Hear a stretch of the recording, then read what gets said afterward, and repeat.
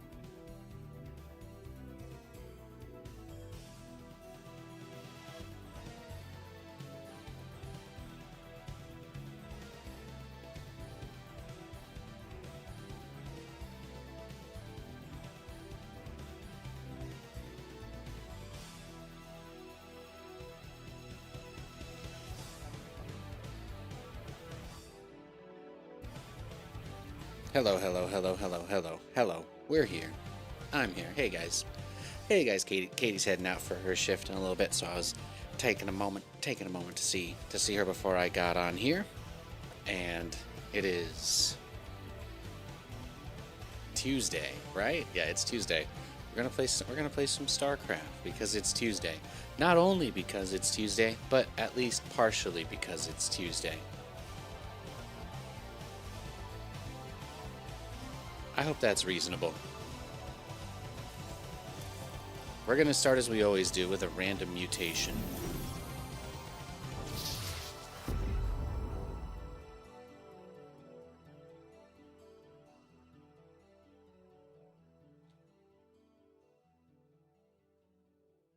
Gonna do a random co-op mutation to start off our show today. It's a good way to warm our hands up for playing. I think the last time I did this, I got the Cannon Rush Commander, so it was absolutely not a warm-up at all. But coping is also a part of the StarCraft experience, so it's important to warm up our ability to make excuses as well. Very standard part of the operation. But I hope you're all doing well. It's good to see folks popping by, coming through. Seeing some folks sliding by on the YouTube shorts. I hope you guys are having a nice afternoon today. Look at that. It's 2:30 over here on the West Coast.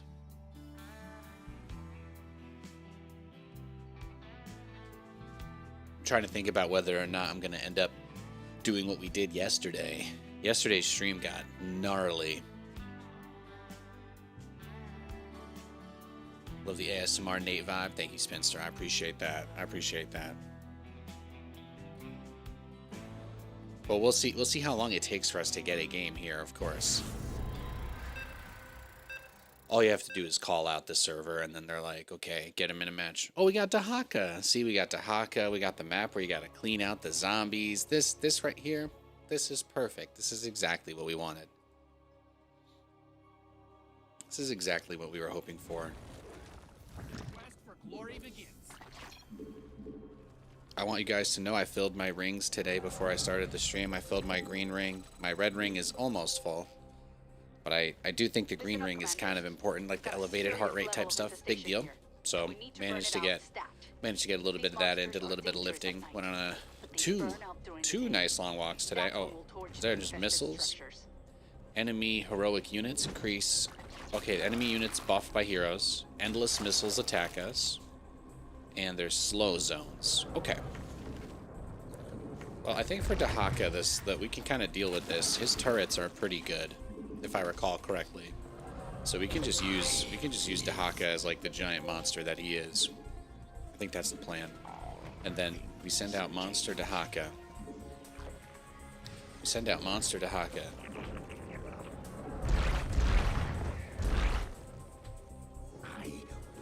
You just start eating. This is like the best way to play Dhaka. You just run around. I'm like literally Godzilla over here.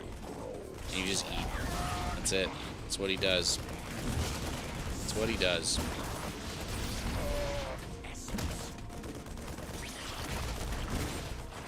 Beautiful.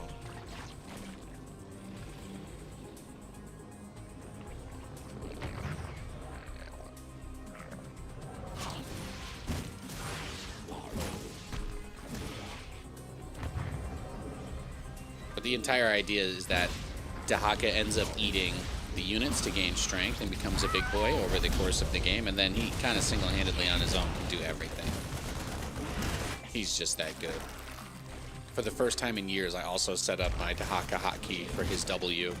I use W for patrol, so I've had his roar unbound for literally years of playing co-op, and I finally put it on the F key. I finally did it. So it was a big day for Nate. Big day for Nathan.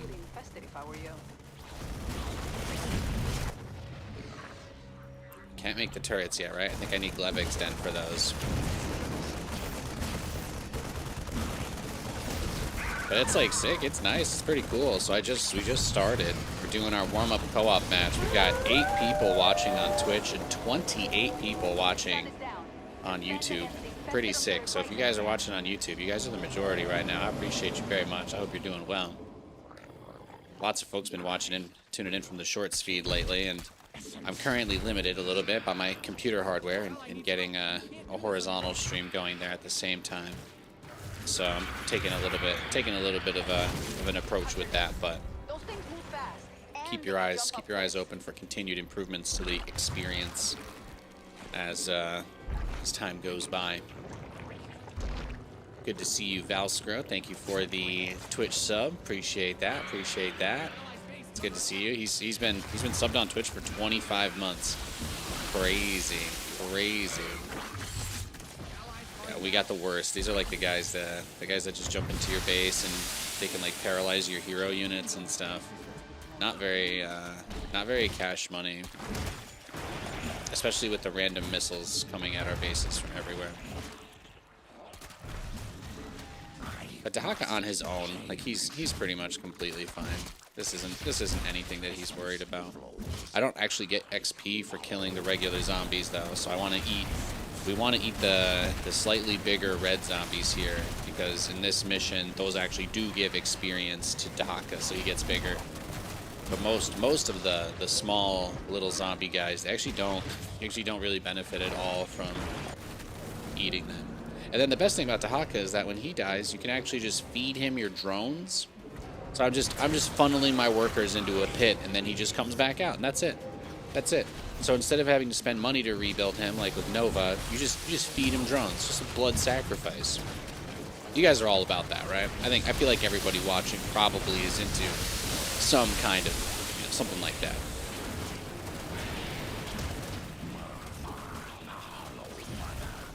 There we go. Now I can use his other big summons, but the evening is coming to a close. There's only 1 minute left, and then we'll be able to get out on the map. So we'll get Dot Front.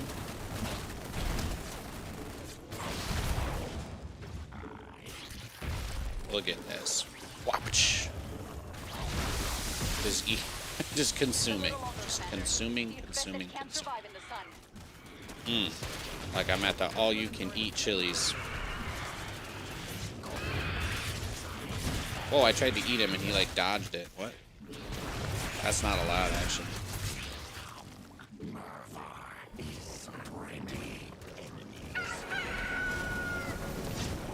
How much do these turrets cost? 250. Oh, that's not cheap, man. The Dhaka turrets are freaking expensive. What the hell? That's crazy. That's crazy. Detecting more structures at this location.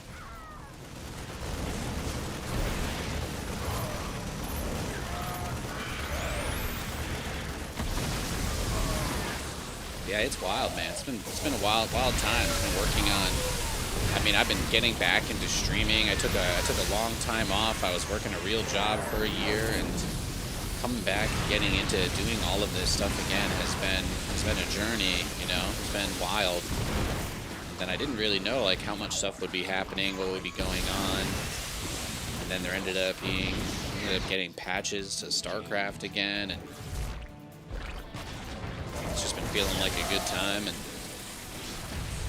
the short stuff on YouTube has been awesome. It's been doing really well, and I just appreciate everybody that tunes into my content or leaves a mark on some of those shorts. I put up a couple of highlights. I put up quite a few highlights from yesterday's stream onto the YouTube as well. So there's a couple little short highlights out there, and it just absolutely warms my heart seeing people just replying to that stuff and just enjoying it. Really trying to remind myself that we can play some fun games and hopefully entertain you guys every now and again. So it's just been kind of like an eye-opening moment. Really, it's been really nice though.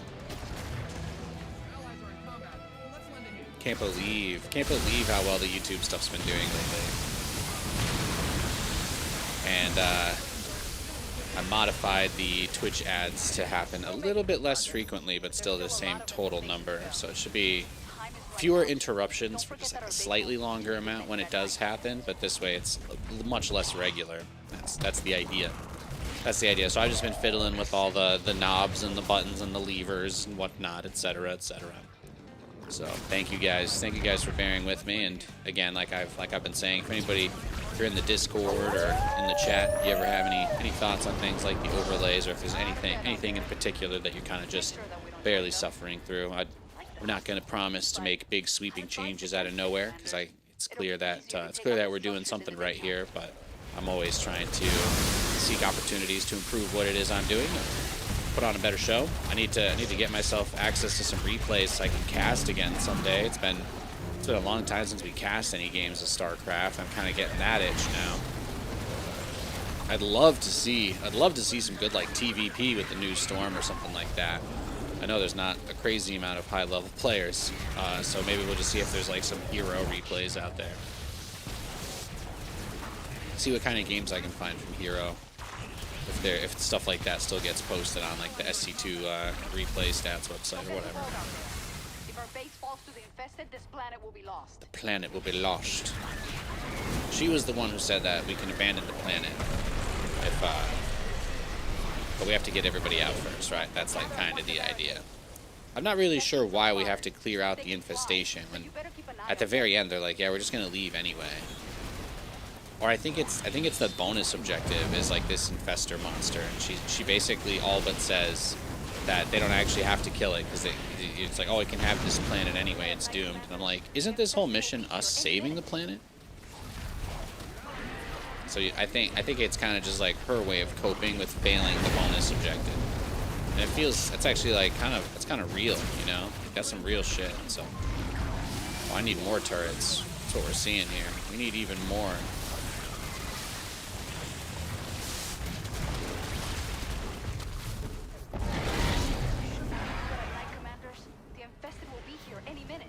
Oh, I ate like a full health guy, so now it's on cooldown for a while. That does have a tendency to occur every now and again, does it not?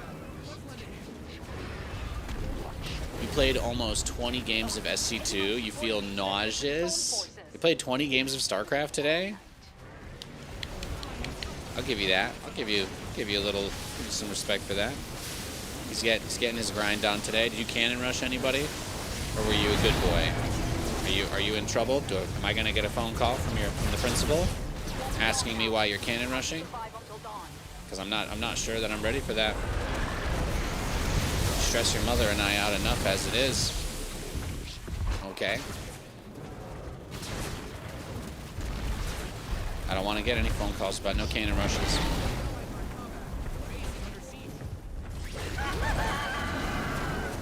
Oh yeah, he reflects damage. That's why. Look how big our Dhaka is getting, though. I mean, this really is what it's all about.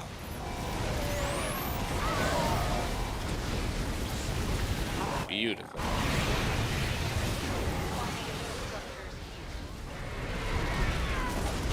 Oh, that's like the big ones coming that way.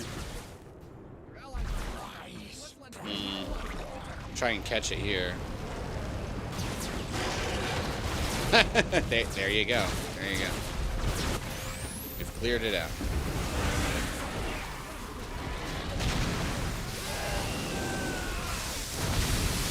I just love Dhaka for the, you know, he's so cinematic. I need to turn the health bars to damage. I don't always keep it like that, but for this, with all the Zerglings running around, it is pretty beautiful to just see them run like that. I have to admit, it is pretty. It's very pretty. Look at those lings go. Oh, a few of them are in the time warp, too.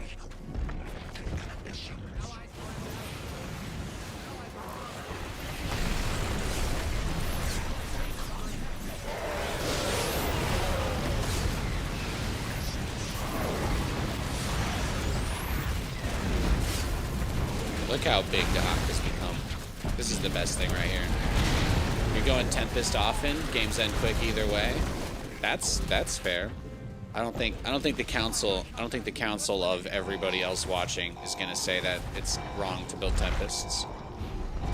And does anybody here have an issue with Tempest? Speak now or forever hold your peace. Our turrets are starting to struggle though. We're kind of not moving at the pace we really need to be here, huh? Should probably get some other kinds of tech maybe.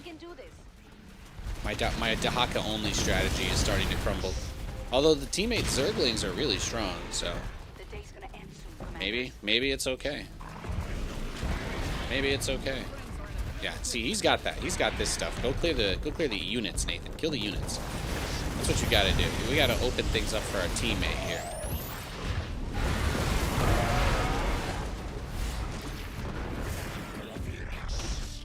This is what we need. Here, just get him in there. Summon everything. Summon everything. Okay, I want this to be like Super Smash Bros. Everyone. Get everyone in here. This is it. Right here, baby. Right here. That's fine. That's fine. Just feed more drones. Just feed more drones while all the static defense got destroyed too. My big Dhaka turrets were not powerful enough. You can't kill it now. You can come back to it tomorrow night.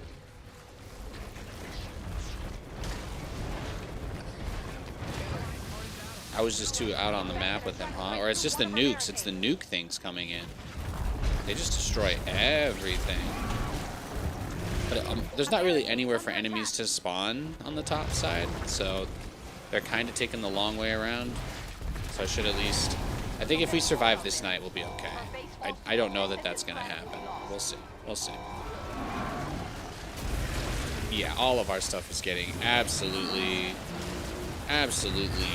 wrecked. Wrecked, top-decked, mech'd. Did I say Shrek'd yet? Did I say Shrek'd? Ooh, yeah, no, we're cooked, boys. This is it. This is it. I'm trying to feed to get him back, but no, it's over. Well, this was a pretty tough mutator. Huh? That was I don't have anything, so GG. Sorry, bro. Yeah, that was a tough mutator, though. Like, the missiles coming in endlessly on all of our buildings is one thing, but the heroic buffs, I guess, when the big zombies showed up, that was a hybrid, really. That just became such a huge issue. They were tough. Maybe I should have just tried to go for the swarm hosts. I should have just tried to mask the creeper hosts instead of making turrets. Like, I just thought that if I had just enough turrets to shoot down the missiles, then, like, I would be totally fine, especially with the Lingbane support, but it seemed that reality was a little bit closer to something else. Hey Seven. Hey Rakiel, good to see you guys. Hi. Alright, we're gonna play some 1v1s now. Gonna play some 1v1s for a few hours. Let's farm some clips, guys. Let's farm some clips. Let's farm some highlights. Let's make some plays. Let's get the excitement going. Let's get some blood pumping. I want to get some good games in today. Rough night last night for Seattle baseball fans. Yeah, they Katie, it was busy. It was busy at the brewery.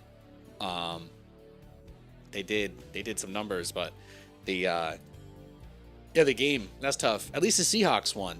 So, if you're just like a Seattle sports fan in general, then at the very least, the Seahawks won. They got kind of close. They kind of risked it a little late in the game, right? They did. It was crazy busy. There were a lot of people in last night for the Mariners game and the Seahawks game. So now that Vikings are cheaper, Tempests won't be as strong. I mean, that's an interesting way to put it. I definitely find that Sky Terran feels significantly more viable in the current patch. But I'm also, I'm Nathanias, so there's always an asterisk on my games. Because I'm crazy. We're out there. We're a little bit out there. We do different stuff. We do different builds. I'm like the Mr. Clean of StarCraft. You just walk in on me cleaning up in the kitchen and you're like, what are you doing in my house with my wife? And I'm like, I'm just keeping the floors clean, sir. But not everybody can handle that. That's a lot sometimes. How are you guys doing today, though? Anybody get a good game of StarCraft in this week? Anybody get into a nice right dumpster fire? Some guy proxy hatched me yesterday. I think that was the most brutal loss I've had in a little bit. I got proxy hatched, that was a thing. I don't really know I had too many crazy games. I got to play quite a few really nice ones though. Maybe like crazy in the good sense, but I didn't get ruined. I didn't get ruined yesterday, which was nice. Against Protoss though, we've got a pretty good strategy that we've been doing. Gas first, Cyclone drop into tank Banshee. and then into like mass Banshee. And if they go air, I go a Viking Banshee Liberator. And if they don't go air at all ever, then I go for just a lot of Liberators and Banshees. And if I get, you know, God allowing, I'm able to somehow build battle cruisers. Well, we're going to build a lot of battle cruisers, so it's pretty much the plan. Seeing like 95 people watching on Shorts. Thank you guys. Thank you for tuning in. Thank you for checking out my stuff. I've been playing StarCraft for StarCraft 2 since it came out, 15 years. I've been playing StarCraft Brood War since 2004. So I've been playing StarCraft. I'm 32 years old. I've been playing StarCraft for 2/3 of my life. And if you guys ever watched like competitive StarCraft back in the day, I was one of the commentators and hosts for the official Blizzard World Championship series. So StarCraft has just always been a huge part of my life, and the game has been getting updated again by Blizzard. So that's been really getting my, you know, it's like wind beneath my wings is perhaps the best analogy I have there. Being able to like wake up in the morning and not know that if there's going to be another StarCraft update or not, because like they're starting to happen again. It's like so nice. Like usually I would just get out of bed and be like, yep, StarCraft's going to be the same thing it was yesterday. But now there's like, oh, we've got a new game. People are figuring out a new meta. All of my builds have been buffed, so that's really nice. I'm certainly not going to complain about the pathing buff for the Thor or the Liberator. Those are all great changes. We're here on a 3-player map, so it can be a little tricky to scout. But it's just been nice. It just feels like a good time to be playing StarCraft again. Like we all have our ups and downs. I think my lowest point was when they canceled WCS. Like that was probably like the hardest thing for me in StarCraft, losing WCS as just like a thing that was such a big part of my life for such a long time, you know. That was tough, but otherwise I'm of course super excited that there's just updates and whatnot happening to the game, because that kind of came hand in hand with Blizzard stepping out. So having updates to StarCraft again, and maybe one day we'll see them want to put on an official tournament, which would be awesome.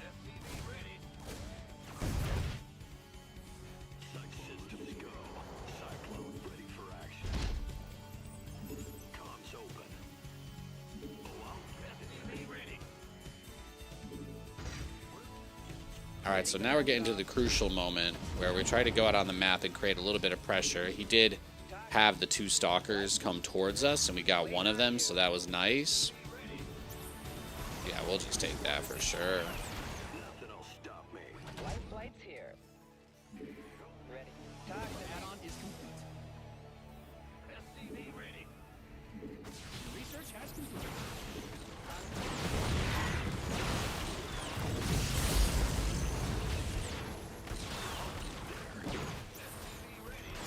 Oh, he recalled an immortal? Do you think did he proxy me? Am I getting proxy immortal this game? He had to recall it. That's not good. I guess we're getting cheesed? Question mark? Uh-oh. Uh-oh. Yeah, there it is. There's the stalker. Oh, he's coming for it then. He's just gonna straight up come try and myrtleize us. I'm not sure there's gonna be much we can do in a situation like this. This is just bad, man. This is just bad. We are in a bad spot.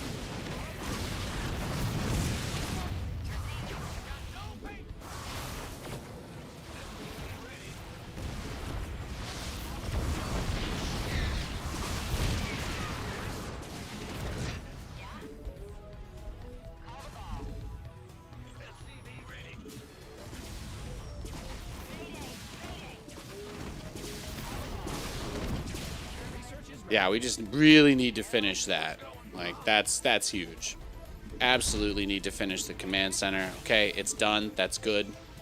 Now we just keep stacking up our Banshee count. And, I mean, what can he really do other than throw the Observer at us here? I'm guessing the Robo is somewhere in that space.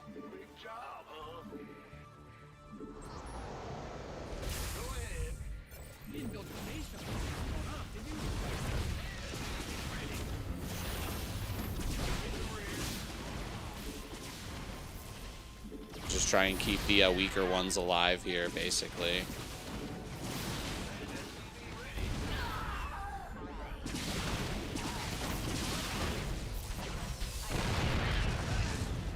Yeah, I mean, this is it, right? This is all we can really do. So just keep building Banshees, get another starport if we can. Unsiege that. Very aggressive Protoss player here. Oh yeah, he's got nothing but stalkers now. Okay, I see. Yeah, we're in trouble. We're in trouble. I think we're cooked, boys and girls. I think we are cooked. This was just a really good all-in. Where's the Robo? Ah, there we go. There we go. GG. Well, if I rematch him, at least we can scout for that. But yeah, he went cybernetics core. He didn't even expand. He did all of that on one base. So my Reaper just didn't see it. That's unfortunate. I ran into his guy in the middle of the map, I think. So that's just bad luck for me.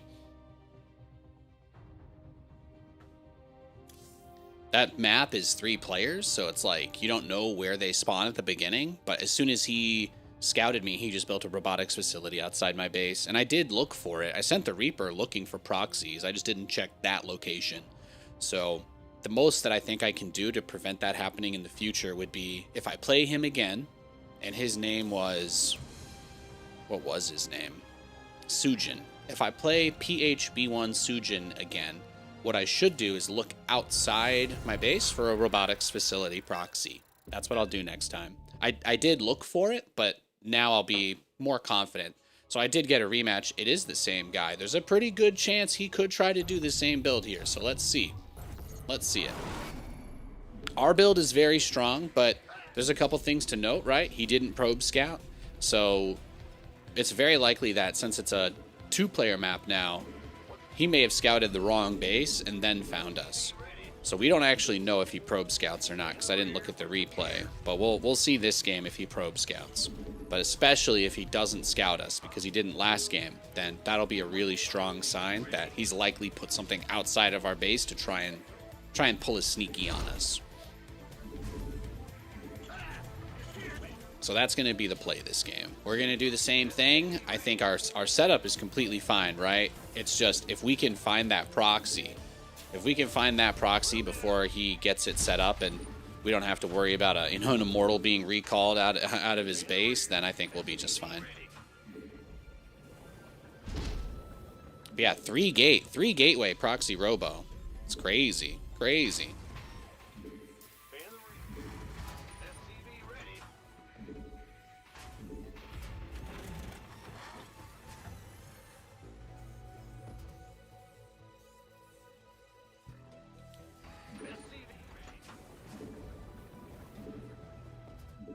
Crazy, crazy.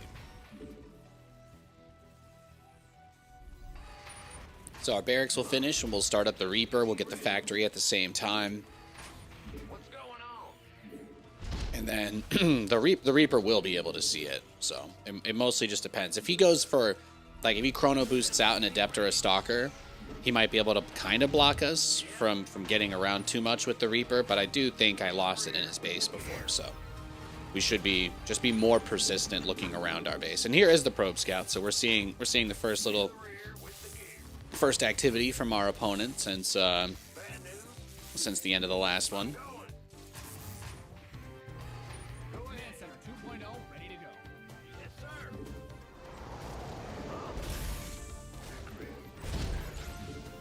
All right, so based on what happened last game, at this point he would already have had the robo started, most likely. So we just got to go hunting for it. It could be in a lot of different places. We saw that he really put it out of the way last game. At this point, it doesn't really matter how long it takes to find it. We just need to find it because what I could do is take the Cyclone drop to his robotics facility that he has out on the map and just smash that, which would be, hugely, hugely beneficial for us. So that's the goal, is to just try and find the robotics facility, shut it down, and then play the game from there. And if he doesn't do the same build as last game, then that's fine, because what we can do is just send the drop across the map. We can go across the map. We can try and find another opportunity to attack him. But the proxy is what makes it difficult for us to leave our base. So I don't want to be contained. I don't want to turtle. I don't want to play defensively. So I'm gonna try and find or create that opportunity to get out of my base.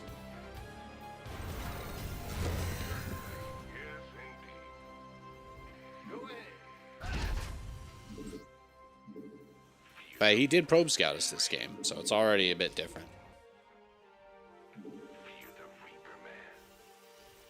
What's going on? Gas from above. Got something. Systems. SCV ready. Ready for dust off. I'm listening. What's it? It does look like he did a normal expand build, which is great.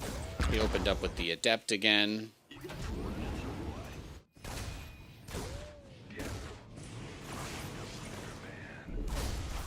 Oh, Oracle. Okay. Add-ons finished. Now what? Well, we got some of the energy out of his Oracle kind of early. I can make one Viking at home just to be safe.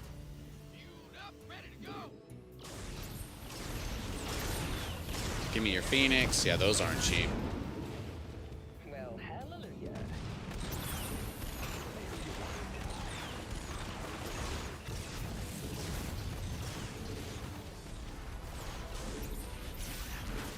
Oh, I see. That was his plan. See, that's cute. I like that.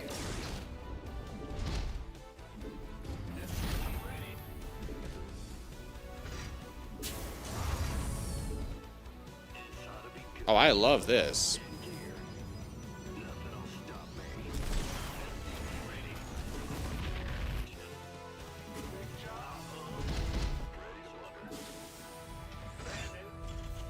Yeah, he's going straight to air this game.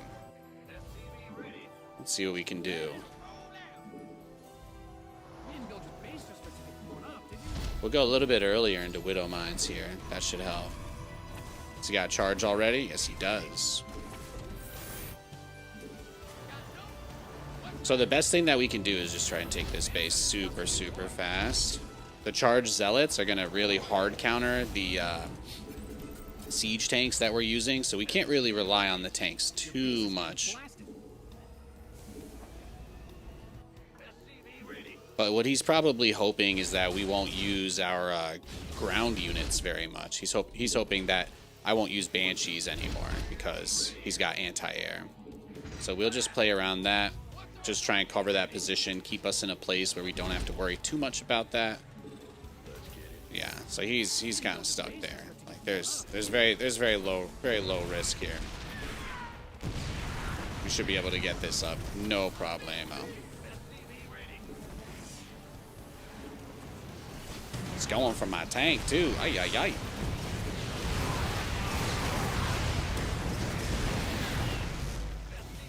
That is A-okay.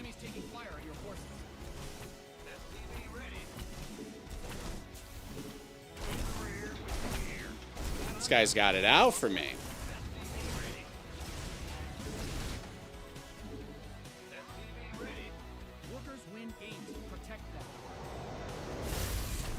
Well, I did try to punish his greedy strategy by going for the expansion a little bit faster, but it's not super easy to get there, is it? Just gotta try. If he gets this third base shut down, I'll just tap out and go to the next game. But I will try and take this base for you guys. All right, I'm trying to do a little thing here on the stream. All right, he's already got some shield batteries prepared, but I don't think I'm gonna get this up. GG. All right, let's go next game, guys. I'll try to see if we can cover this a little bit better. So this game, he went for a regular fast expand into a Stargate. So I think we'll just cheese him if we get another game. If we play him one more time, we're just going to have to cheese him. He's got multiple different strategies that are really strong and kind of cover different angles of ours. I feel like he's adjusting to us, so we're going to need to adjust if we get another rematch there. Definitely going to need another adjustment.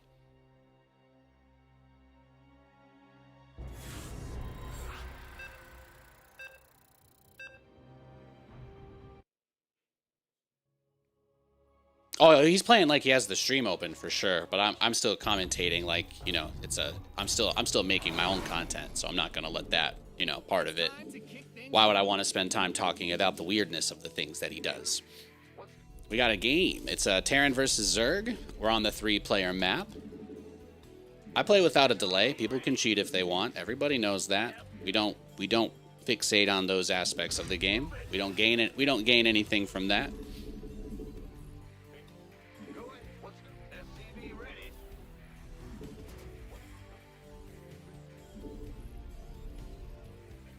I'm not afraid. I'm out here playing on my real name, doing my real builds. You know how many fans out there would love a chance to be able to say they beat me? I totally get it. I totally get it.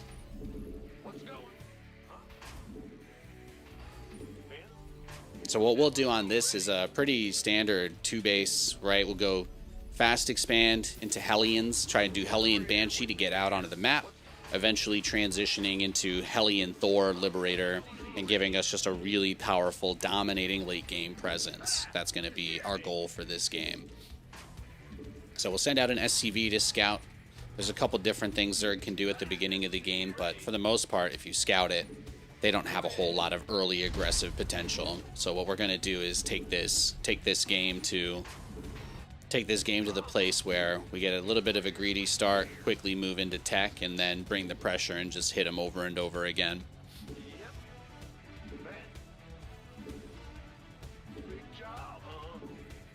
I don't know if I'll see a hatch here or not. We go for the fast bunker no matter what, because situations like this, since we did scout the wrong base. So let's...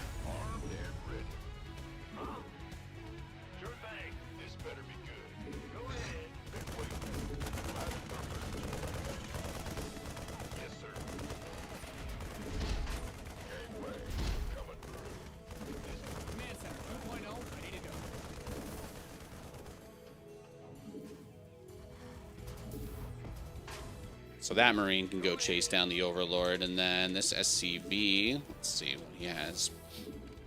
Let's see what's going on here. Looks like he's getting Ling speed. He pulled off of his gas. So he's just going to probably do a pretty standard Ling speed opener into, I'd have to imagine his plan here is to go into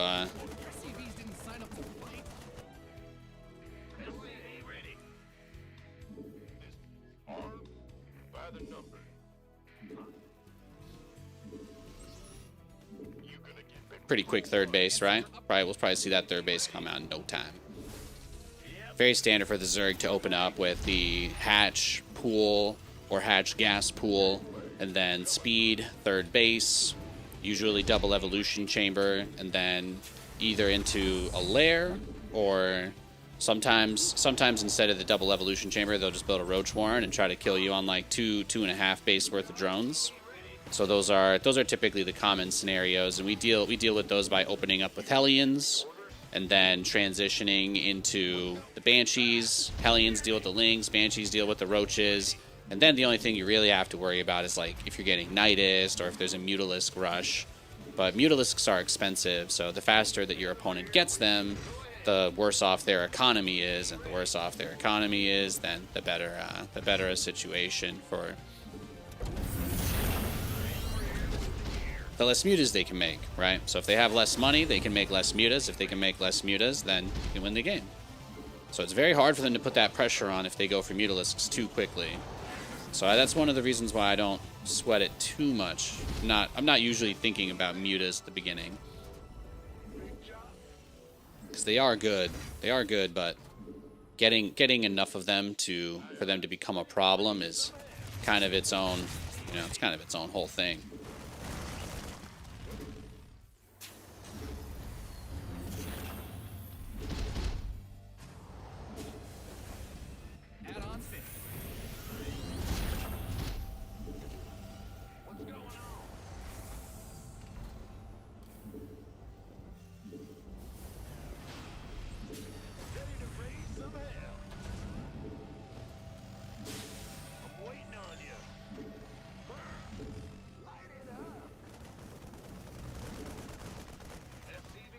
Not too much for him to see with the scout, though, right? I'm not really doing anything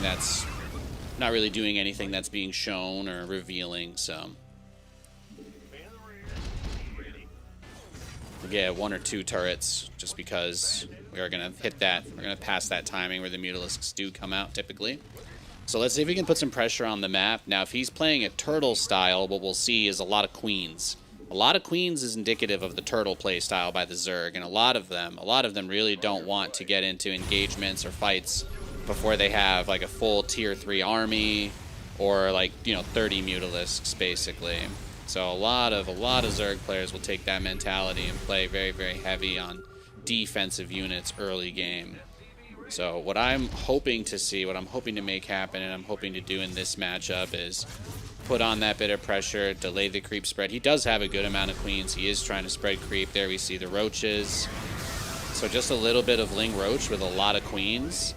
He's got a tremendous amount of economy, right, that he's got to be powering out to do this. So all we can do now is just try and take our third base, but we can't attack him. We unfortunately cannot attack him because he's just playing. He's building a bunch of queens and sitting on creep. He's not leaving his base. He's not going out on the map. So the worst thing that we could do is just throw away all of our units trying to damage him. It's just not. It's not going to be very conducive to a cost-effective strategy. And in order to make sure that we can win this game, we got to get our third base up above everything. So let's just make that move. I'll try to do a little like poke harass kind of thing with the Banshees, but as long as he's turtling, we just won't be able to attack him, and we just have to be okay with that. We just have to be okay with that. What's going on?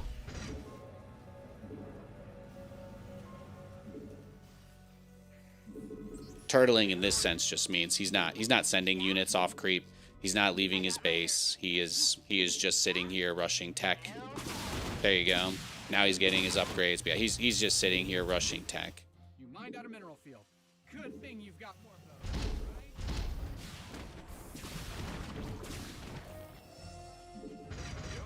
right? So we'll keep beefing up our air support. Keep beefing up our units here. Continue to move forward. Get the next couple of bases set up.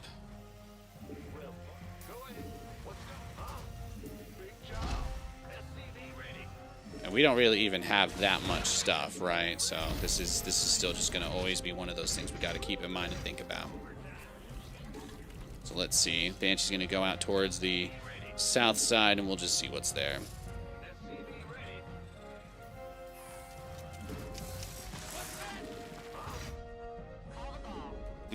Okay, so now we're going to see this is actually the first unit we've seen outside of his base in a little bit.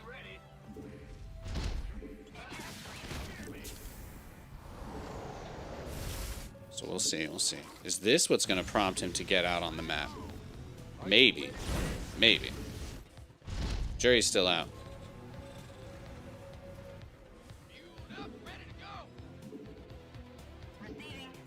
Yeah, it does look like we're seeing a pretty big move out towards that base, so. Oh, he's looking for okay.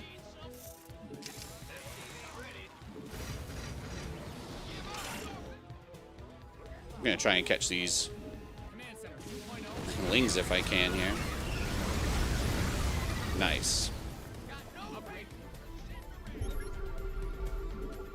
Yeah, there we go. There's the Ravagers.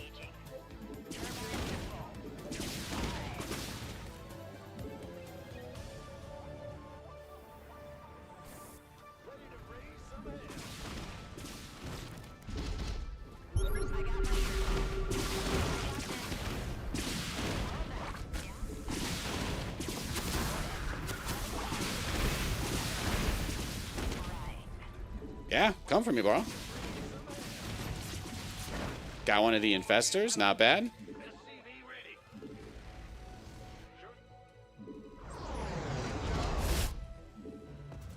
So at this point now, we're just building up our Thor count, trying to get our army to a nice big place. Research is ready. Your add-on is complete. But yeah, his heavy Ravager style is going to leave him in kind of an awkward spot, so.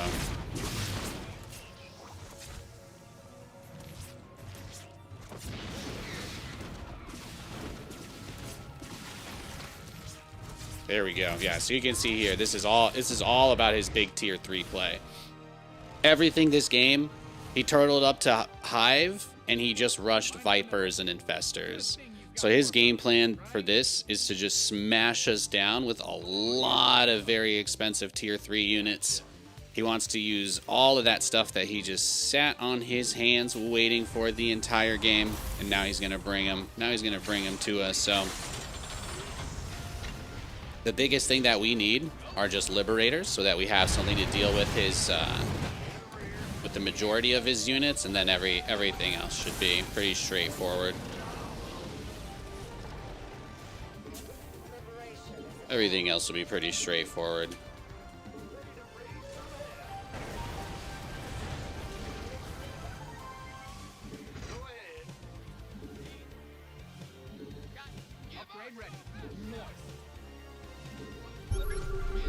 Yeah, see how many, you see how many, yeah,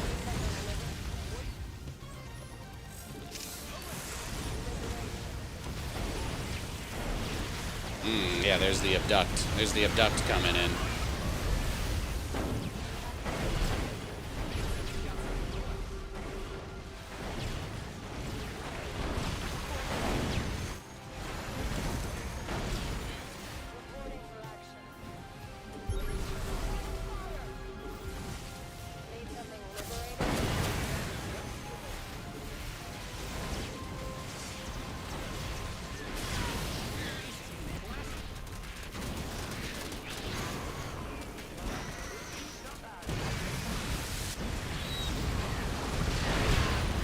Now this is the most important part, is having the, oh, he died. Nice. I was going to say, this is the most important part, is making sure that the Thors stay underneath the Liberators.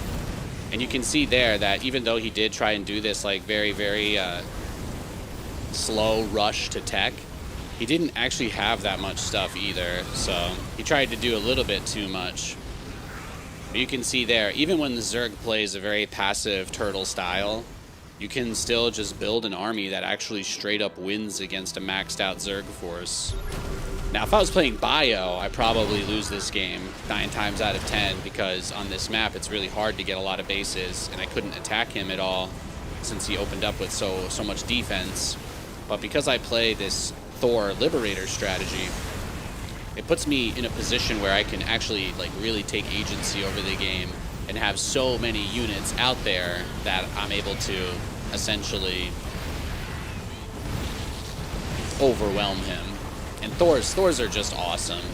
Thors are just awesome. Let's take a look at that final fight, because I feel like I didn't even see it. Yeah, he rage quit. He no GG'd. This guy no GG'd me, even though he had like 7 bases and 2,000 minerals and 1,000 gas.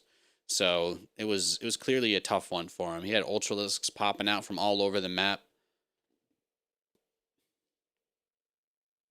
Not quite going to do it. Yo, 1,000-fold. Thank you for the Twitch sub. I appreciate that. Thank you, guys. Thank you. Let's look at that final fight one more time, since I think all of that happened while I was microing my SCVs. How much stuff did he actually have at this point? I moved the tanks on the low ground. Maybe this caught him off guard. Because he comes up here to fight. He just doesn't really have that much. Oh, he's supply blocked. Wait, I supply blocked him. My Thors must have killed a bunch of his overlords. I didn't even notice that. Yeah, I supply blocked him at 170. That's why his army was so small. That's kind of funny. He was just trying to build more Ultralisks, but I think his army ended up being like too well-rounded. Having to build Corruptors just for Liberators is that can be tough. That can be tough sometimes. But I actually don't want Liberator range, because I want the Liberators to be as close to the Thors as possible. We want the Liberators sieging over the Thors, and we want the Thors covered. We want the Thors to be able to protect the Liberators.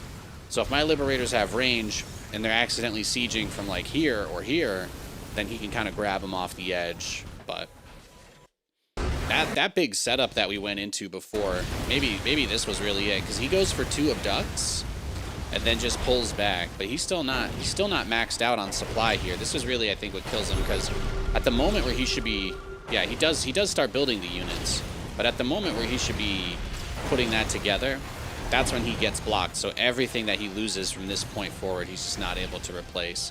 And this position with the choke on the bottom of the ramp is just tough, because I've got obviously my Liberators here. What he could have done is, I think, throw Biles onto the Liberators. He should have tried to corrosive bile down the Liberators while he was waiting for his next wave to build. But oh well. GG. Oh, you watch it one more time. Go ahead. Go ahead. You guys deserve it. You're so beautiful. Look at that. Push into those Thors one more time. Yeah, not much doing there. Not much doing. Actually, a bunch of these guys never even fought. So let's see. What were the last stats? Resources lost 2.8 thousand to 7.8. Feels pretty good, man. Feels pretty good. Upgrades. I had 2-2. He had 2-2-2.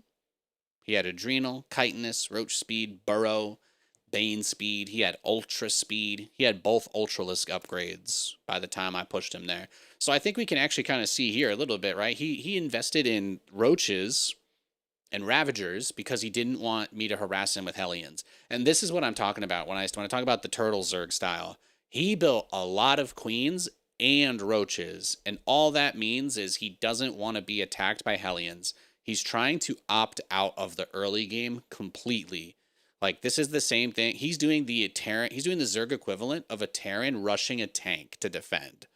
Like, yeah, you can rush a tank in TVZ. You could just rush straight to tanks and try to use that to cover your expand so that you can take another base and then never be able to leave. You can do that, but, you know, like, I just don't really find that super enjoyable. So I like getting out on the map. I like doing a little poke, a little bit of harass. And this guy didn't do any economic damage to me at any point this game because he opened up with a lot of queens. We can take a look at his build here, but it looked fairly straight up at first when we scouted him.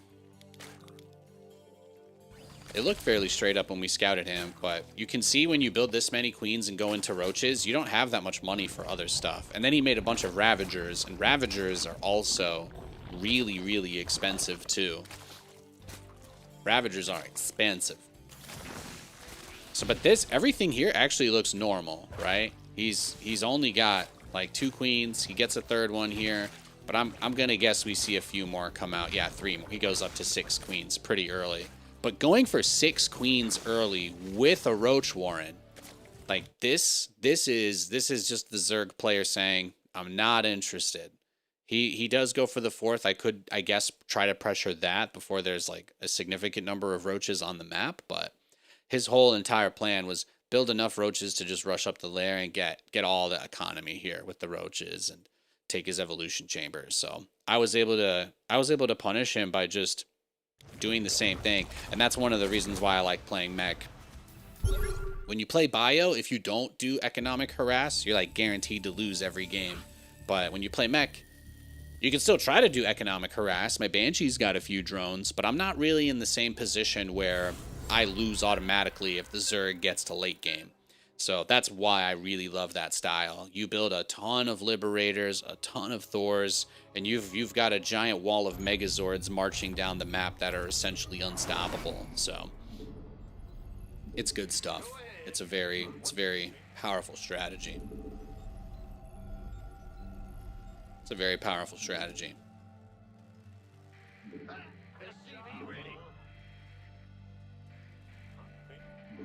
All right, so this game, we've got a Terran versus Terran.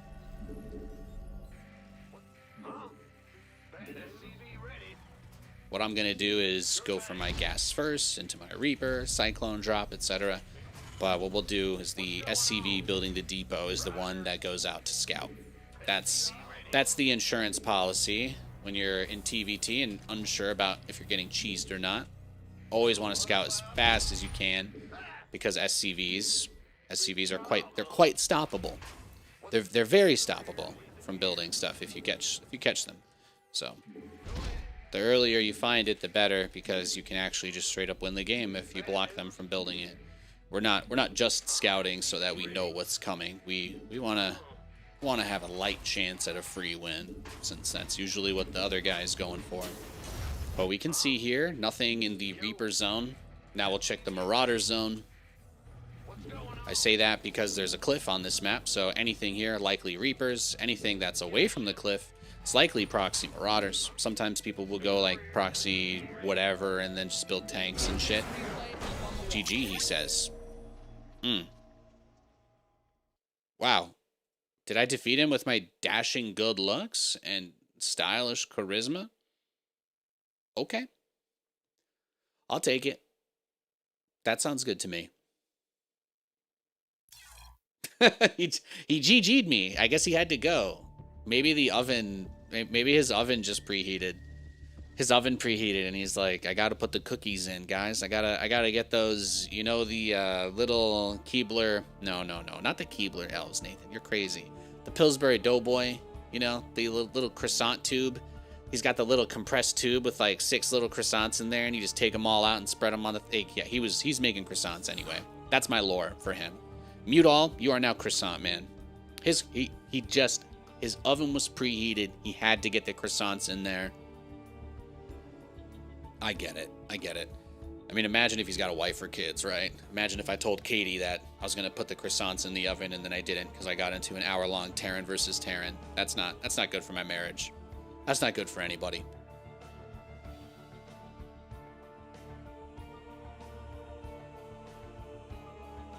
But yeah, I hope you're all having a great day. I hope you're all feeling well. Yeah, we're just going to be playing StarCraft for a few hours here. That's the game plan. It's almost comically accurate where it's 1 year of great SF players being available for the entire year, and then the next they simply fall like flies. Yeah, that's tough. I mean, the NFL is so competitive, right?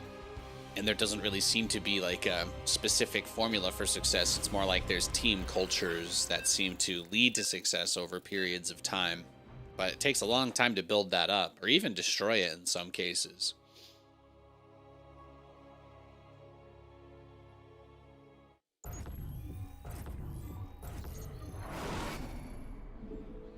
The quest for glory begins. There's a heated debate in the Twitch chat today about sports ball. And Rizzy on Twitch says, Nate, how's the games so far? Pretty good. We just won our first TVT of the day.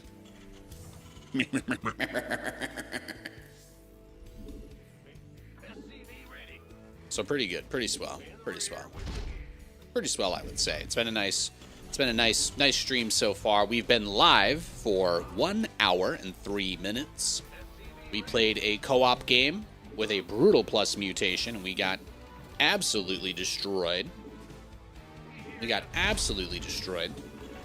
Yeah, it was a tough mutator. And then what else happened so far? We played a nice TVZ. We played a nice TVZ. We had a little I think I upset some folks by saying it was heated. I meant, you know, it's hard, right? It's hard. People, I gotta be careful with the words that I choose to use. So if I could go back in time and change what I said in case those guys are listening, what I should have probably said was they're having a passionate debate about sports ball. I personally enjoy seeing them go back and forth. I use the word heated to show that there's passion. La passion. So if the word heated was a trigger there for you, I would like to apologize and instead rephrase and say they're having a spirited, passionate debate about sports ball in the chat. Moving on, we do have the probe in our base looking for a little harass, but not too much of an issue. We can just go in. Wall this bad boy off. He has to make a choice between finding God or he uses he could have left. He didn't have to. What? Guys, he didn't have to read the door. But not to quote Bruno Mars, but the door was open. I left the door open. He could have just left. He didn't have to do a skateboard trick, but okay. He's trying to flex that recall energy. He's a 1%er, huh? He's flexing. He's like, bro, I can recall, and I don't even care about the resources I'm gonna lose for this. He's flexing crazy on me. Absolutely. What do you say to that? Nothing. There's nothing to say. Just carry on.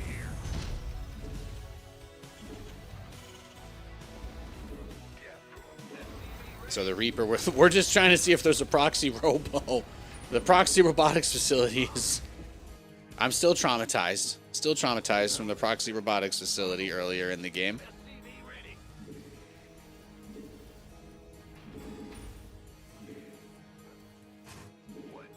I gotta teach myself not to use certain words that I don't think of as heavily as other people.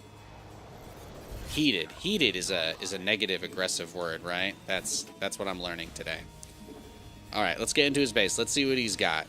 No wall off for Reapers. There is a second gateway, I'm gonna guess, building here. Yes, he's already got his cyber core. That's good to know.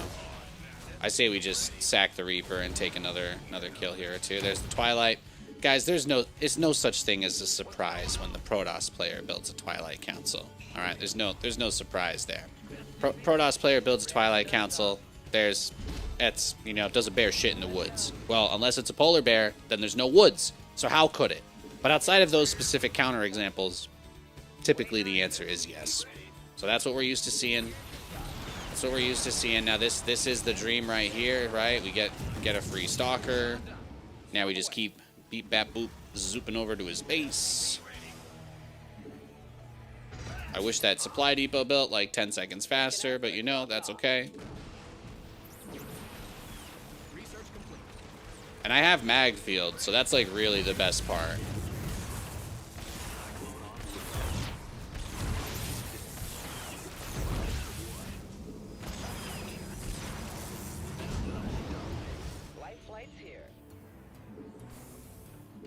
So now we're up to 3 command centers. We've got the factory up. We've got the siege tanks coming out. Things are looking good. Things are feeling good. Waiting on you. Banshees will be on the way soon. Show me who you want to die.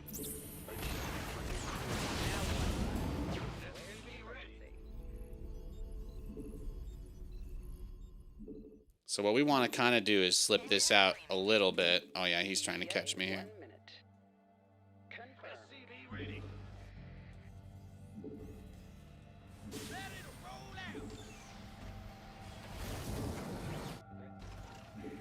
Now, waiting on you. SCV ready. It does look like his guys went out on the map to try and get me and attack me, so I just figured I'd bring this back here.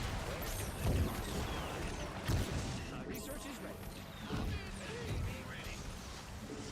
Acknowledged. Life flight's here. Command Center 2.0. Beautiful, beautiful. Hallelujah. All right, now we get Banshee speed, and it just becomes mission impossible seeing if we can get this evac back to our base. That would be like the best case scenario is we get the medevac home. I would like that very much. Ready for pickup? Light. Waiting on you. SCV ready.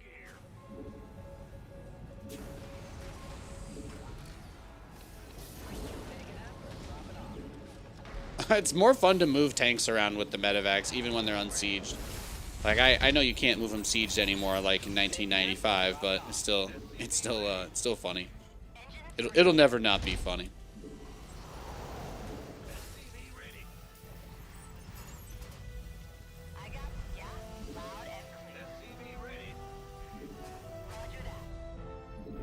So now we can go for our next aggressive phase here. Secure the natural, secure the third. Send out some guys to do a little bit of poke prod, harass. Your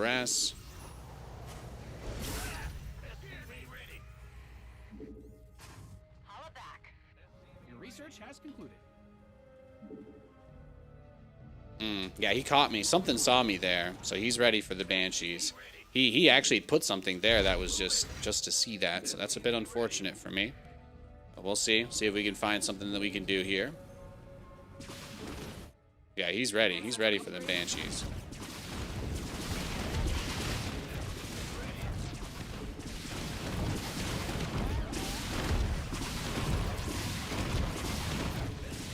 He doesn't have a robo. Oh my god.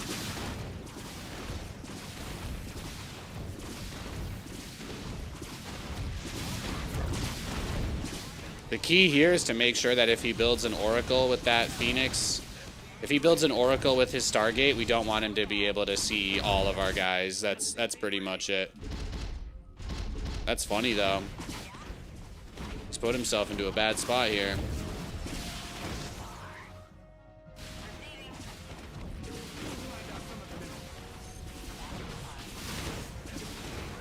I'll just kill his robo. Why not? I'm going.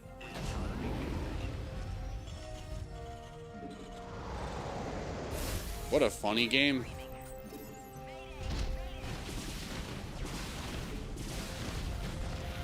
All right, well we did get the robo. He got an observer out, but he doesn't have his robo anymore. What was over here, huh? What did you use to see me? It's not there anymore. Okay. SCV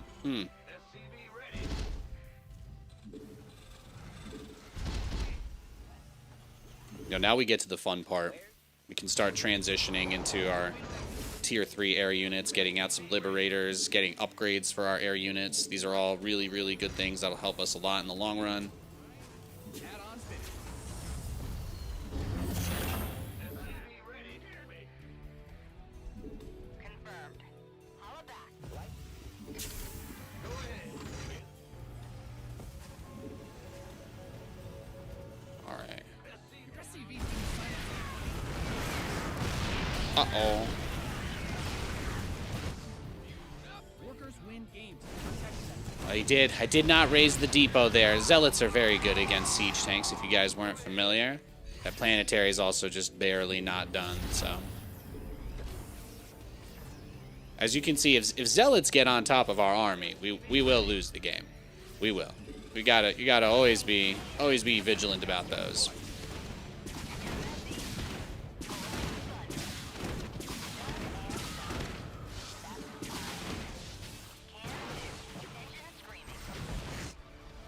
Add-on done.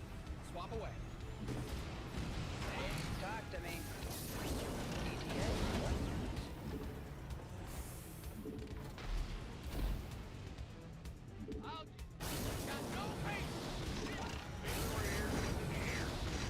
Add-ons finished. Yeah, that's actually fine. Can get a lot of work done here.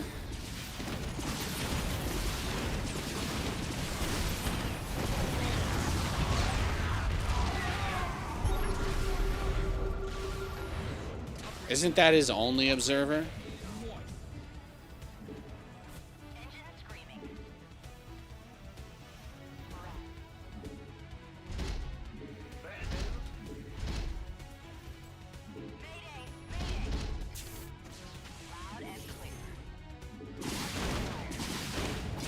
Yeah, I'll take those. What is that? 125 minerals? 150 minerals? Full speed. Yeah? No problem. Liberation is at hand. Oh yeah, he's turtling up hard now. We got cannons galore. We got cannons galore.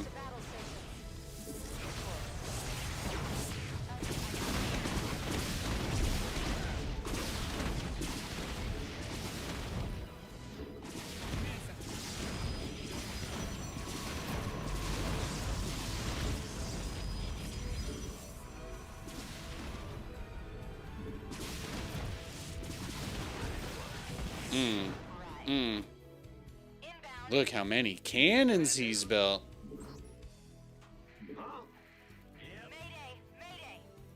Ooh la la. Ooh la la. Yeah, we're getting there.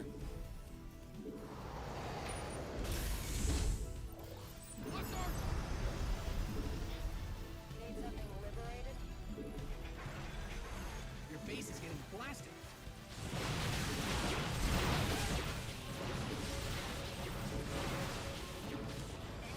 Liberation. Your add-on is complete. Oh yeah? Good thing you've got more of those, right? Yeah, that's what I thought, big boy. You've depleted that mineral. Mine down some of your minerals. Alright, we got a new plan.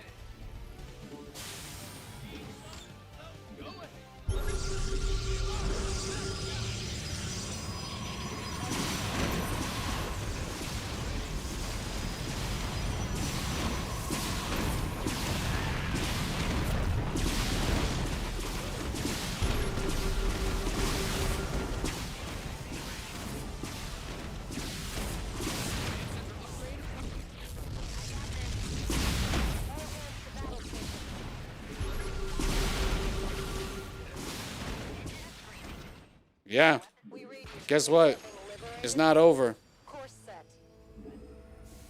How can we help? Standing by. Incoming orders.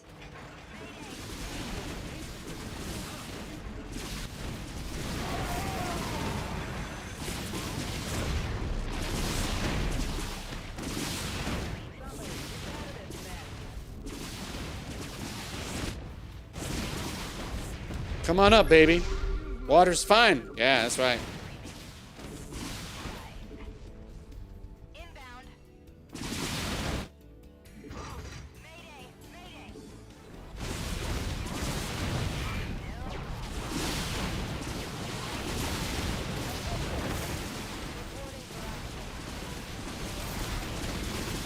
Uh-oh.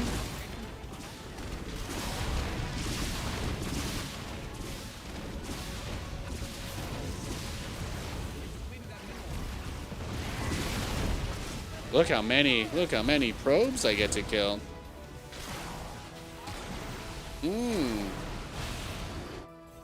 Beautiful, beautiful. Incoming orders. Yo, this is what it's all about, man. This is what it is. Little Sky Terran action. Let's get that 3-3. Only thing I need are more command centers.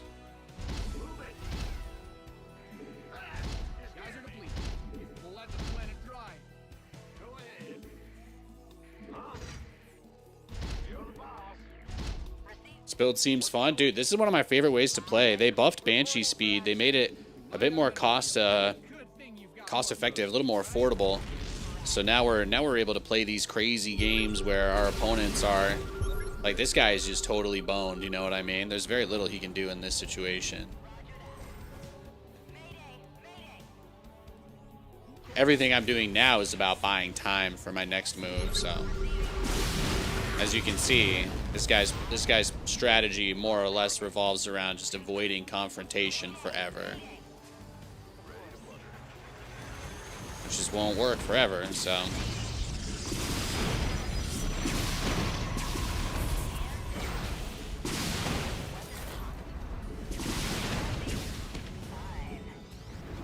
But we're just gonna keep his attention. We're gonna keep his attention as long as possible.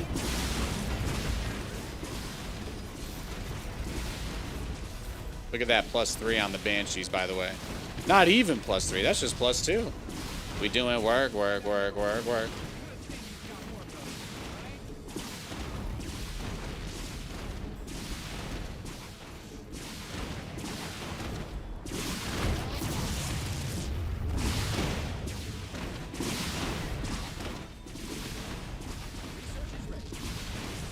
Yeah, go ahead, attack into it. Do it. Lol.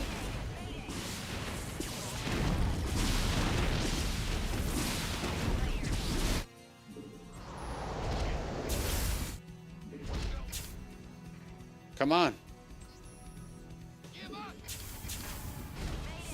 Where's your sense of adventure?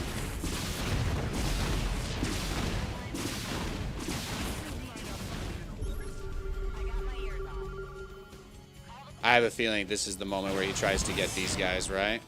He's happy to let me gut his base forever. He doesn't have any self-respect here. That's fine. We can deal with him.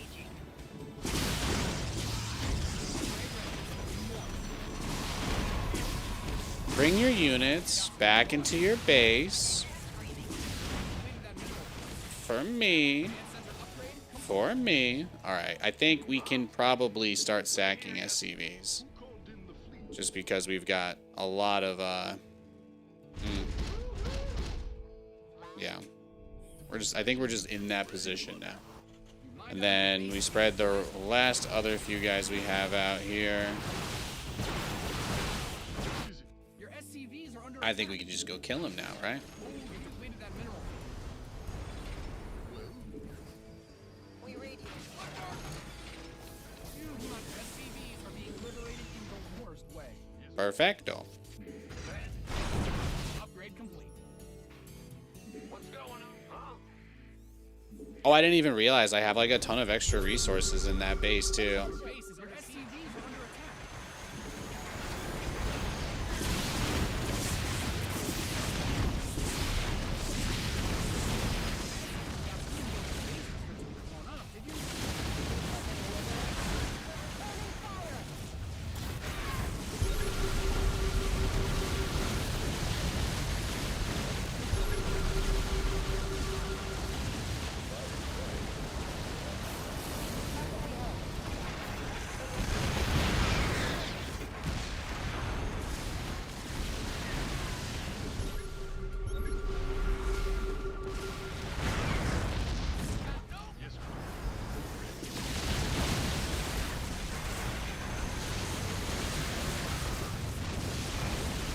What's your game plan, partner?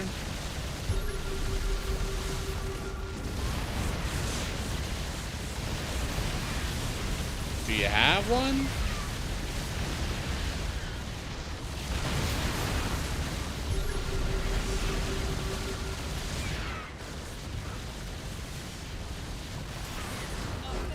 Yeah, that was not gonna work. A lot of stalkers can fix a lot of stuff, but they can't fix this. No, he paid the price. He paid the iron price. Yeah, no GG either. No, I think his G key broke, right? Because he was trying to build gateways for all those stalkers. His G key has a very, very specific role.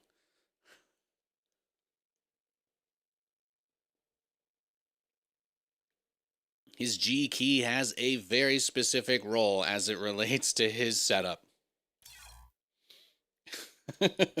I'd hate to get in the way of that. I'd certainly hate to get in the way of that. Look at his build, by the way. Pylon, gateway, gas, core, then nexus. So, and then up to 4 gates. So he goes 4 gate blink. 4 gate blink off of a cyber core before nexus build. So this is basically one of the most aggressive strategies that Protoss has. And what I love is that in spite of that, I was still able to get up in his face with my opener, right? The Reaper into Magfield, Cyclone drop, into Banshees. Basically what you're doing is forcing the Protoss player to go through the full breadth of their tech tree when you do a strategy or a style like this. So basically, he wanted to just build Stalkers and kill me, but the Banshees forced him to get detection. And then by the time he had detection and the means to defend himself,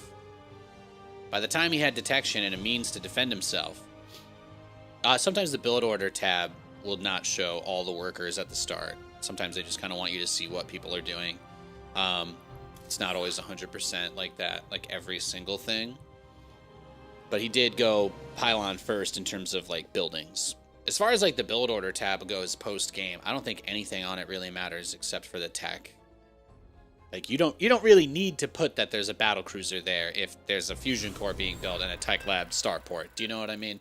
Like maybe that could be a liberator rush of some kind, but I feel you can usually interpret through the buildings what the build is.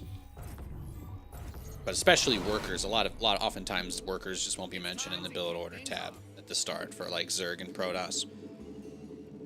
I don't know why it shows more for Terran sometimes, but I do think that workers are more a part of builds for Terran than they are for the other races in StarCraft. What's going on?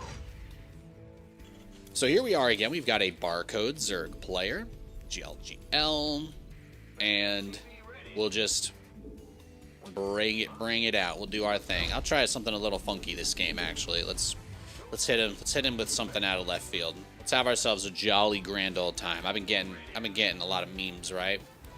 We've been hitting some meme builds from the barcode players in particular. So let's set ourselves up for whatever shenanigans may or may not be afoot this game.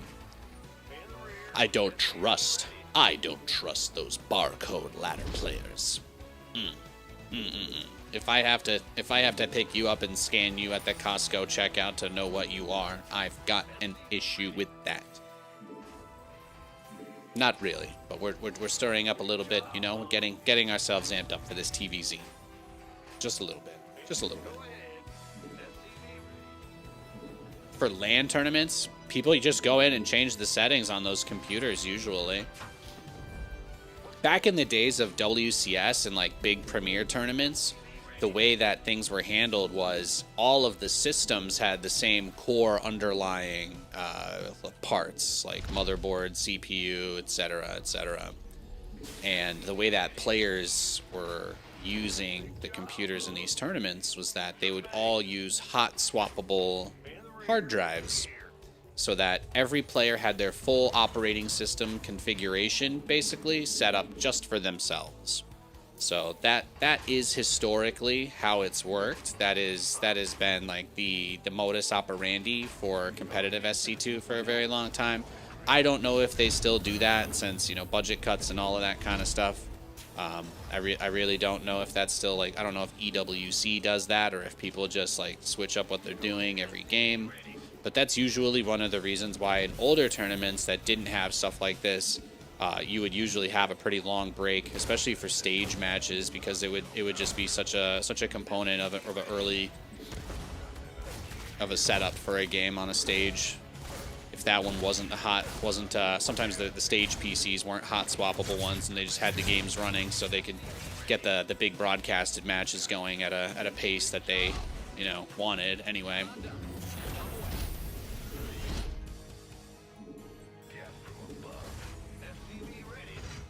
That shit sounds expensive. Yeah, man. I mean, it would cost millions to run those tournaments. Like, I think the prize pool would only be like 10K or 25K or something for first place, but I mean, they would spend just on the rigging for the stage alone, just to build it would be like in the realm of $1 million+ dollars, and that was kind of normal. So that was kind of normal. I remember talking to the guys at DreamHack when we did Valencia one year, and they said that the stage for that event cost $900,000 just to get everything that was there for us to have a stage with like all of that stuff and all the lighting and all the equipment. And I didn't get an itemized receipt. We may have just been chatting about it backstage, talking about how an event like this comes together. So don't assume that 900 grand will get you there, because obviously you still gotta hire talent, you gotta fly people out, you gotta get the players out, you gotta get the player flights and all of that jazz. But seems a bit excessive. I mean, hey, Blizzard was great at lighting money on fire for a long time. That's, you know, it's a big reason why StarCraft 2 esports, there was not a lot of people. When you're spending other people's money, rather, it's pretty easy to fuck up when you're spending someone else's money. You'll be shocked how easy it is to make a mistake when you're spending somebody else's money that you're not responsible to. The only thing that Blizzard wanted was for them to have those big Blizzard logos everywhere. That was the only thing they really cared about. No cap. It was a big deal. Yeah, look at this. So we've got this guy going with the Turtle Zerg build here. Lot of queens. A lot of queens. I mostly just did my build the way I did it this game for no reason other than just to fuck with him. So there's not a greater. There is no greater method here being missed. I just figured if I went gas first and kind of just had this past power up, he's probably seen some of my streams where I do like the double factory Cyclone versus Zerg. So I wanted him to have that on his mind. I was hoping he would be thinking about that.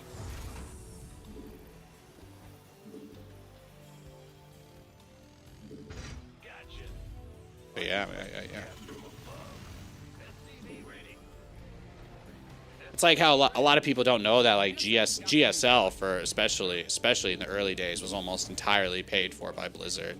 They got to do some crazy shit, but they had, you know, they were very heavily subsidized by Blizzard. Their whole thing was that they were supposed to try and find a way to be profitable without their money, but they had like, you know, a very long time frame for that, and that's why they had the pass and all of that, and eventually the Twitch subs, etc.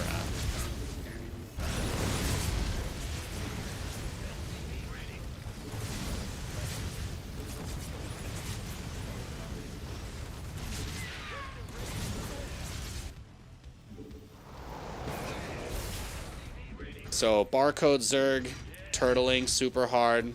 I can only assume we're about to see mutas. It kind of has to be mutas. It can't really be anything other than mutas, because what else would he be doing unless it was like swarm hosts, which would be pretty bad against Raven Hellion. I'm just gonna say that if he was going swarm host into what I'm doing right now, then we're in a very good position. So I'm not particularly worried. Maybe I'd like to get some banshees out, but let's just scan him and see. Roach Warren. Okay, he's gonna probably make a bunch of roaches. All right, so let's switch into making banshees then.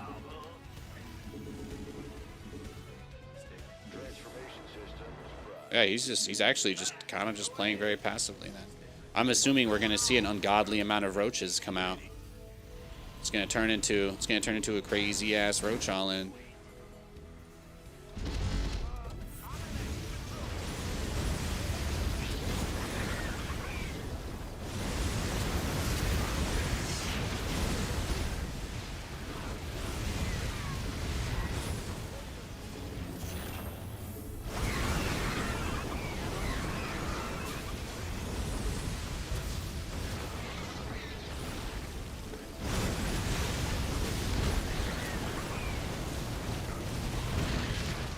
Look at that.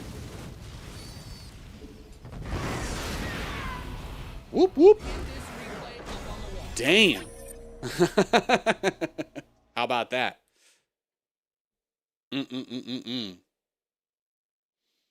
Yeah, well, you guys got to keep in mind.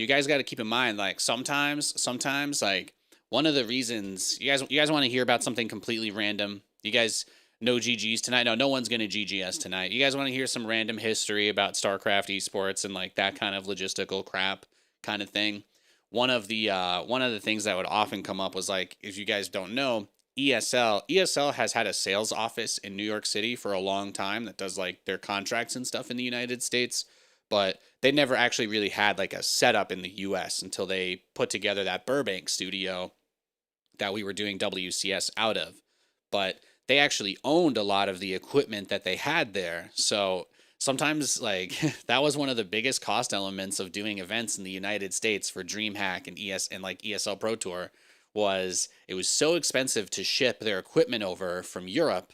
Like to ship their stuff overseas was like crazy because they had to use like freight or some shit. They'd usually be like, yeah, we'd have to send some stuff out like way in advance because we'd be sending like giant amounts of very heavy, expensive equipment, and like that was such a huge part of it. And then they're like, well, once we had the US place, like we could start sending stuff out from here and not really have to move things across as much. And a lot of people ended up working at the U.S. office and kind of coming and going. Apollo was one of them. And eventually they were like, well, we actually prefer everybody to just be in Europe because doing like the time zone difference between Cologne and Los Angeles was pretty huge. I would usually meet Apollo like after he had his morning meeting. Like he'd have his morning meeting and then come meet me to go get coffee.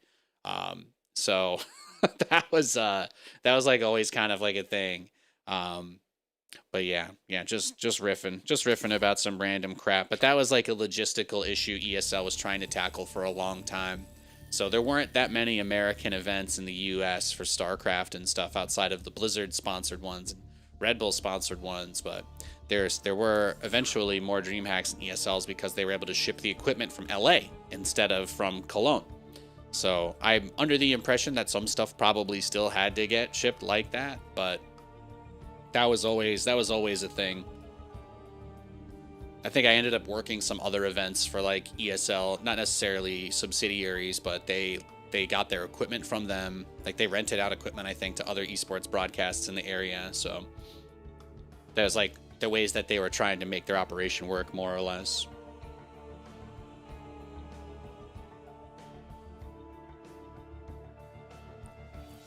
That was a good game, though.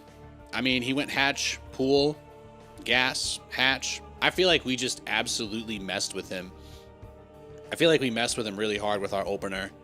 And he just thought we were going to all-in him super early on. Yeah, I was ahead of him on workers, even though I went for a gas first build. Isn't that fascinating to think about? Like, I didn't go for the fast expand. I did like a TVT build, but he actually had way less economy than me because he kind of put himself in that spot. And also, that 900K, I mean, adjusted is probably closer to $1.5 million now, because we're talking about an event in like 2015, 2016. So obviously, you know, I think the dollar was worth like 30% more back then at that point. Back there was still the dollar Happy Meal still existed, or the dollar menu still existed back then. So it was a different time. It was a different time.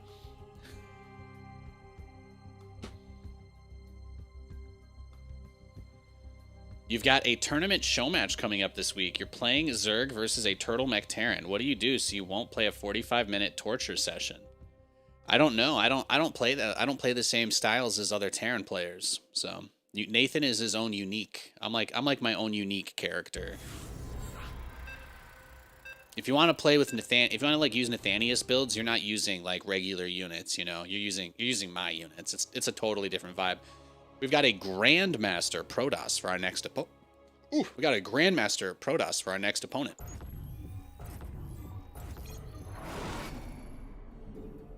It's time to kick things off.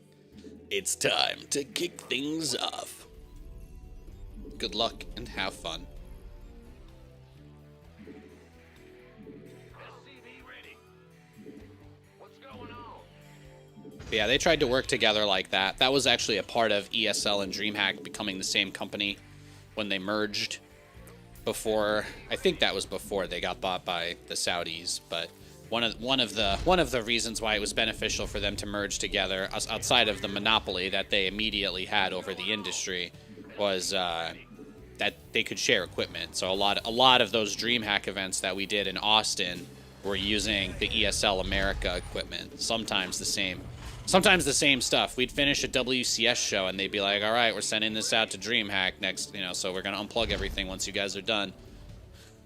It's good times. And then people are adjusting the gain knobs and the talkback knobs. And I never got to just set my knobs and leave them. There was always somebody else moving those knobs around. Oh.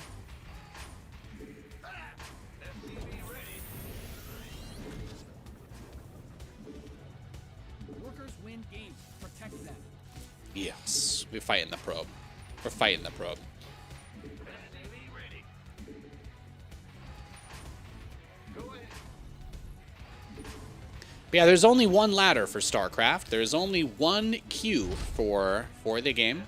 So I do play unranked because I'm streaming without a delay, and that's how I keep my ego from getting upset when I lose games.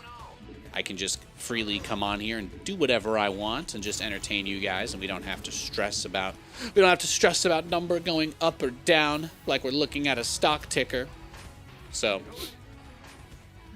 that's what I like to do. That's what I like to do.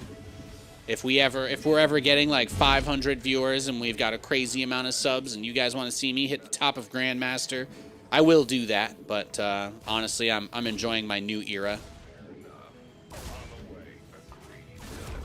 I think we've been doing a pretty nice job of getting things to a better place with the stream and all of that, you know, and getting the message out there a little bit better, finding our tribe, finding our people.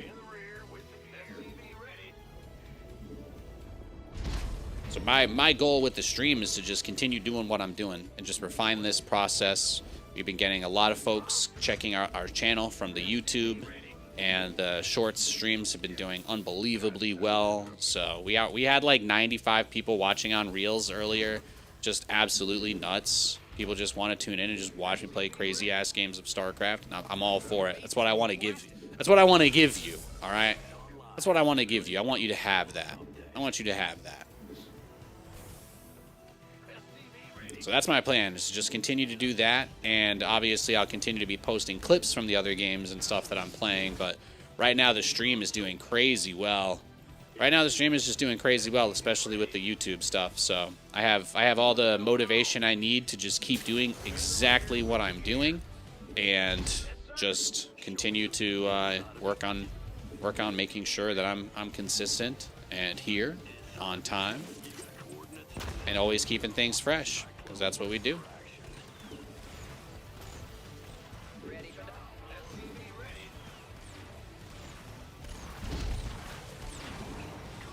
waiting on you.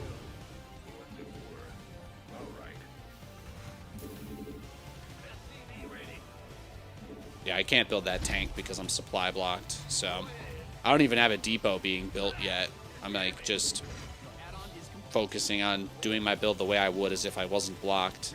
So this is a scenario where dropping a mule could lose me the game, because I really need to start this tank. This depot won't finish for 15 seconds, so what I did was, if I get attacked 15 seconds before that siege tank would have originally finished, then we know that I essentially just saved the game with that.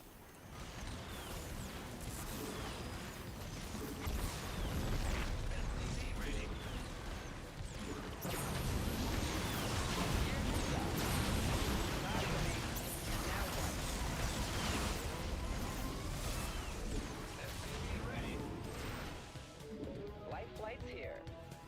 There you go. Talk to me. Take an effort. Drop it. SCV ready. What's going on? So now we move to the Banshee phase of the game, where we try and just put on that harass. Engine screaming. Big job, huh? Your command center's got some new toys. Ready to pick up? SCV ready.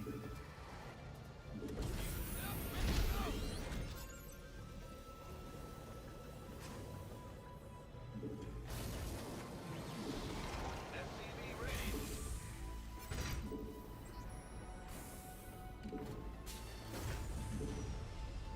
Oh, I don't even have an engineering bay, do I?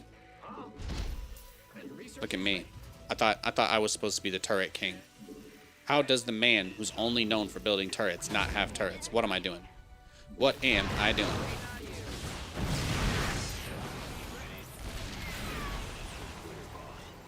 Yeah, I bet he wasn't expecting that. Just throwing my guys at him a little. Try to give him the old shove off.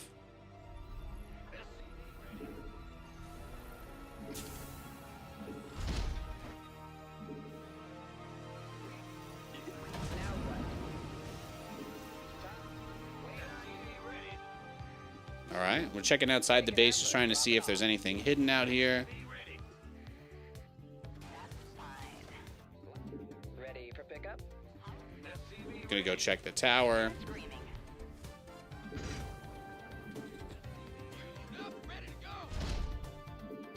Understood. Command center upgrade.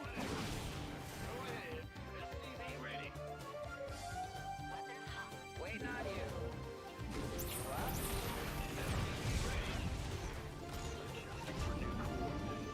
Take an effort. Somebody, get me out of this mess.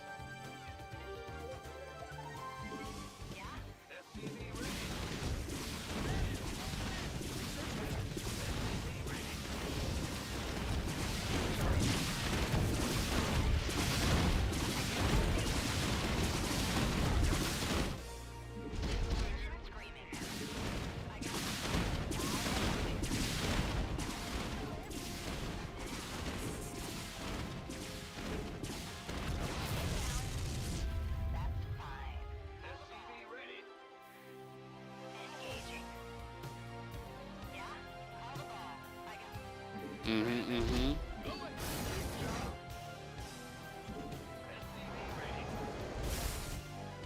the ball. I got my ears. Loud. Receiving. Call the ball. Loud and clear. You've mined out some of your minerals. You've released that mineral.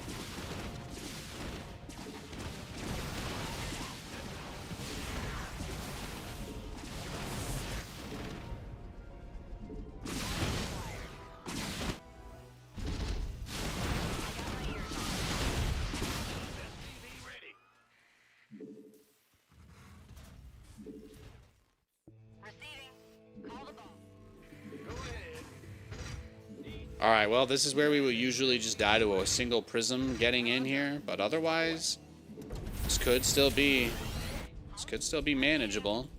Inbound. You mined out a mineral field. Good thing you've got more of those. Add-on station.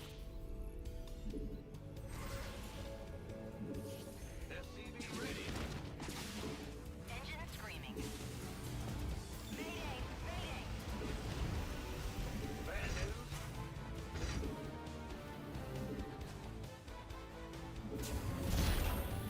Let's get another one. More starports. Let's get lib range. Mined out a See if we can keep him on his back foot. I feel like we've done a pretty decent job here this game. I'm mostly just expecting him to try and run a lot of zealots into where our guys are, right? That's the most likely outcome here. Reporting for action.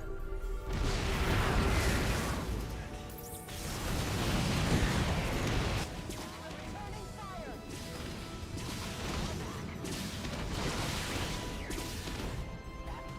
Show me who you want to die.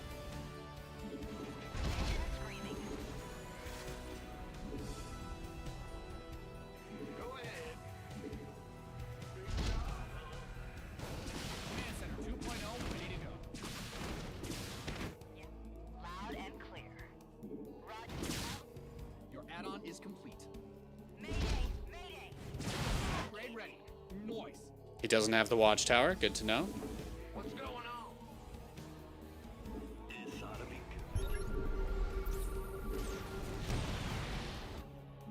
I got Add-on done.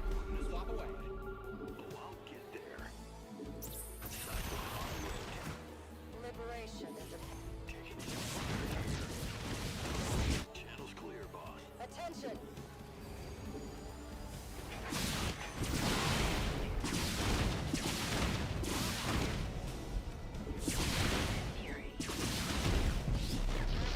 Mm-hmm. In the rear with Engine screaming.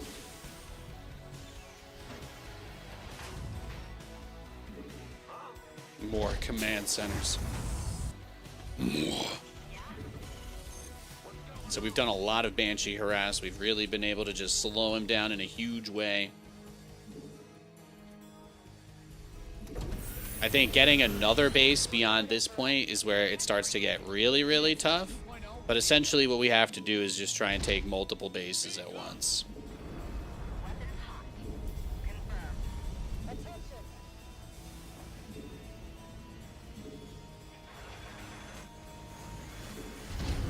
Yeah. Receiving. So we'll see. But at some point he'll just start building air units like that. That'll just be inevitable. Yeah. It kind of has to eventually. We have so many minerals, we might as well just start throwing them down. your time. Add-on's finished. Receiving. Roger that. Loud and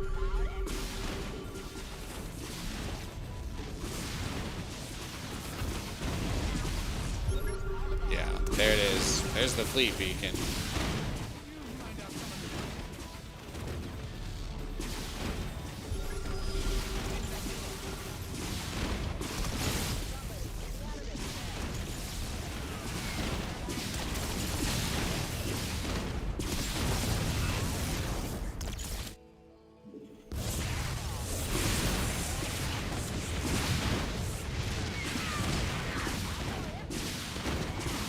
See, we're already there. Find out a mineral field. Good thing you've got more of those, right? What's going on? loud and clear. Call the ball. Upgrade ready. Mmm. I got my Upgrade complete.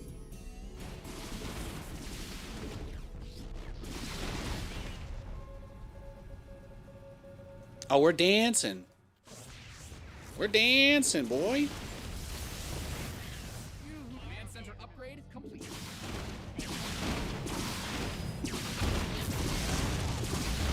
SCV's base is under siege.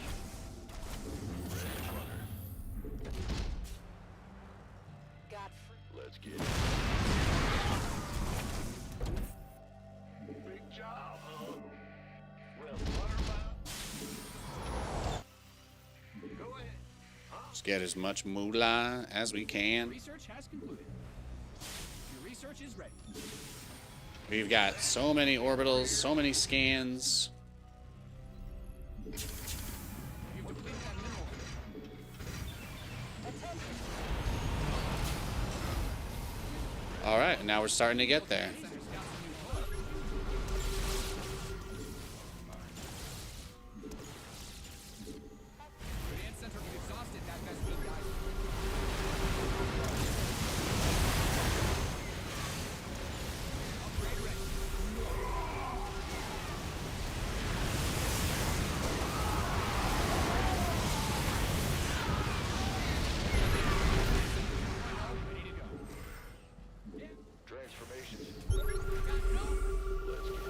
Perfect.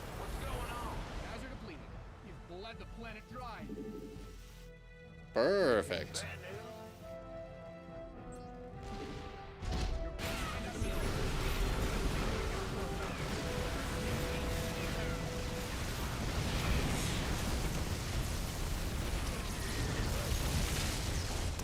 Damn, GG.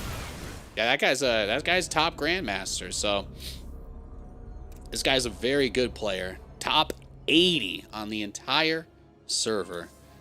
I think going to a 15-minute mech game with him is definitely a good sign. And look at this. See, it's another game where we have Cybercore before Nexus. So he was very, very defensive. He was very, you know, he was basically turtling the whole way through this game. So that was tough. That was tough. That was like the first time he pushed across the map. But unfortunately for us, we just weren't able to dug it out. So let's go next. Critical mass of Banshees. Yeah, thank you. Thank you. It's fun. I love doing the Banshee harass. Sometimes the hard part, though, is like if I had 10 Banshees with that army, like if you imagine if I actually had 10 Banshees with the army during that fight at the end of the game, if I had 10 Banshees there, I might win that fight. So that's like the drawback. Obviously, I'm trying to poke him. I'm trying to prod him. I'm trying to harass him. I'm trying to like stretch him out and do all of that stuff. But if I lose the Banshees, that's basically an example of what happens. Because I had all the I had the anti-air. I killed the Tempest, killed the Colossi pretty easily. Maybe my liberation zones weren't spread out enough. Like, definitely could have improved that. But I think if I just added 10 Banshees to that army, I'm probably able to kill it. So that's the back and forth. That's the back and forth there. So, and there you go. We get a dub. So now we're even again. All right.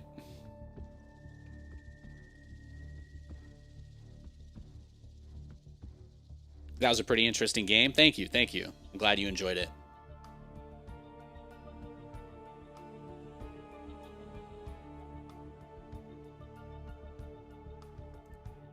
It was a good matchup for sure. It was a great matchup.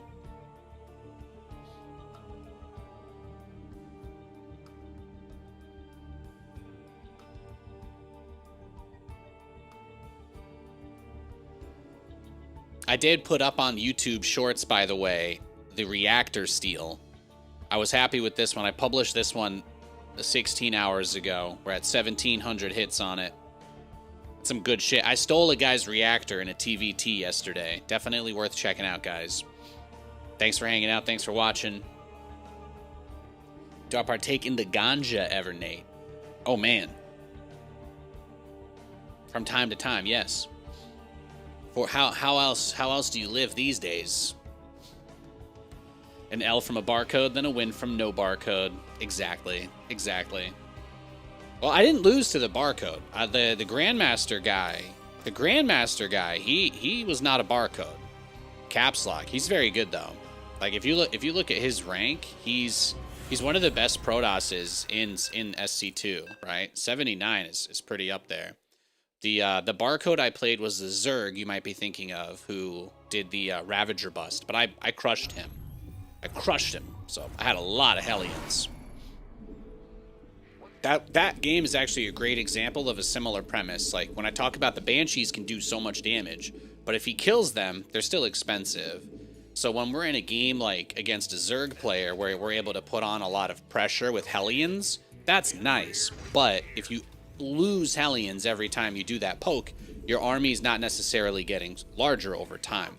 So you really want to be careful in that sense. Sometimes I would rather have my Hellions just poke the edge of creep, poke the queens, and kind of keep their attention. I'd rather keep the opponent's attention than run the Hellions past the queens, kill like 5 drones, lose all my Hellions, and then the Zerg player can just focus on macroing.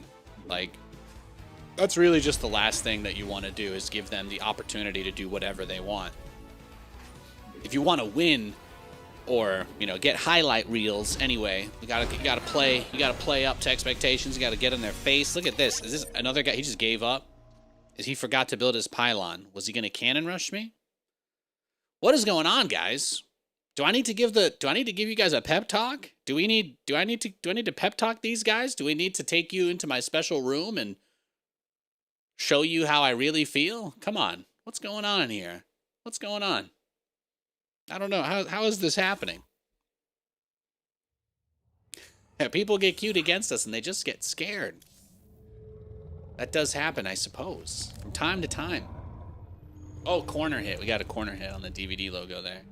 I need to find a way to integrate the DVD bouncing logo into the short stream, but I feel like that's like a dangerous line to tread. I feel like it's a dangerous line to tread if I put it on there. I don't know how many people watch the short stream versus the regular one, but if I could implement that bouncing guy there, I would a little bit more.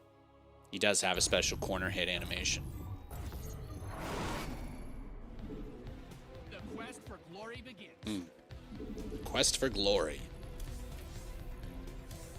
Copium. His name is Copium. I love it. I love it. As a Jets fan, I know I've been coping since birth. You'll be hard pressed to find someone who's been coping longer than I have.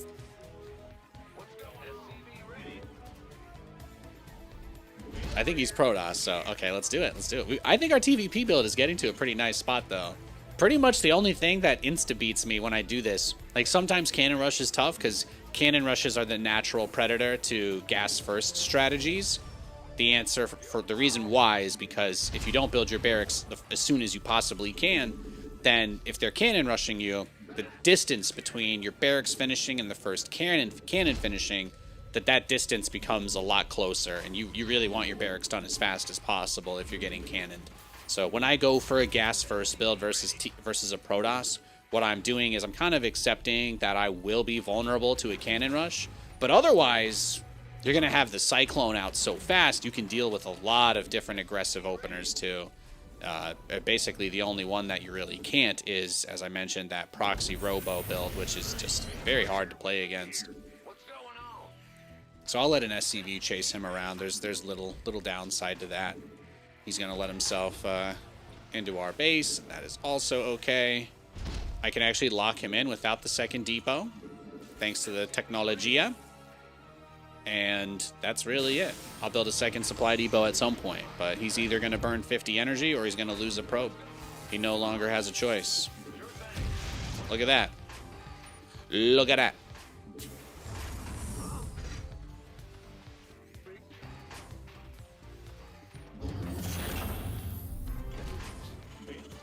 You are an intimidating person. I definitely can be. I'm rough around the edges is putting it lightly. Let's see what we've got. He didn't want to lose that probe. He was terrified. People see that name Nathanias in the loading screen and they're like, oh my gosh. Is Senpai-san gonna talk about me? It can be debilitating to think about. Nathanias saying your name. Copium, dopium. Licorice, ropium. There you go.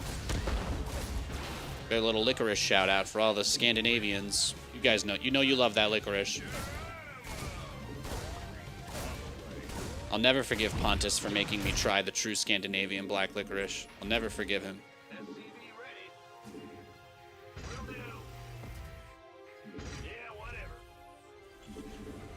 Chad Thanius. Yeah, we keep the branding consistent. You know, my wife, Katie, she's Katie Thanius. So we've got a good thing going. We've got a good thing going with the Thanius branding. Over all these years, you would have thought some celebrity would find a way to steal my name and make it cool, but thankfully, Nathanias is still just me. And I'm, you know, that's the way I like it. That's the way I like it. My bot is named Beep Boop Thanius. My dog is named Dog Thanius. My cat is named Cat Thanius. No, I'm just kidding. My dog is named Lewis. My cat is named Kiki, like the delivery service.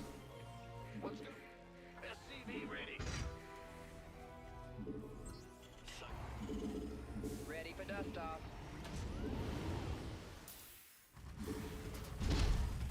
But obviously, you can always go with the original barbecue, right? You just go regular old Nathanias. I do like that. I do like that. Emergency? I heard that.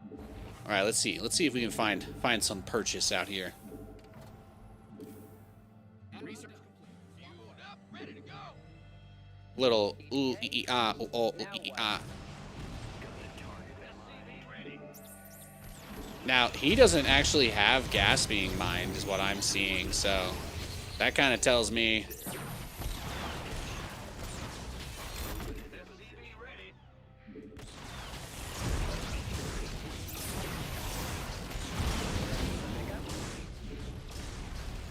it's not a real Phoenix, Nate. I mean, it looked like he took off gas, didn't it? Did he just chrono out a bunch of stalkers and then start making zealots, or is that to get a third base? Could be either or. Could pretty easily be either or. So what I'll do is we'll bring the drop back, send out the shees, and then see what's what. That evac almost got popped too. Center 2.0 ready to go. Ready to roll out. I never.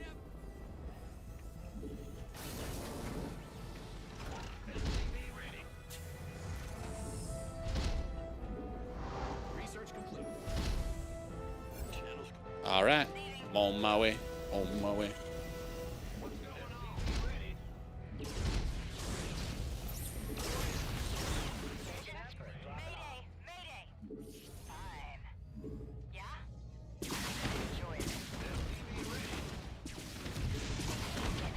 Now note that there's no.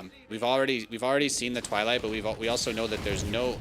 Not only did he try to pull off gas in his main base earlier, but we also saw that he's got no gas in his natural. So it's basically screaming Prism Zealot all in.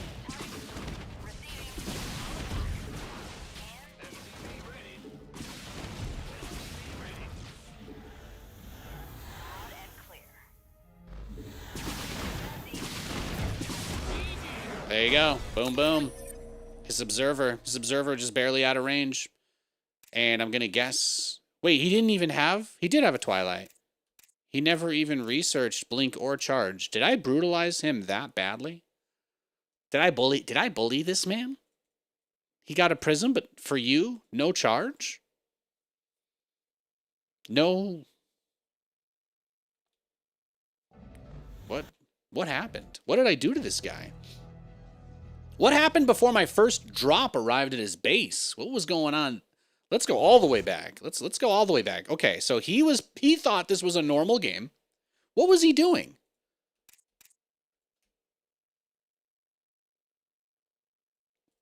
He's chrono boosting out of Prism. That was like his move. His opening was like 2 base into Prism. And did I just do so much damage that he just changed his mind? Or maybe he forgot to build his Twilight during all of this. Yeah, I think our drop just messed him up. I think our drop just messed him up. Is Observer Siege there capable of seeing both bases? I don't believe so. No, I don't think so. If it was like right here, is 15 range from this point enough? You'd see this mineral line and maybe the left half of this one, but it wouldn't see anything over here. That's an issue. And it wouldn't see any Banshees like right here. So if you were in this like equidistant point, you'd only be able to see the probes themselves, not what's killing the probes. Something to keep in mind. Like seeing the mineral line does not mean that you see where the Banshees will be. That's all. Case in point. So that being said, I've seen a lot of Protoss players do stuff like that where they will siege the observer between the bases, but I wouldn't even be surprised if there are Protoss that unbind the key to train themselves. How many worker kills did we get? Maybe that's the interesting question here. Beautiful. 17. 17 pros. Look at that resources lost tab. Look at it, read it, and weep. Okay? Read it and weep. All right, I just need 60 seconds and we'll be back. I'll cue another game. Thanks for hanging out, everybody. I really appreciate it. You're watching Nathanias on Disney Channel.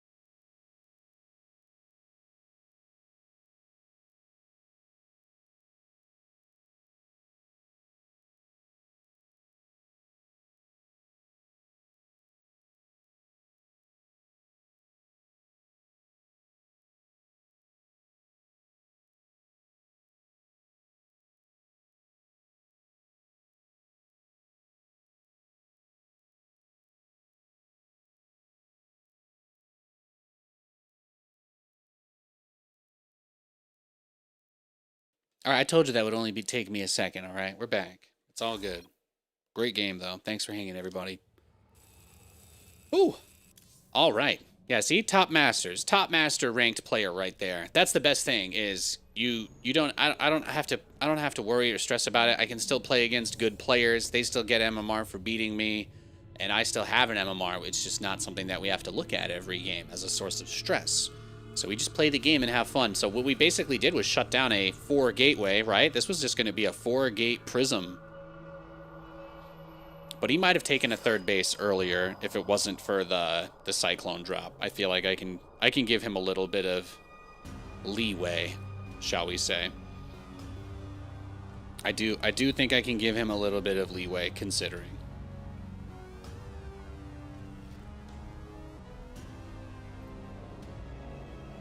But happy Tuesday, everyone. I hope your Tuesday is going well. If you got any plans or not, if it's just a regular old day, you're just watching at the office, you're in your office bio break, sitting in a stall, looking at my stream, being like, "Man, Nathan, come on, I can only hide in here for 15 more minutes. Queue up."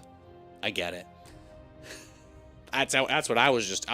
It's actually people watching streamers on the toilet all the way down. I was just in there watching some other guy, hoping he would queue up for a game. And unfortunately, he was just talking to his chat the whole time, so I didn't get to watch a match while I was in there, but you know how it is.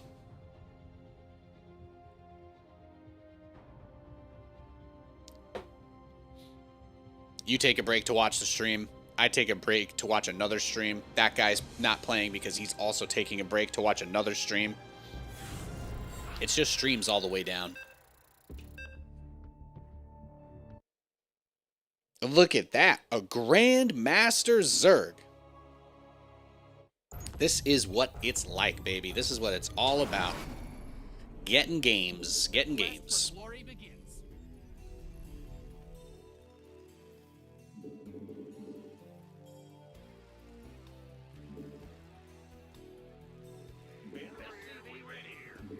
Mm-mm-mm. I'm going.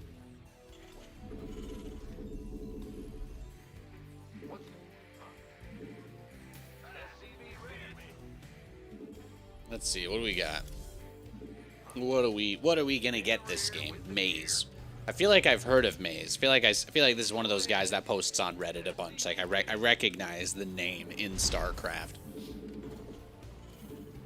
When I think of Maze, though, I think of Mazikeen from that CW show Lucifer, played by. Well, she actually plays what's her face in The Walking Dead, The Ones Who Live as well, but she has a much stronger accent in that show. Doesn't really get to display her acting chops, at least not the way that I, know her for. So that's it. That's all I've got. There you go, guys. My opponent reminds me of the Lucifer's bodyguard. That's what it is. That's what it is. And now anybody who hasn't seen the show that's religious is just like, what the f is this guy talking about? You should watch it. It's a good show.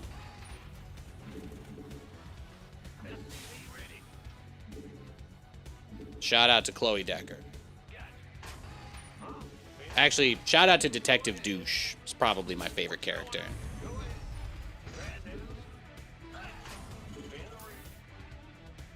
Everybody in the show is like 6 foot tall except him. He's actually the same guy that played the voice actor for Jace in Arcane, if you can believe it.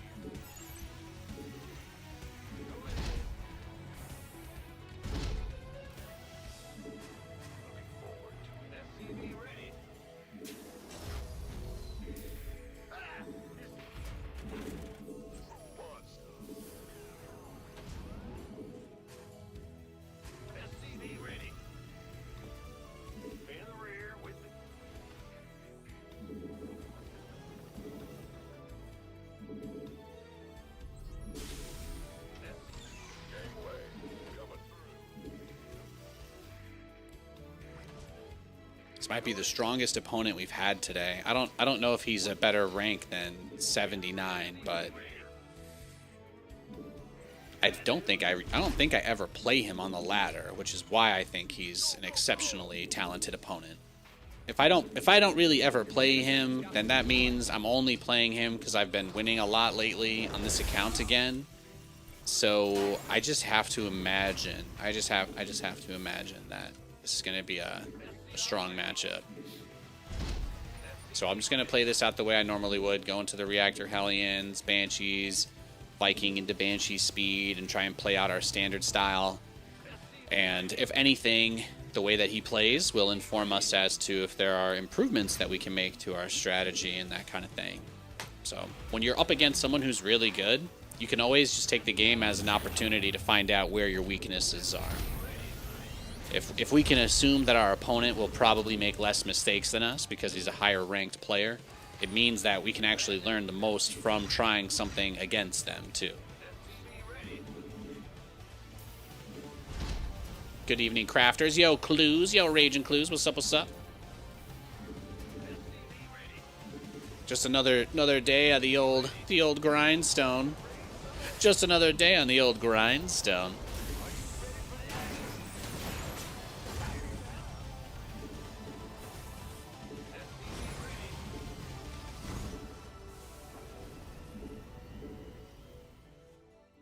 Word. Pedal to the metal. SCV ready. Can we get a noise?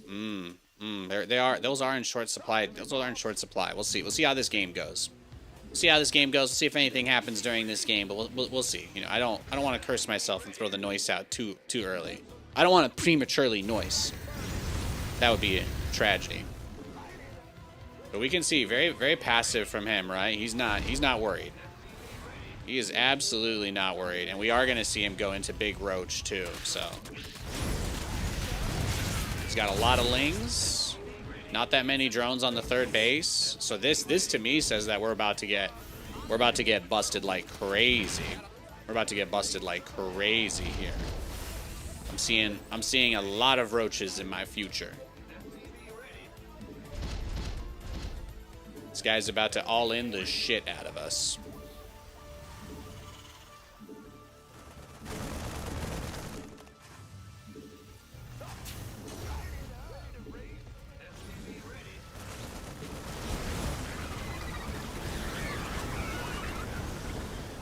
That was really nice. Oh, maybe he's not.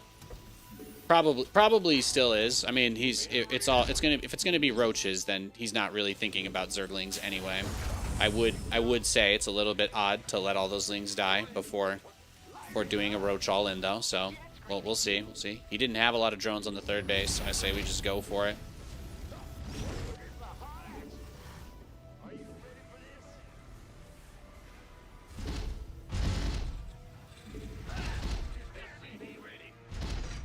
Well, if he plays passively and turtly enough, then that will open up opportunities for us too. So.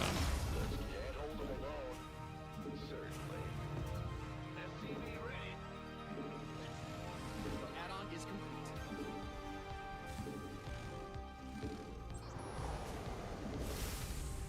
Your research has concluded.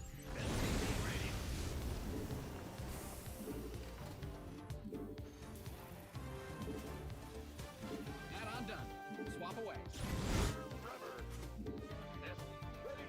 Engine screaming. Go ahead. Add-on is complete.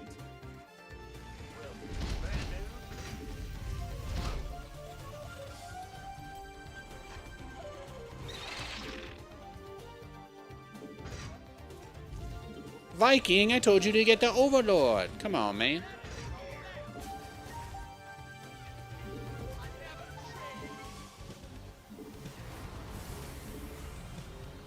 Yeah, it looks like he's just gonna turtle to Hive, especially since he threw the lings away and didn't use the Roach Warren. It just has to be a Hive game, right? What else is he really gonna do in a situation like this?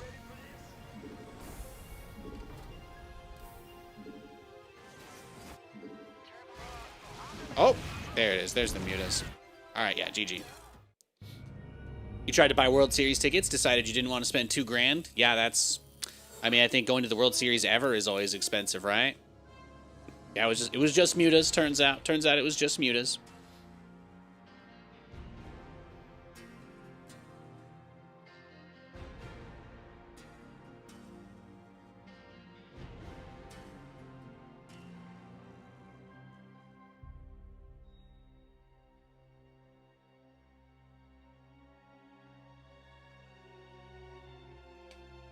We just get back on the horse, press find match again, and go get another one. That's all. That's what it's all about, baby. We just keep on cruising, keep on moving.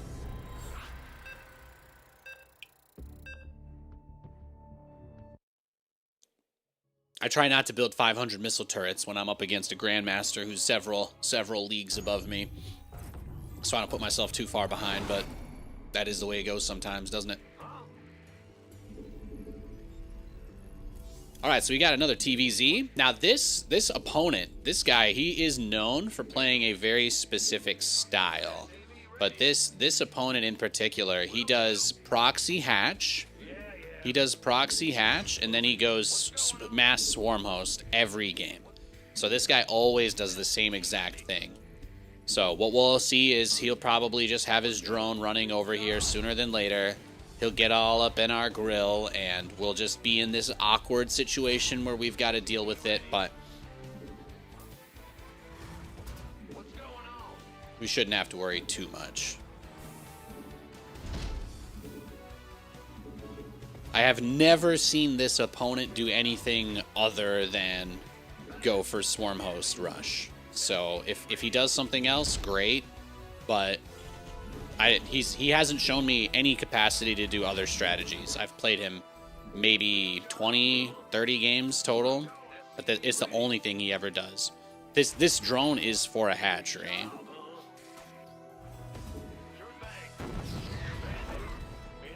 It's 100% for a hatchery. So we'll see. He'll come up here and just plop one down. But he likes to do it because it forces a response, right? It forces you to respond to it. So you have to send something down to go deal with it. You can't just ignore him and let him sit in your base, unfortunately. What's going on? SCV ready. What's going on? You scared me. Huh? What's going on? Go ahead. But this is what he does. And he didn't proxy hatch me, so I think he's scared of what we're doing. That's a good sign. That is a good sign. Your command center's got some new toys.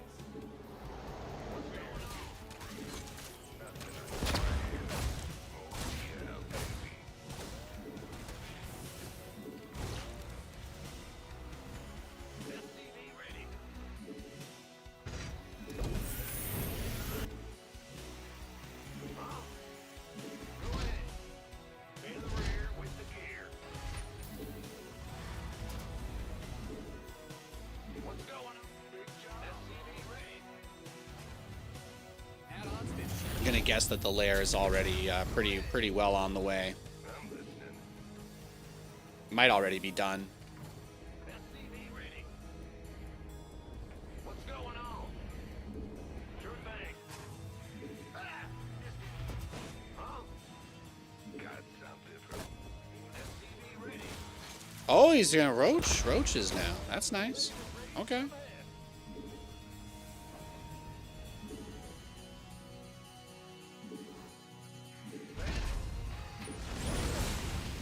Did I finally rage bait him into doing something other than swarm hosts? Find out next time on Dragon Ball Z.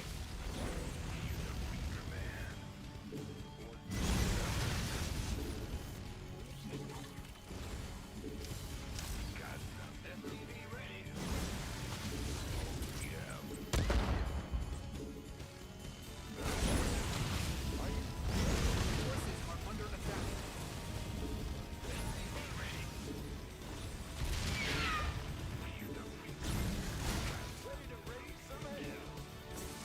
Perfect.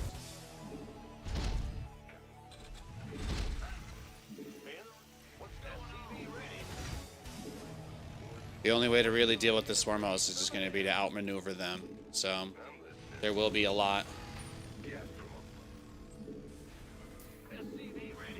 Add-on done. Swap away. I don't have any depots I can drop. This command center is about to finish. I guess I can wait for it.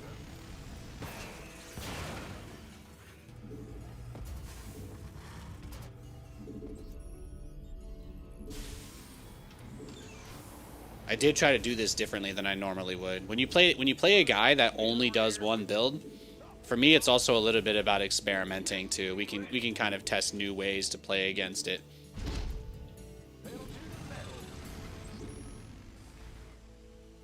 But we already know he's going Nidus Swarm Host. He does not do anything else. Center 2.0 ready to go. Ready to plunder. I'm listening. Add-ons finished. Gap from above. SCV ready. In the rear. SCV ready. Ready to raise some hell. Right. Yeah, right. SCV ready.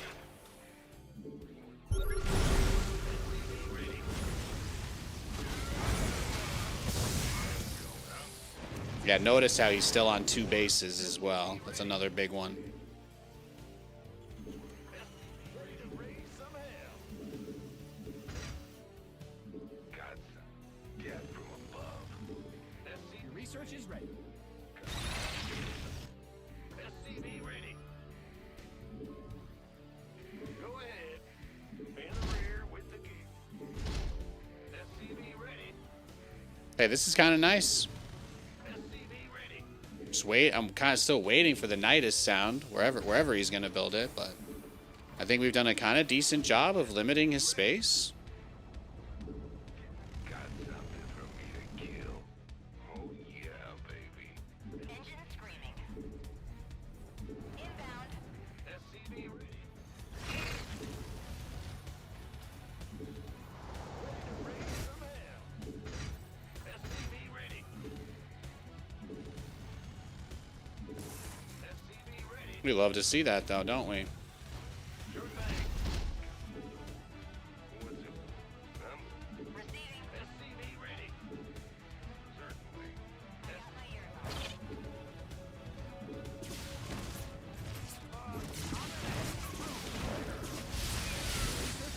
Oh, he rushed Corruptors. Yeah, he is crazy. He is crazy.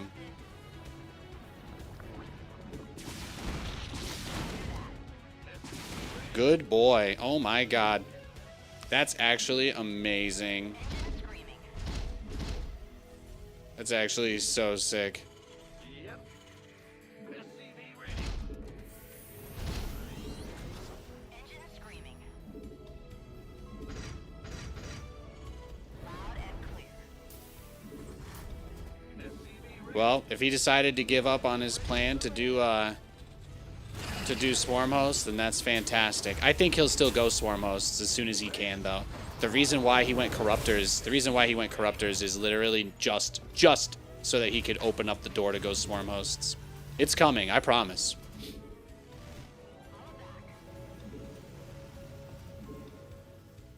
He won't disappoint, all right? This is what he does. This is what he does. I don't think he'll let us down. I really don't. I think he will be a good boy and give us exactly what we came here for. I believe. You've depleted that mineral. But if all we did was force him into turtling Roach instead of going Swarm Hosts, then that is legitimately a showstopper. That is amazing. We put him into such a bad spot because this is all he has is just a handful of roaches.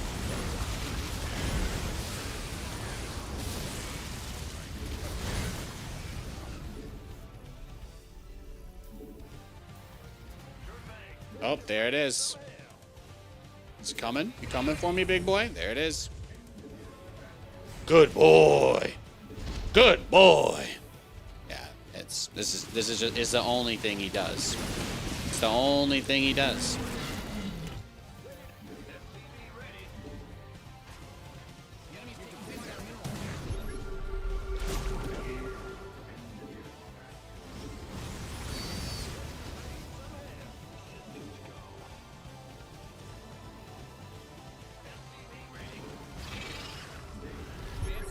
Here we go.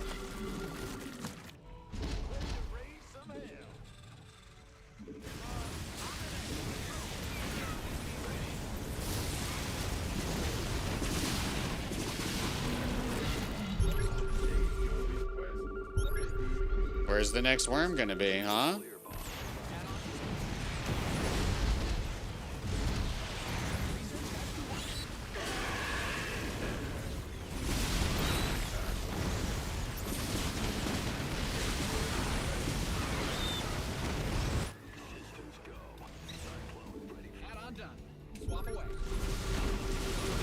Oh yeah, well, we're here, bro. We're here, dog.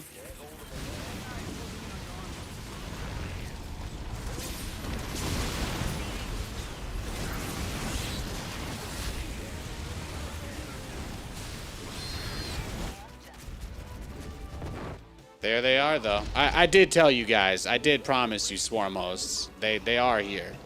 This is literally the only thing this guy does. This is it. This is legitimately it. You're not going to see anything else this game from him. Research complete.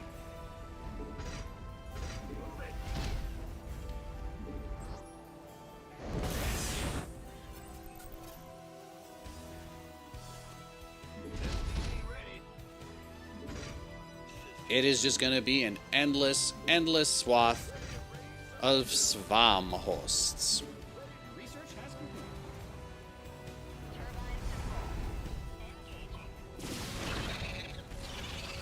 Yeah, his plan is to walk a changeling into my base and summon a worm in my base. That's it.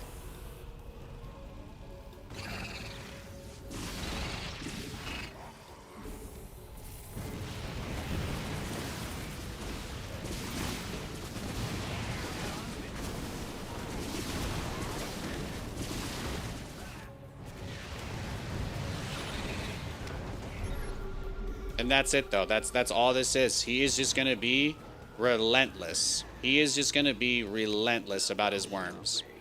Your add-on is complete.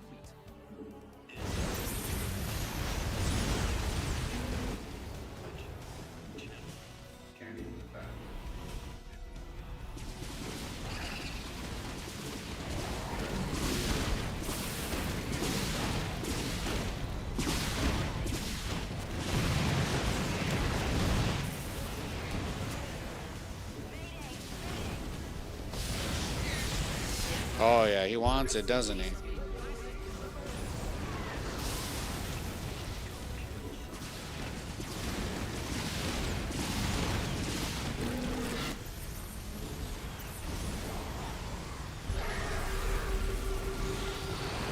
I killed a bunch of his swarm hosts there, too.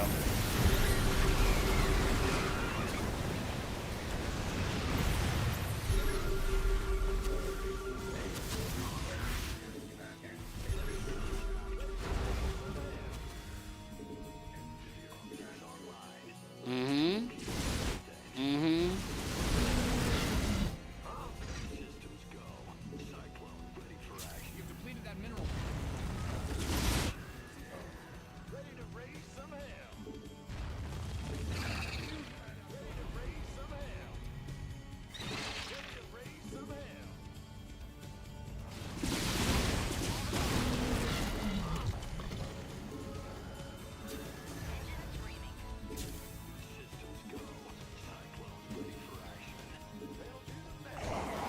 Mind out a mineral field. Good thing you've got more of a base under siege.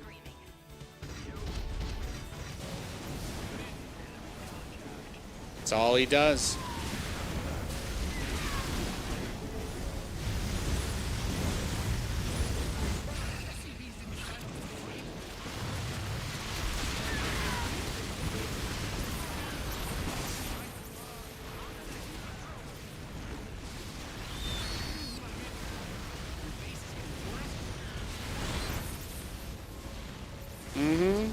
Come to daddy. Come to daddy.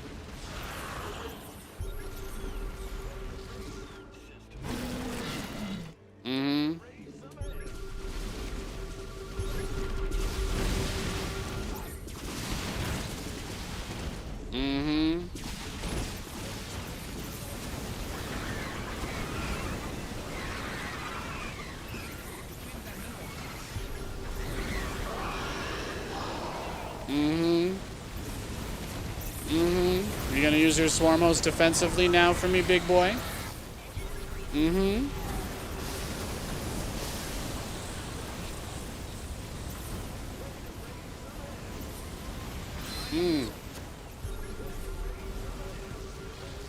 Yeah, that's what I thought. Every game, guys. It is literally the only thing this guy does. He's the Nathanias of Zerg. Except, you know, everything else.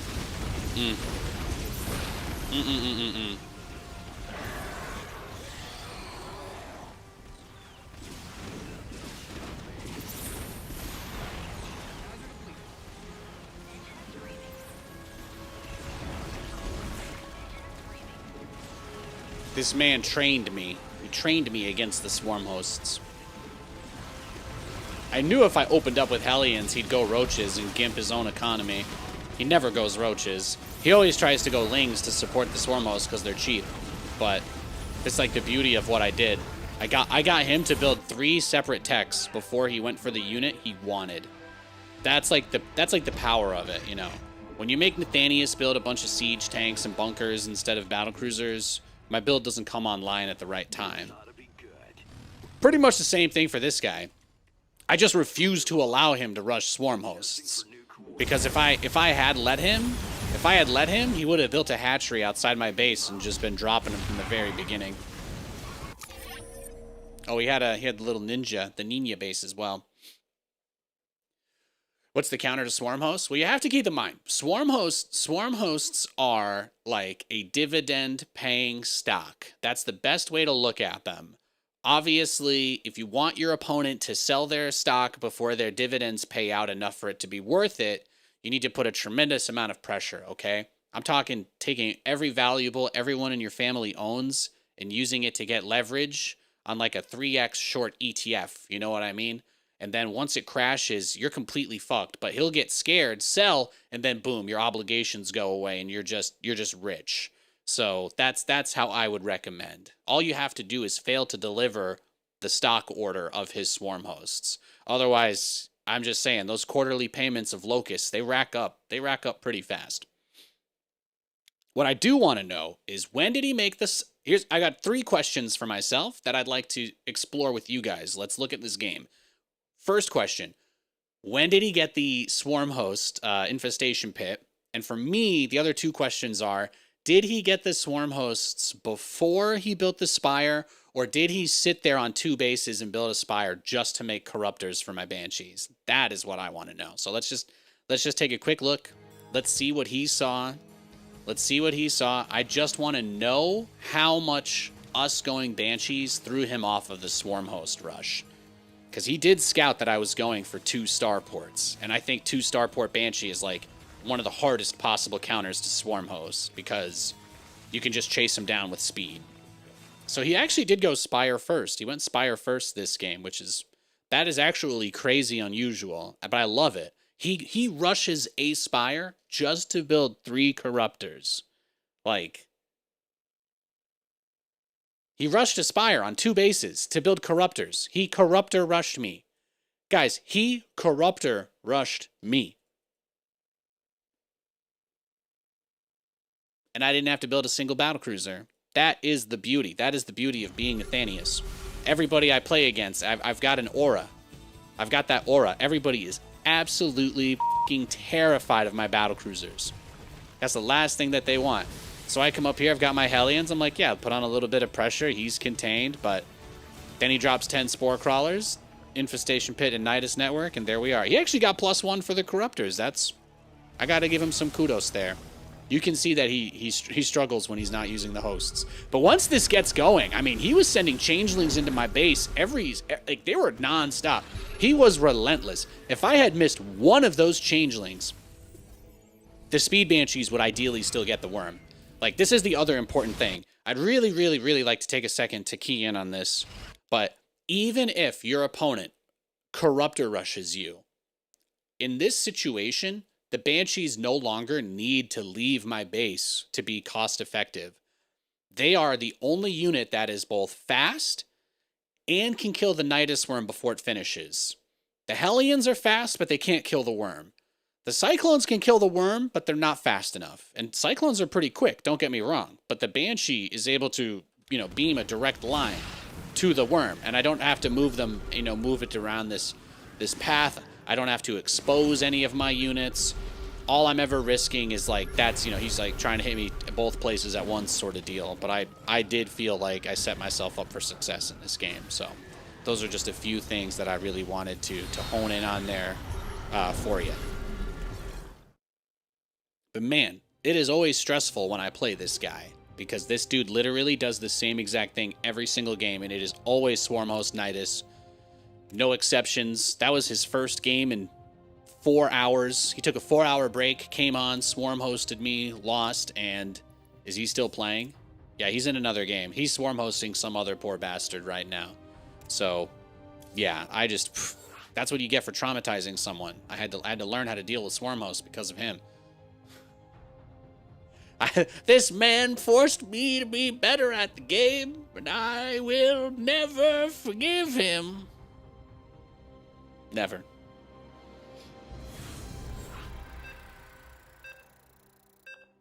Yeah, Swarm hosts build Locust. Locusts on their own, you know, they're only... Whew. Locusts on their own are only so strong. Your full army can deal with a wave of Locusts. If you have to fight like 10 waves of Locusts while your opponent is macroing behind it, then you're in some deep shit. So a smart Swarm host user, their priority is getting you on the defensive so that the Swarm host can attack you as many times as possible, which builds their value. But again, like I said, I just immediately went for the most vicious short sale of his equity imaginable. Swarm host value went down. He got margin called. Game over. Don't buy Swarm hosts on margin, guys, okay?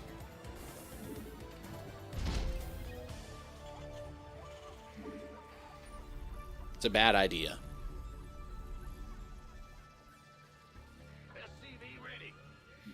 Another horror game that my wife and I are really into is this series called Poppy's Playtime, which is like abandoned toy factory, but also like monstrosities, liminal space, horror kind of thing. And they are supposedly Huggy Wuggy is coming to Fortnite this week. So my wife is very excited about that. She's more of a fan of Kissy Missy, but it seems based on the leaks, Huggy Wuggy is the only one that they're putting in the game. So it's not that big of a franchise as far as horror games go. So it was kind of cool to see them get any sort of like, you know, tip of the cap to them. I think they put Art the Clown in there too. That guy genuinely terrifies me just because he just seems like he's absolutely an asshole to everyone before he kills them. I would not want to be in his sadistic hands. I'd rather not. So Nathanias recognized that he is a good player with Swarm Host. I don't think I've ever seen somebody better with Swarm Host than him. I don't. Please understand that when I talk that way about someone doing something like that and me having to do so much around it, please understand that a part of what I'm saying is that I have respect for someone who can execute a strategy on that high of a level. Notice that I didn't say anything mean about him. Notice I didn't insult him or call him a noob or anything. All I said was that's the Swarm Host guy. That guy single-handedly taught me how to play against Swarm Host because I used to lose to him all the time. I used to lose to that guy every time I played him. I've been playing StarCraft for so many years. So he's not just the Swarm Host guy. Like I've played probably 20 games against him. And the first 10 I lost. And then I started winning against him and I stopped playing against him. Cuz, you know, I only really run into some people when I'm streaming. So, but he's also a grandmaster, so I should run into him anyway. Kind of one of those situations. But he really dragged me through some unbelievably frustrating games. So, after enough times playing against him, I was like, even my battlecruiser build wasn't that great because I could teleport to the worm. I could teleport to the worm and Yamato it, but if I only had one BC and I didn't have Yamato, I actually couldn't always kill the worm before it finished. And then, like, you know, so having just go Banshees, just go straight for Banshees. Don't overthink it. Don't overthink it. You could go 1 starport Banshee, but I think if you guys watch that game, you could see why I went for 2. Clearly having the 4 or 5 Banshees as fast as possible That's really what enables me to speed around and shut down the Nidus worms. But like, if he's got a worm on either side of me and I can't get out of my base, the game is over. If you're in any kind of defensive or turtle stance, it's like playing Udyr in League of Legends. You know, if you're in turtle stance the entire time, you're fucked. You got to be able to get into Phoenix or bear stance at some point. Now, personally, I like the bear stance because I think the heal from it is quite nice. But oh, they reworked Udyr. I'm thinking of the ram stance.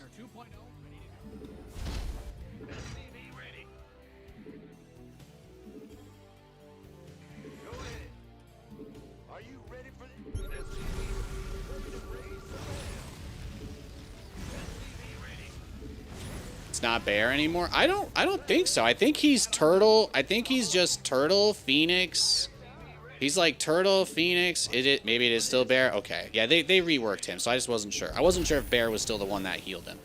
Okay, I know turtle is the shield. I think ram is the stun. Bear used to be the stun before they reworked him, though. I think. I might still be wrong.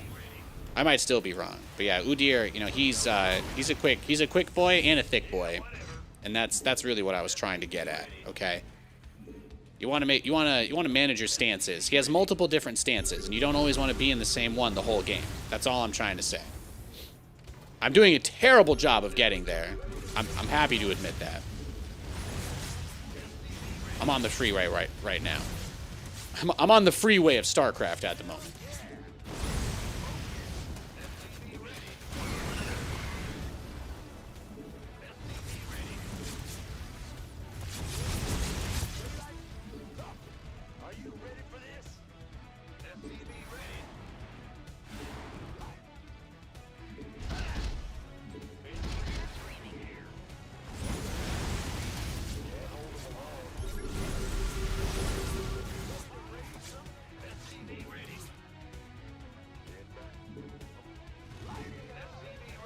Oh, perfect.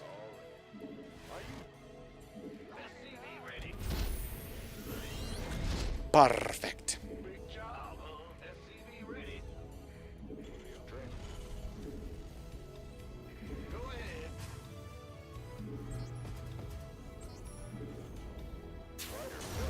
Research is ready.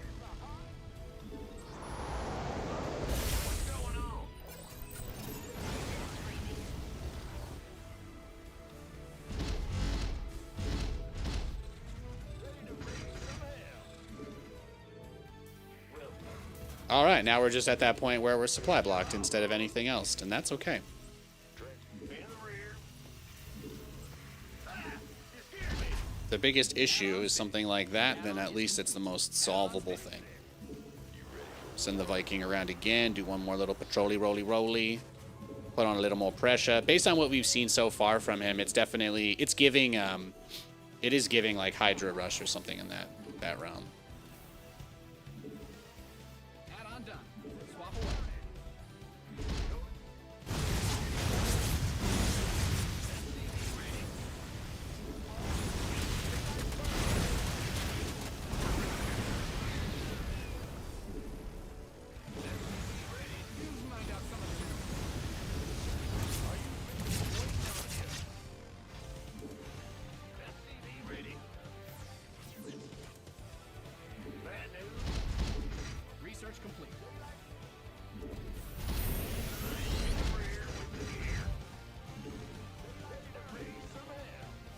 Don't have to repair, can just go straight home.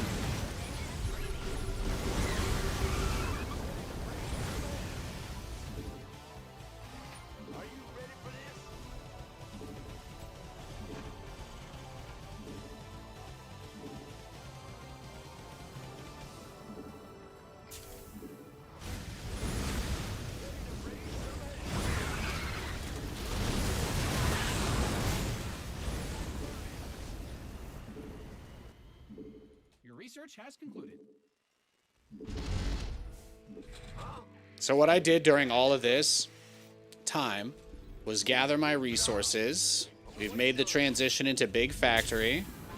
We've got the Hellions, we've got the Banshees, we've got the armories. Now the goal is to basically just get into Thor's before he does some sort of like Viper Hydra max out attack. As you can see, he's got a lot of stuff.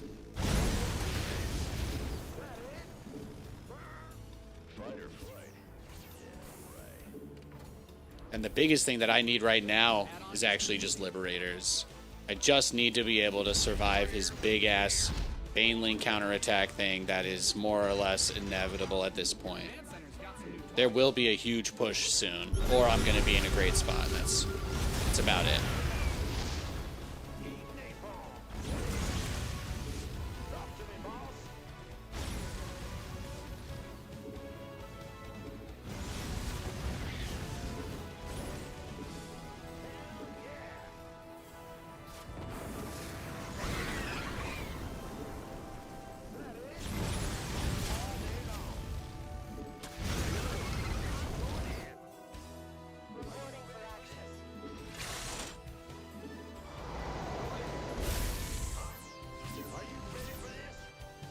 But notice how we basically just keep him in his base the whole game.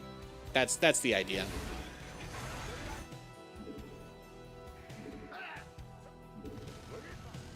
That's where we're at right now.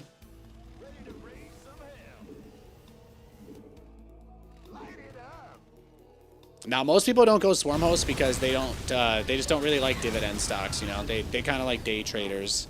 They want to buy the unit and then get rid of it as fast as they can. That's how most Zergs play.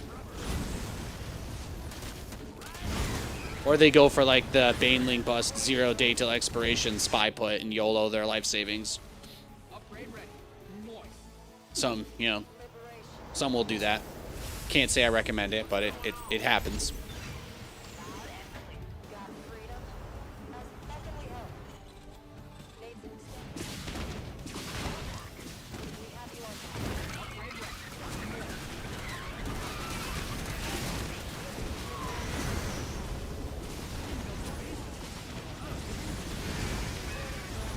Oh yeah, man. Well.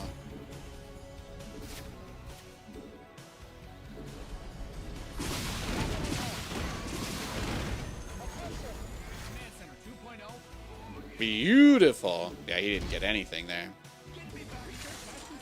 Now the biggest risk I have at the moment is just getting neural parasited while I move across. But otherwise, everything is exactly where we want it to be. So the trick is you take the Hellions and Liberators, those all go on the same hotkey. We want to be able to independently A-move the entire army around, but only be microing the Hellions and the Liberators. Because the idea here is that the Hellions and Liberators are how we lose the game. If the Liberators aren't sieged, if the Hellions are like kind of in a weird spot, we always want... We always want that to be the case. So you see how I do this A move, and now the Thors are up front.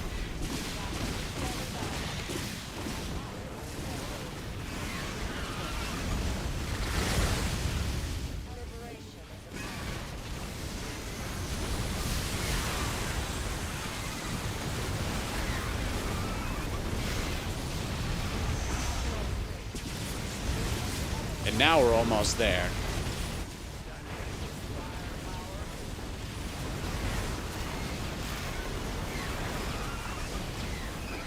Now you come out here and fight me in the liberation zones.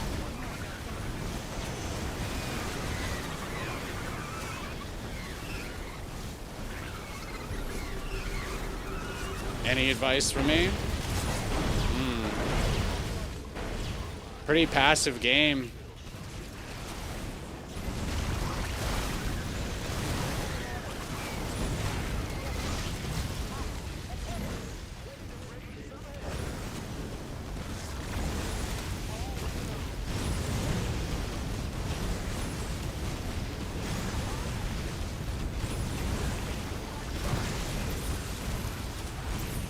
He just didn't really get out on the map, you know?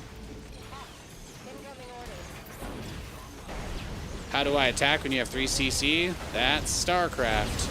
I got nothing else to say. That is the game, guys. That is the game. Finding a way to win, that is the game. The game is finding how to win. I wish I had some deeper advice. I wish I had some deeper advice.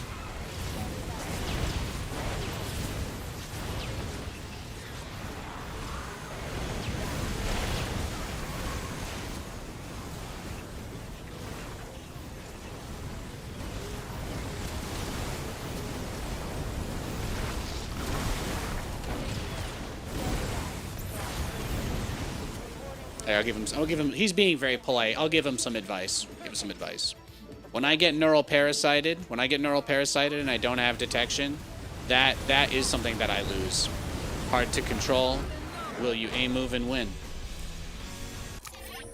Did I A-move, guys? Did I A-move, or did I make a fantastic breakdown of how I let the Thors move independently of the Hellion Liberator, and I always keep the Hellions behind the Thors with my Liberators on a separate hotkey? If that's A-moving, then I guess I'm Michael Phelps. Because I'm going fast and I'm baked and love chicken nuggets? I don't know. Good game. You guys have watched my stream enough times. You know how I lose. People are like, do you ever lose the game once you have Thors and Liberators? I'm like, rarely, but I'm also one of the best Terrans, so there's not that many people who can handle my Thor balls. And my balls get very Thor. Okay, that was a little too much. I'm sorry. Where's the bonk? I don't have a hammer over here, but fantastic creep management while building up your forces. Thank you. I appreciate that. It was a fun game. Very fun game.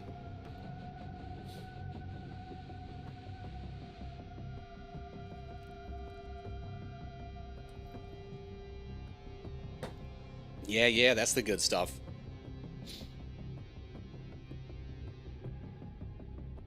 Top 5 best mech in the world? Wow. That's very sweet of you to say.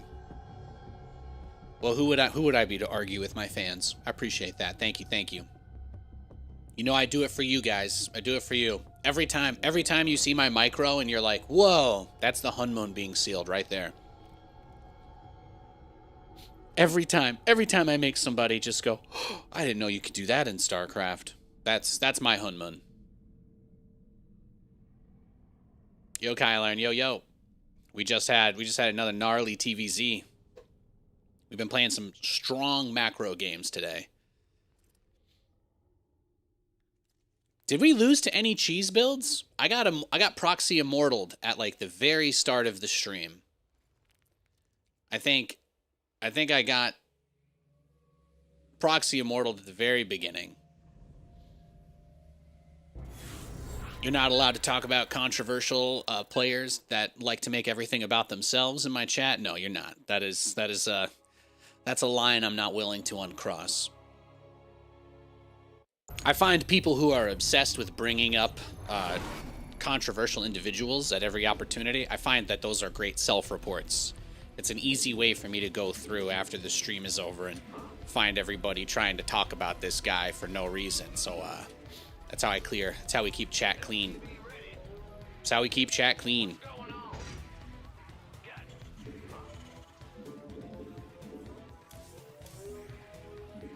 You can go to some other streamer's chat that likes talking about stuff like that. Alright, so we've got a Barcode Protoss this game.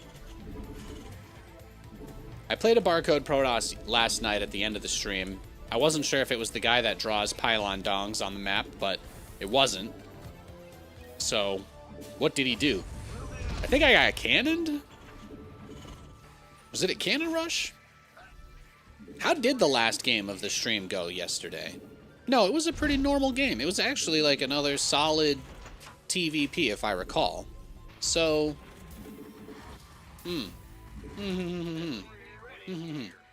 Nah, I don't know, not to be able to say streamer's name. I was gonna say, yeah, Nathanias is the best mech player.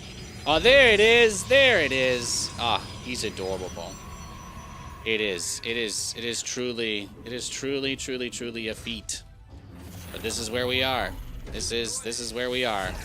So now he does the little cancel, right? He does the cancel. He's gonna tuck the cannon underneath. Tucks both cannons. You know what, bro? You can have this one. You can have. He had that planned out so well.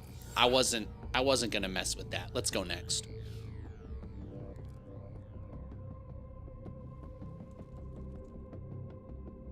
After I started watching you, I've gotten used to hearing another cooked bar player.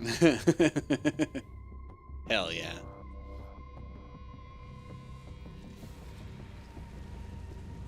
You wish nukes were better? Yeah, nukes would be... It would be cool if nukes were, like, actually in the game as something other than a joke.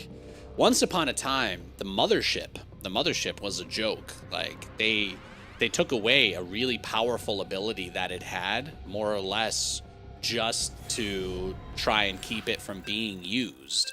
They said that they didn't actually want it to be something that players were building every game.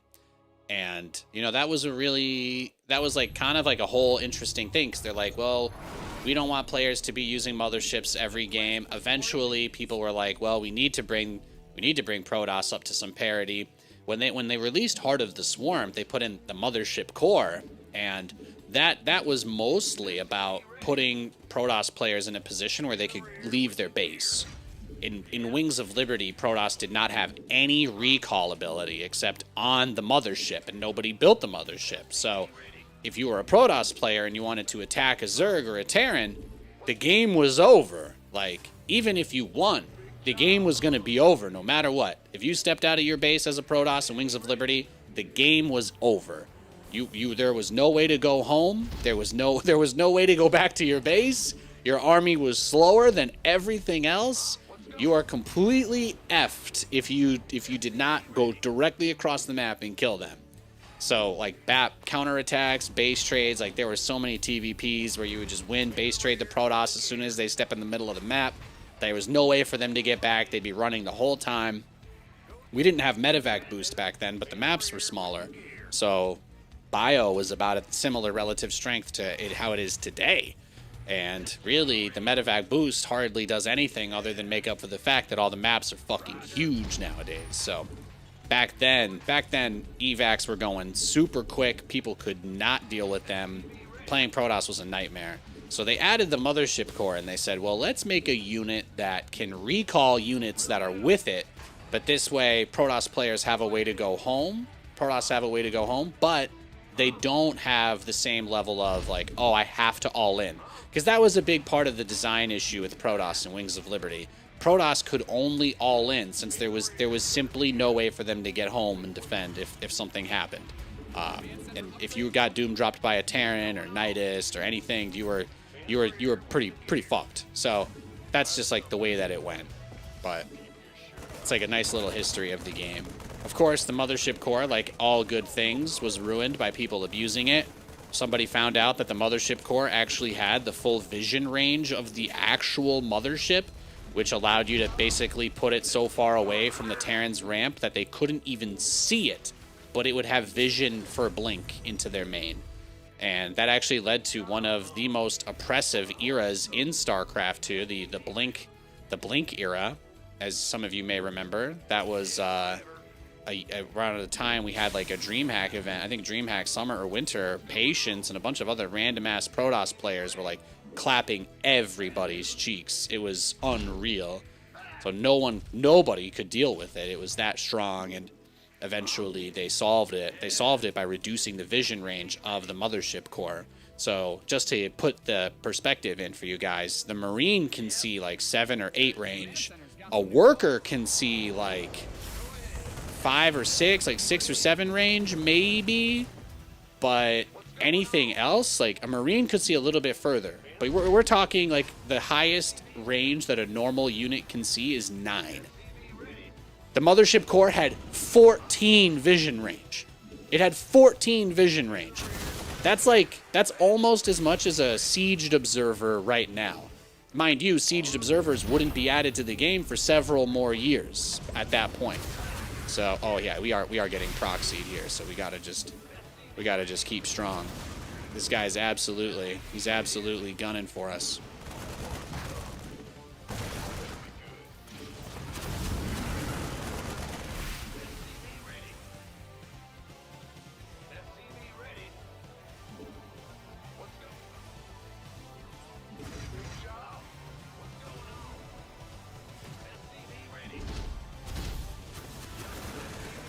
I think he's just trying to get enough to like one-shot it. Add-on done. Swap away. I think he's just trying to get enough to one-shot the bunker so he doesn't have to engage me at all. Add-on's finished.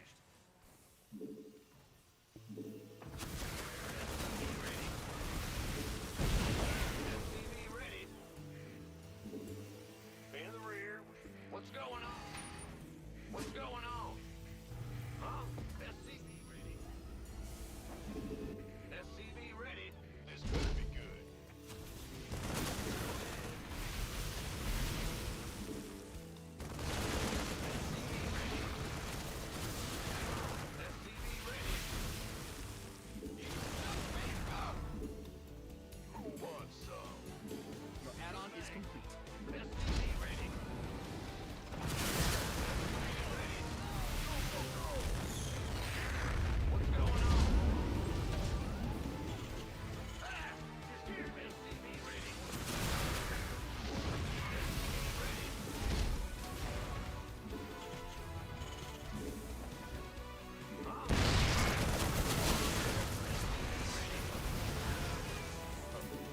There it is. There it is. So this is a pretty standard Ravager bust. There's not really any easy way to deal with this. I probably can't win at this point. I'm gonna guess. I'm gonna be honest with you guys. I think our opponent here is just kind of fucking with us, because this isn't even like the really aggressive version of this build, but he is just going for it. So he is. I do think our opponent is having a giggle at us. We are pretty boned. We are pretty boned. I don't think there's anything we can do against this. What I'm gonna do, yeah, he's got spores. GG. Let's just go next. It's a barcode. He's trolling us. Let's play another. He wasn't even trying to dive in on top of our stuff and end it. He just kept poking the front. So I'm like, let's just go to it. Let's just go next. All right, now we get a Grandmaster TVP with a guy that has a name. So.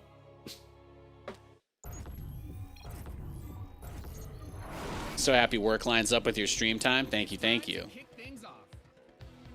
Yeah, Katie ended up getting called in an hour early today because they've looks like they were a little bit busy. They were super busy last night, so she went in at 3, and she'll be back around the same time tonight. So we got plenty of time to game. I think yesterday I ended up calling it a little sooner because I think we only did like 5.5 hours because I ended up playing some insane games.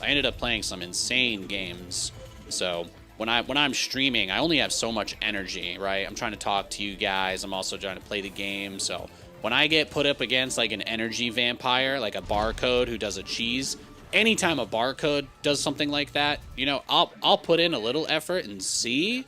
But as soon as it's clear that they're gonna play like crazy slow just to fuck with me, then nah.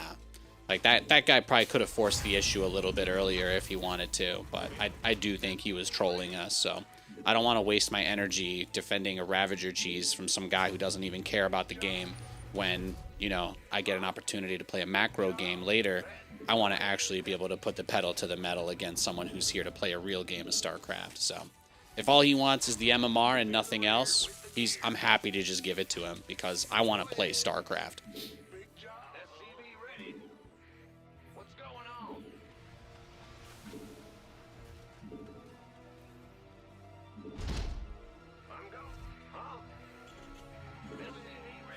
Plus, our TVPs have been so good today. The Terran vs. Protoss has gotten so fun on this patch. It's actually crazy how much fun I'm having against Protoss. We really did a 180 on this matchup after the update. Seriously.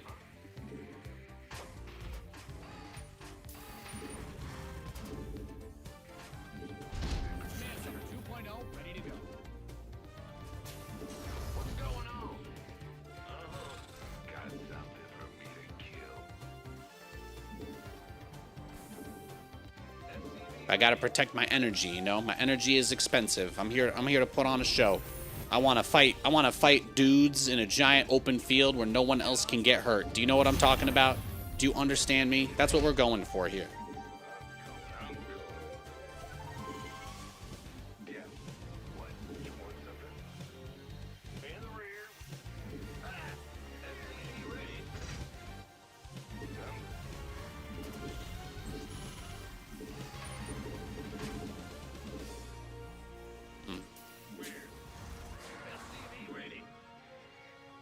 Okay, he's walled off. That's good to know.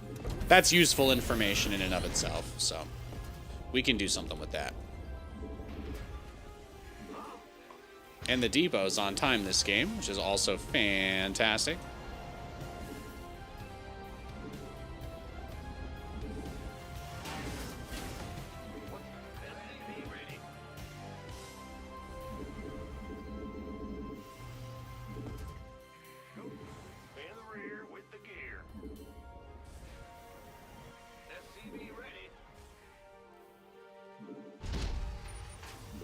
All right, let's see what he's got.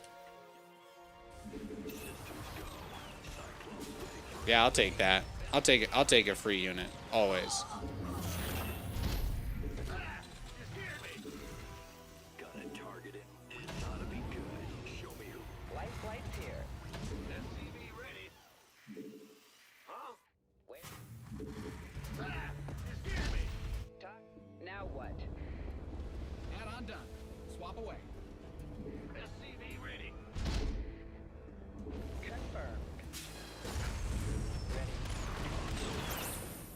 Use your recall. Use your recall. Good boy.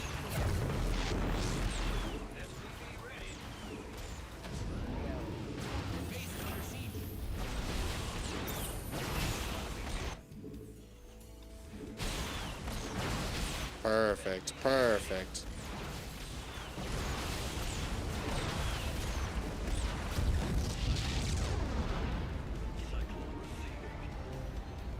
Meh. We can make him come over here. We can still. We can bring him further.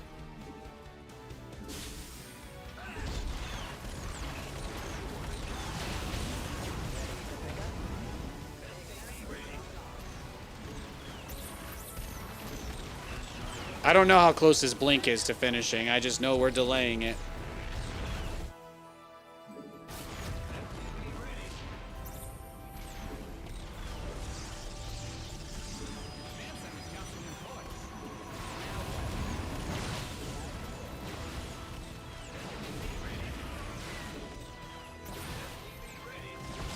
I'll take it.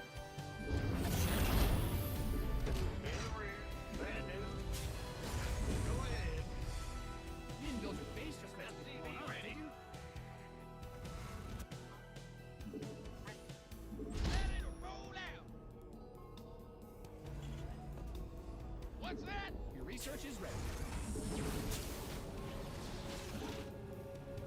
SCV ready. How about engine screaming? Done all done. SCV ready.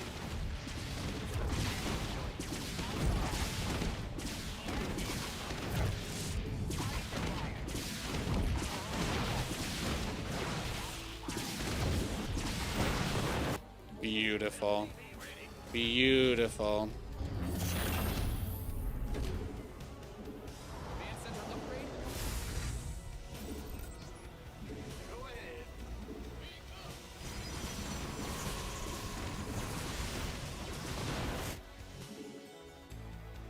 Bad news. SCV ready. In the rear with the kick. Big job, huh? I'm going.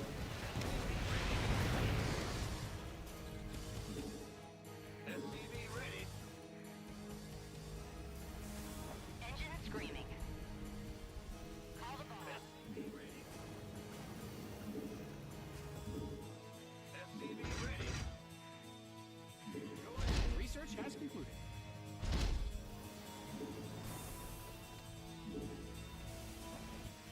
But like, yeah, my natural is technically more vulnerable than my third at this point. But the idea is that I'm in a position where I've really slowed down his ability to get aggressive. So while his blink is done, maybe he's getting charged. He needs a little bit of time. These are all things that kind of work in our favor. So we just kind of play this as close to the chest as we really need it to be, and then we'll transition into just our regular big air as soon as we can. The only thing that really loses me the game in this situation, straight up, is like charge lots in the main. If he gets a prism, if the Protoss ever gets a prism in your main base and you're playing mech, the game is over. You lose. There is no winning a game of StarCraft when you are playing mech versus Protoss and they get a prism in your main base. There's just nothing that really deals with it. You need to shut it down before they've got the endless zealot train going. Things to keep in mind.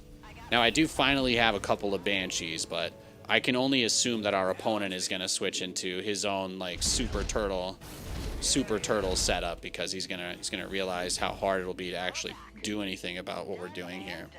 So I fully expect him to continue to just mass photon cannons and play a very uninteractive style. And then when I beat him, because he turtled super hard, he can ask me, how do I beat your strategy? That will be the highlight of the game. That will be the highlight. SCV ready.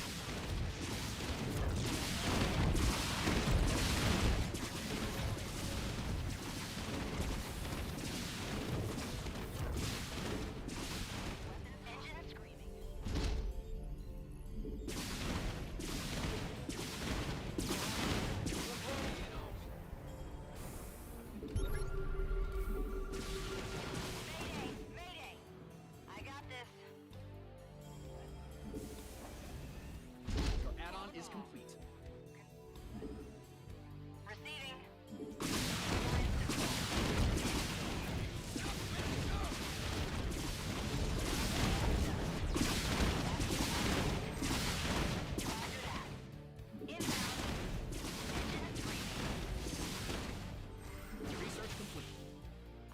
Them tempests.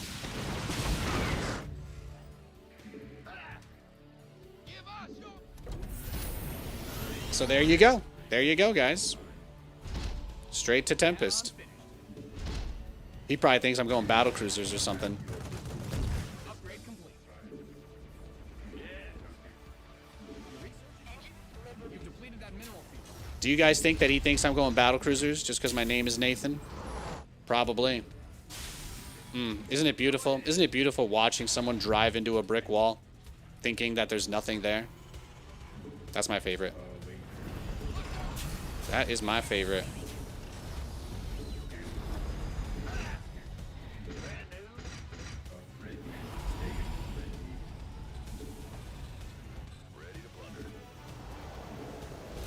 Command Center 2.0 ready to go.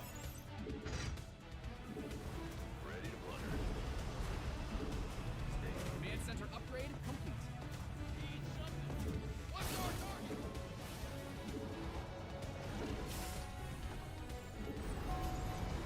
Your base is getting blasted. All right, let's do it. Fuck it, we ball.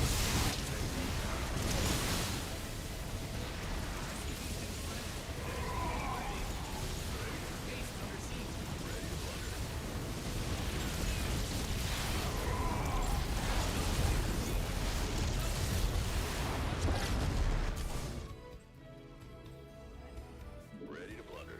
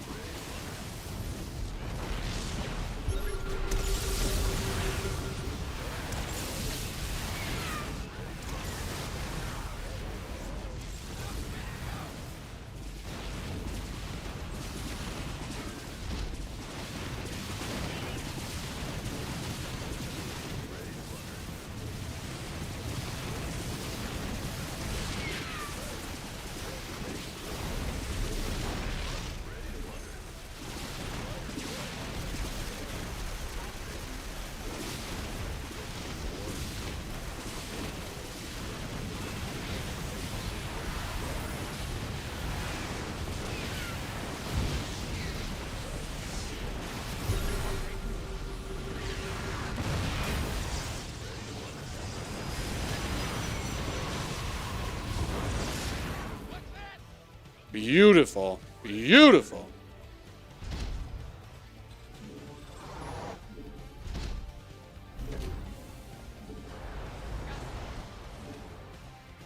Bad news.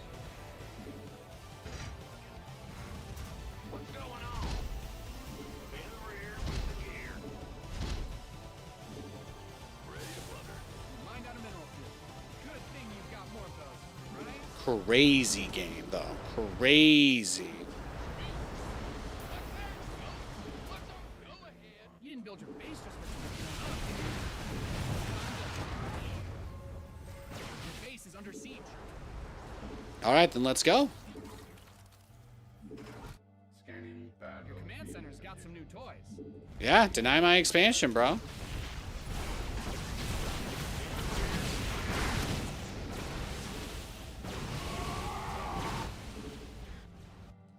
Ready to plunder.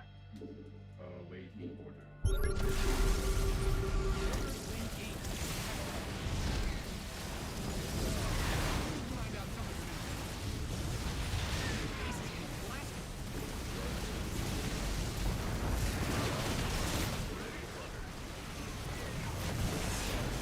Completed that mineral. Your SCVs are under attack.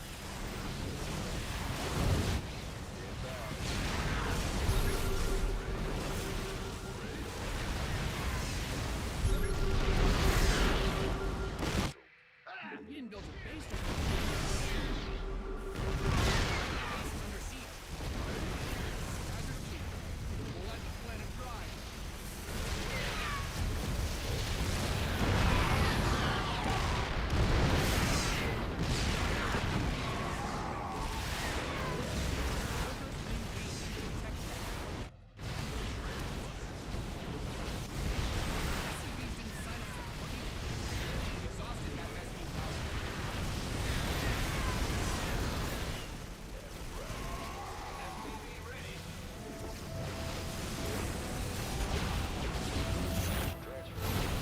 Yeah, he got us. GG. That was a sick game. I mean, it doesn't really get better than that. It does not get better than that. Well played. I felt like we were really close there. I just needed to have those tanks sieged a little bit earlier. We were close, though. We were close.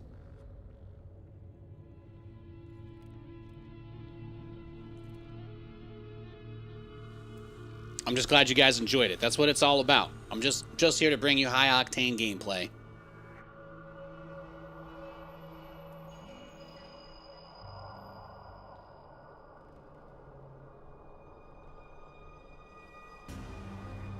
What was that? He did go Cybercore before Nexus, though. So his plan was 4-gate blink. He was going to 4-gate blink me. That was about as defensive as he could have been. And then he spammed cannons everywhere. So that's always something that makes it really tricky when people go to turtle mode. But that's like the beauty of my strategy is Protoss usually puts a lot of pressure on you and keeps you in your base. But I'm actually able to bully him in that case. I think I just needed more Liberators to siege up when I got up over into his base in that, like, endgame state. We were, like, so close. We were so close. You need those Liberators, man. You need a couple of Libs mixed in there. Go ahead.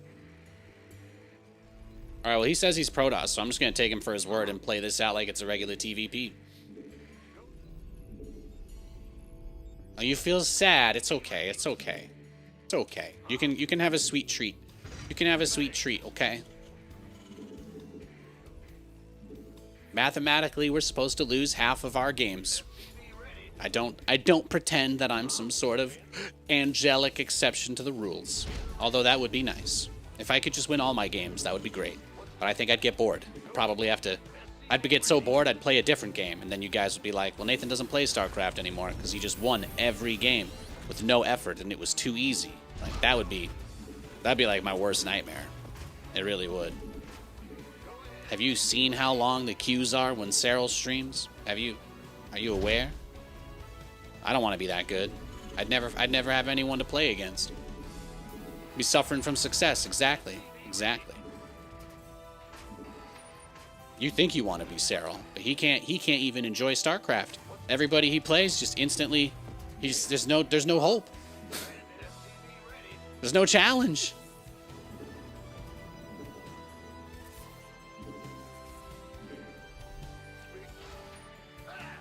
scared me. SCV ready. SCV ready.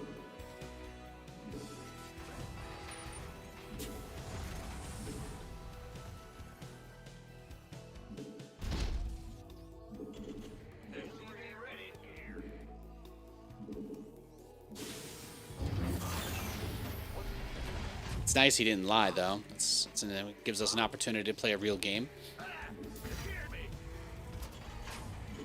Bad news. Huh? What's going on? The Grim Reaper has arrived. Command Center 2.0, ready to go. Certainly. Got something for me to kill. Now we just send him looking around for the Proxy Robo facility for the rest of the game. That's the Reaper's job.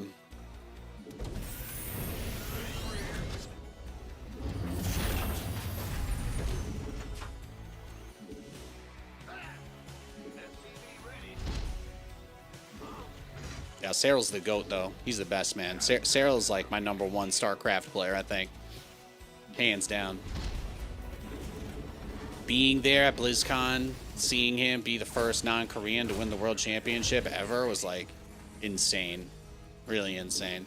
It was almost as awesome as, like, the very first time that a non-Korean won a big tournament in Korea when Neeb went over and won the GSL versus the World.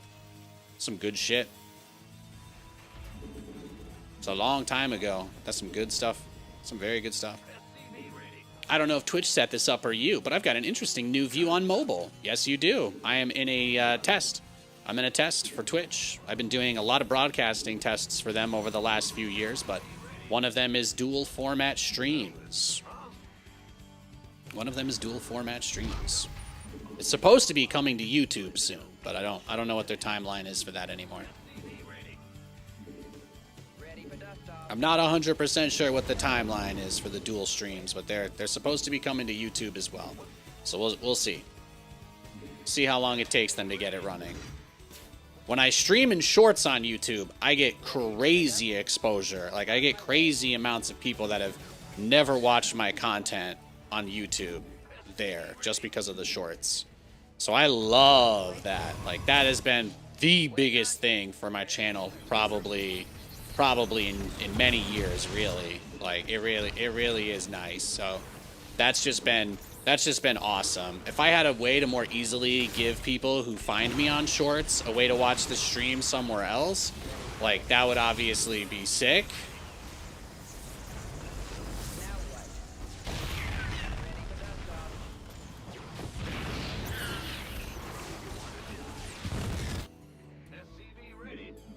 Yeah, not the best there.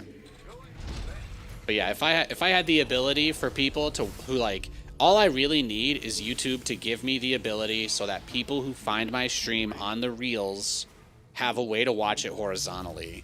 But currently there is no way to do that. So when I tried to stream in both formats on YouTube at once, most people would open one of the videos and then say, where is the other one?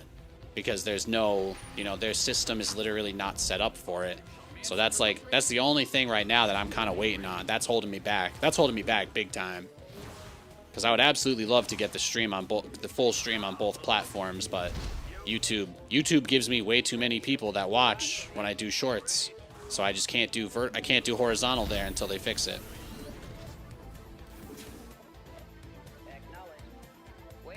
Oh damn! Yeah. Okay, he's going mass stalkers, mass blinky boys.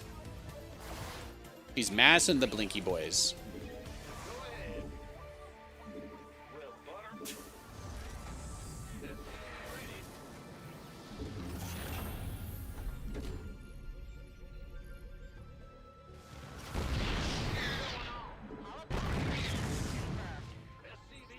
Okay. Yeah, we're getting Blink Stalker all in 100% here, by the way. There's no getting around it anymore. That is 100% what's happening. He's already got so many. And even just that last little stunt he did was super aggressive. I'm definitely expecting this guy to go for some kind of bust.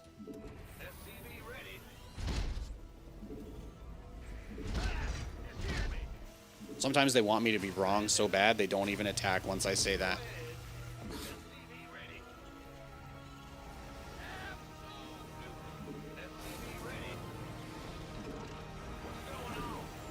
But I'm really happy with stuff though. Like, it's been doing really well. But I have that set up on my computer, so that's where it comes from.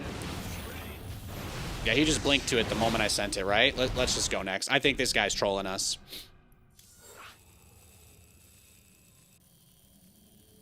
Yeah, I do link to my other stuff in the comments of it, but like, it's it's a process. It's a process.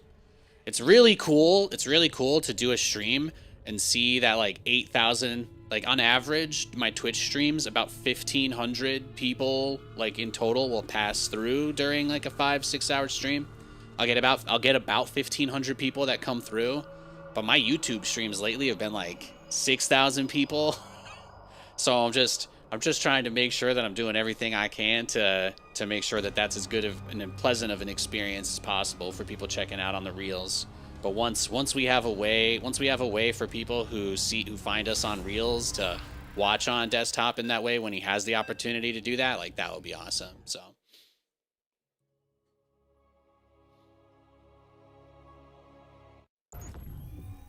yeah, 3 Sage, the thing is, I don't know if they have a different setup with YouTube than I do, but to the best of my knowledge, there is no possible way to have it be like switched between vertical and horizontal on the same like page. You can't do that on YouTube. I believe it's not physically possible. But if you know somebody who has vertical and horizontal available on the same page, not having to switch to a different video, if you know someone who has that, please send me a link. Like, not in my Twitch chat. Like, somewhere I'll see it when I'm done streaming. because I absolutely would love to do whatever it is that they're doing. I have everything set up. There is no vehicle for me to send. Like, just think about it this way. I have a stream key for Twitch. Everything goes to that stream key, including the vertical. But I have my YouTube stream key. I can only send vertical or horizontal to. I can't send 2 video feeds to the same stream key on YouTube. So that's yeah, exactly Sage. And that I found that doesn't work for me. So it actually hurts it hurts quite a bit to have that other video going that no one's watching. So the exposure from the shorts on it is great, but 99% of those people have no way to find the other video since, yeah, it's not the same page. But the day that YouTube supports that, the day YouTube releases that will be the day that I'm using it. Twitch is currently testing it, and that's why we have it here. But until YouTube changes it or YouTube starts promoting horizontal streams, I don't expect them to just start doing that. There's not too much to gain there. But anybody who's just flipping through shorts, if they watch StarCraft content, they'll get served my stream and check it out. So that is awesome. That is awesome. It's everything. I'm kind of just working off of that point.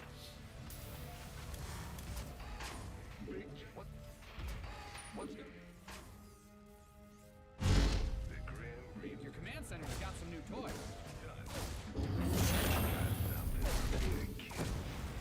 But yeah, if you guys know YouTubers who are able to do live streams where vertical and horizontal are available without using separate videos, separate URLs, send me.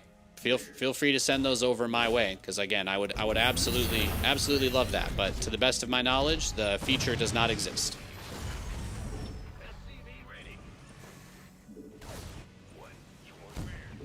Are we getting cheese? Is that what this is? GG? Let's see. Yeah, it's just a proxy racks. That's all. Let's go next.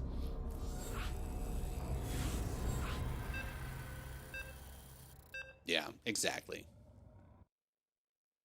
Oh, we got Barcode Zerg again. Hey, is this the guy that did the Ravager bust that we clapped? Is this the Ravager bust guy?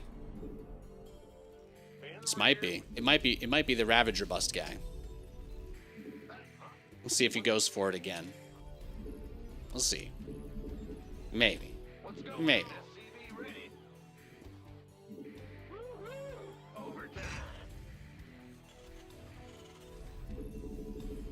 Yeah, technically you can do 2 separate videos, but it messes a lot with, like, YouTube's not going to promote 2 of your things at the same time if you're live twice. I used to do that, but you had to do it as 2 completely separate streams, which is... That right there is what I'm talking about. I knew guy in chat would come tell me that people do it anyway. I used to do it anyway, but... What I'm giving you is, like, the raw, like, looking behind the scenes about why that's such a pain in the ass method.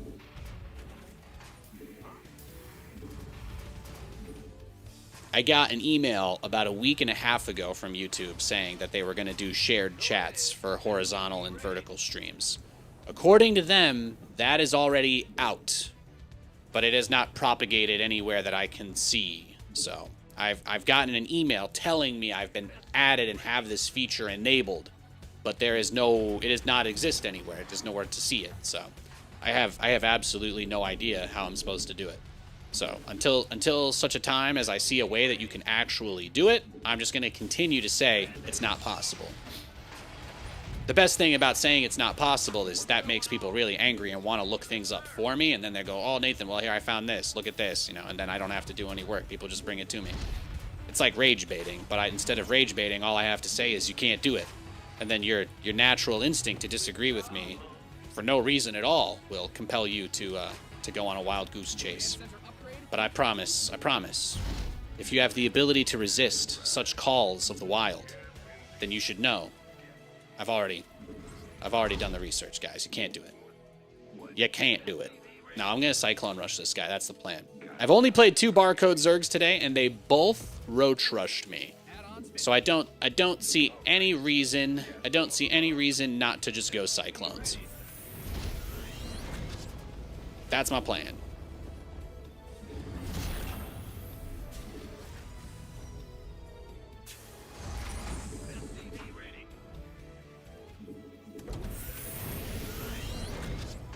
I fully expect the barcode Zerg guy to waste my time, so I'm just gonna cheese the shit out of him. That's my plan.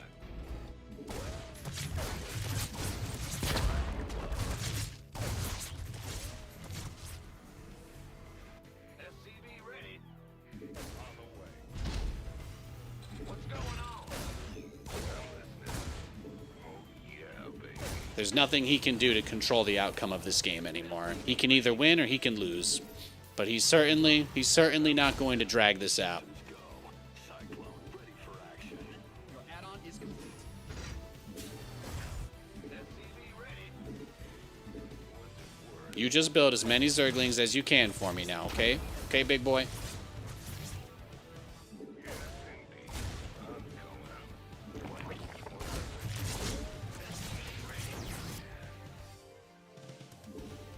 And at 3 Cyclones, we'll pull all of our SCVs and just YOLO.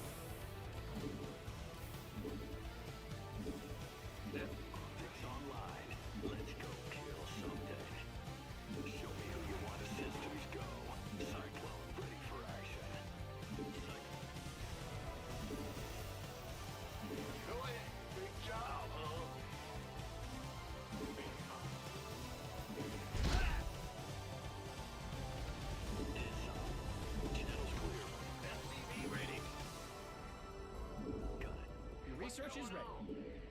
Comms open.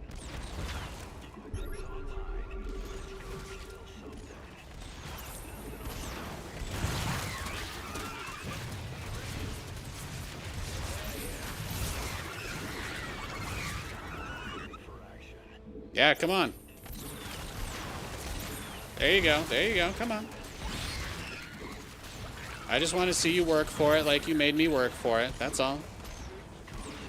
That's all. You can have the win. I just want to see you do the little dance. You can do the dance too.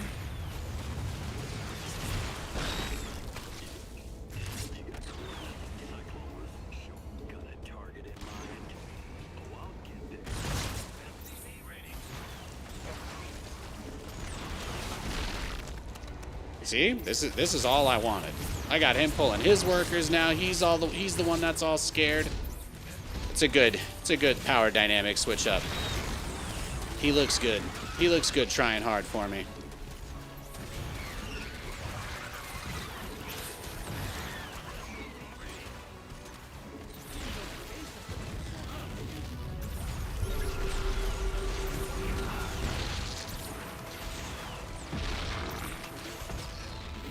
Beautiful. GG. There you go. Let's go next.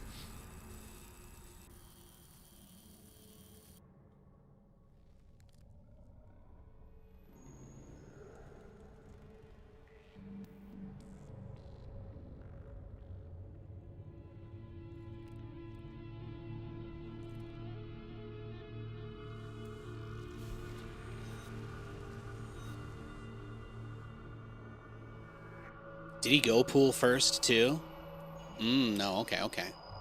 Had to check.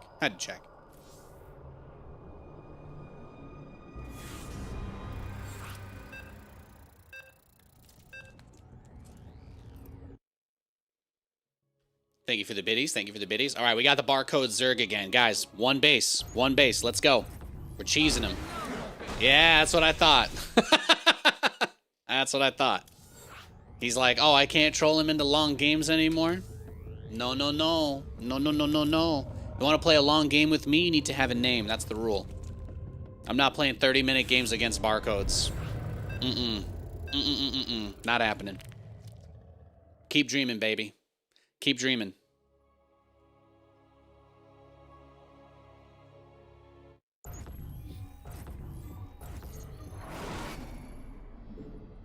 The quest for glory begins.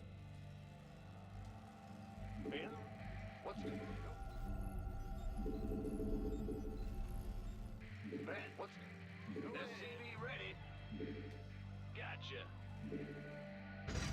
I'm going. To know can you post links? No. If you guys actually have something serious that you want to share with me that you really want me to see, you should join the Discord and post it in there, or send it to my email below the stream. I don't take anything seriously that anybody posts in Twitch chat. No offense, but If you have something that you genuinely want me to see, don't try and show it to me while I'm working. I'm at work right now. I do appreciate that you want to try and help show me something that you think will teach me something, but I might waste a lot of time on air looking at something that's completely useless. Like, you might think that you're showing me what I'm talking about, but there's a very strong chance that you're just showing me what the other guy already mentioned, that we've beaten this horse to death. So I would be absolutely floored if you found a guy who has a YouTube stream that has vertical and horizontal in the same feed and you can just switch between them. If that is what you have found, please send me an email. Please. I would love to pick that guy's brain. I would love to know what he's doing. But to the best of my knowledge, it's not possible. And I'm going to just very politely ask that we'll move on from this subject, not because it's bothering me, but mostly because I can't imagine anybody watching is enjoying this conversation. I could talk about this for hours, but I don't think my viewer base is that interested about the intricacies of the YouTube live stream back end to such a degree. Go ahead. You want a piece of me, boy?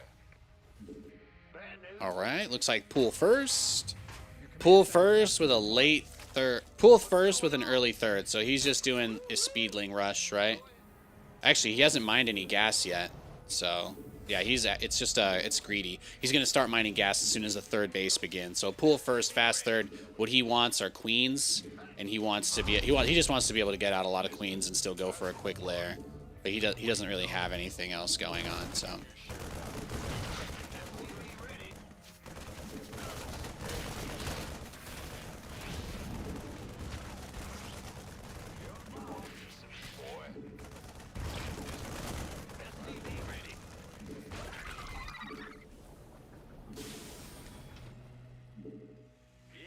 Yeah. Just a kind of weak pool first build.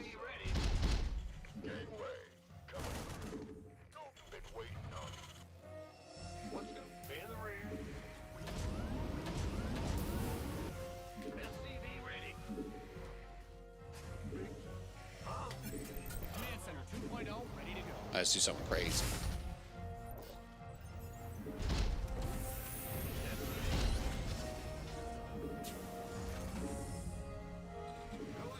SCV ready. Roger. In the rear with the gear. SCV ready. Ah, scare me. SCV ready.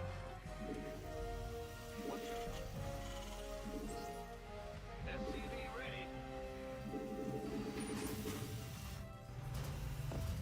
SCV ready. Yeah. SCV ready. Add-ons finished. SCV ready. In the rear. SCV ready. We'll find out what he's doing real quick. There's the lair. Yeah, he's already on his way there. He's going straight for it.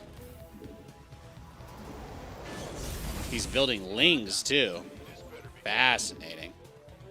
SCV ready. Yep.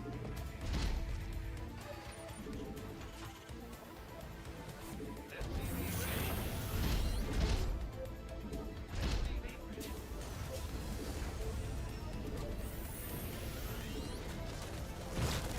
Big job.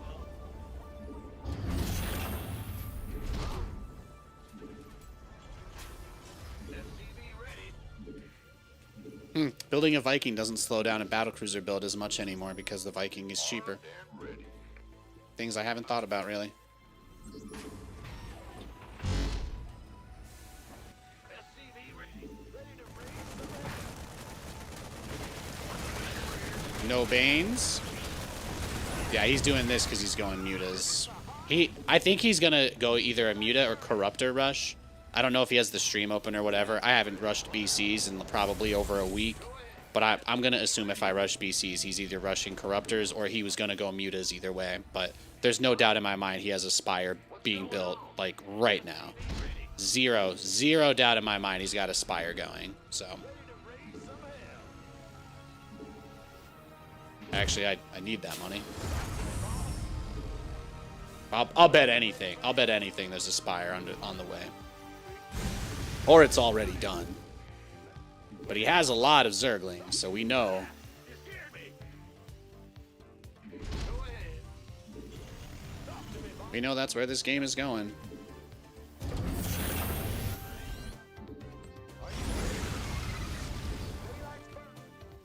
What's going on? SCV ready. Are you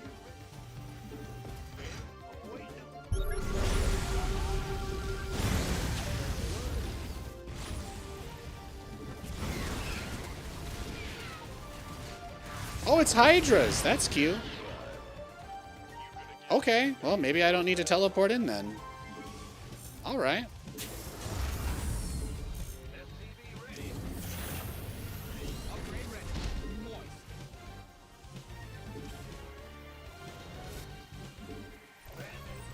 Okay. I can just probably send these straight over. I don't even need to teleport them. This way we don't risk too much. You want a piece of me, boy? You ready for war? Yes, Commander. Cool, cool, cool. In the rear with the gear. Let's see it then. Add-on is SCV ready.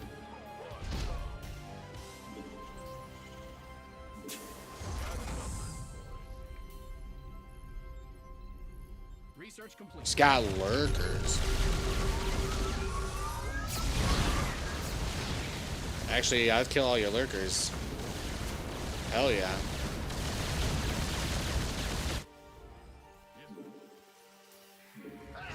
Is he gonna lurker drop me? Is that what this is? I'll just kill his lair if he doesn't have any units.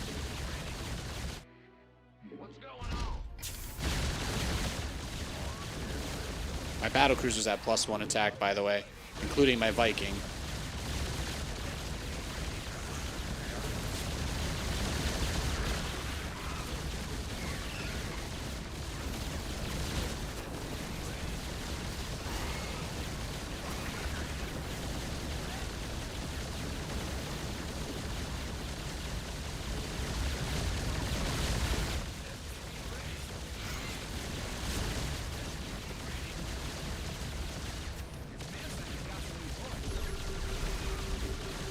Mirror, mirror on the phone, who's the baddest? Us. Hello.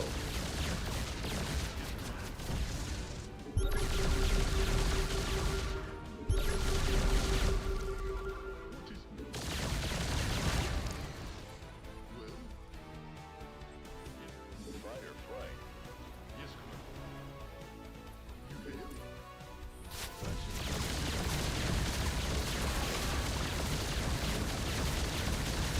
What's going on?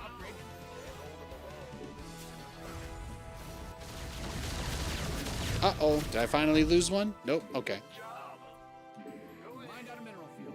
Good thing you've got more of those, right? In the rear with... Ah! You're scared, huh? Sure thing.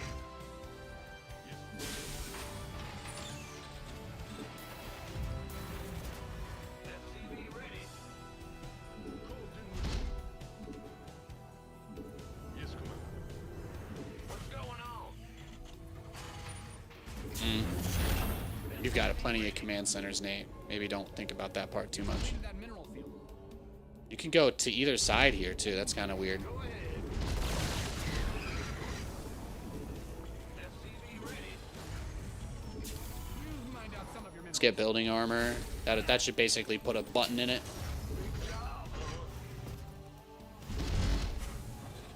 SCV ready.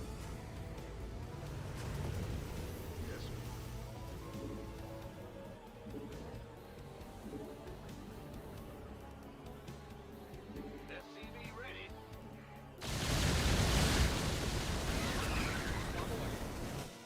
We could use some help here. SCV ready. Command Center 2.0. Oh, really? Acknowledged. SCV ready. Yeah, having to rely on, like, liberators here would be a little bit tricky. Upgrade ready. Moist. Patching you through.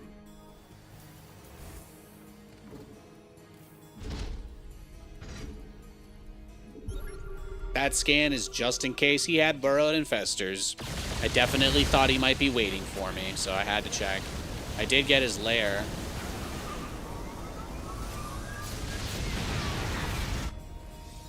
Oh, really?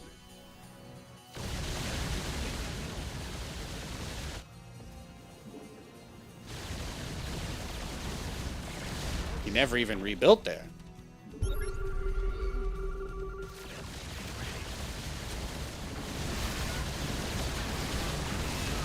You see how they're super stacked? The dream.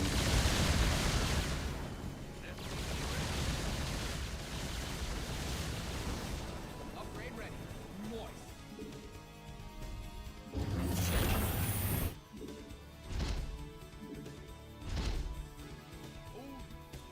Yes, Commander. Reporting for action. Oh, he's hanging in there. He did get a hive. What is he? Is his plan to use Vipers to get the BCs? Yeah, that's his plan. Okay, okay. I'm on it. See how that strategy fares once I've got 1 trillion battlecruisers. Called in the fleet. Mind out of minerals. Good thing you've got more of those, right? Go ahead. Ah, you scared me. Big job. Yes, Commander. Oh, really? Yes, Commander. Just bring all the BCs home, repair them. Bad news? How come I'm still alive? Yes. The will to live is a powerful thing. Even with no parts of you left, here you are, squirming. Command center.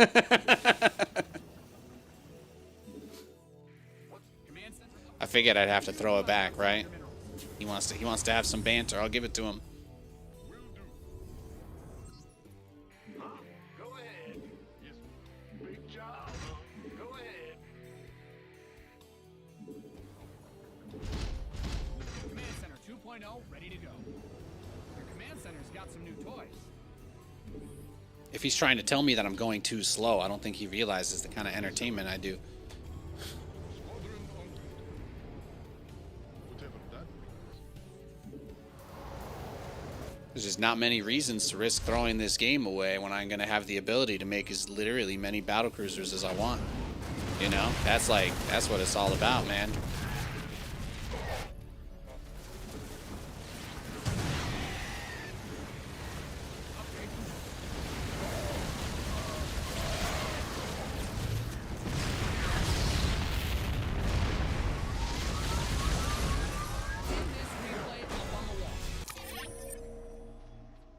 Oh, look at us. We're so adorable. Look at us. It's like besties, you know. We're like dish. We're like dish.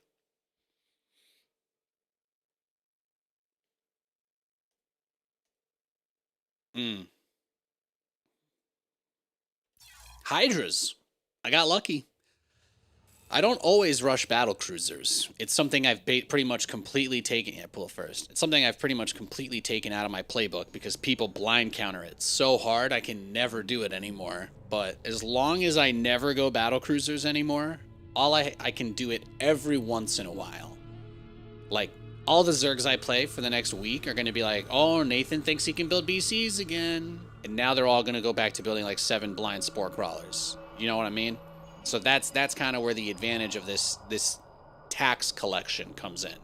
Eventually, the Nathanias tax man, the battlecruiser tax must be paid. And the moment that you truly believe you will never see a battlecruiser from me again, I'm gonna break it out. Mind games. Oh yeah. Again. Yeah, I'm 32 years old. All right, I've got a long time to lose my hair and become a skinny old dude like Jigsaw. But I just, you know, I try to live his truth. I'll leave you with that while I go downstairs to grab myself another Coke Zero, okay? Thank you.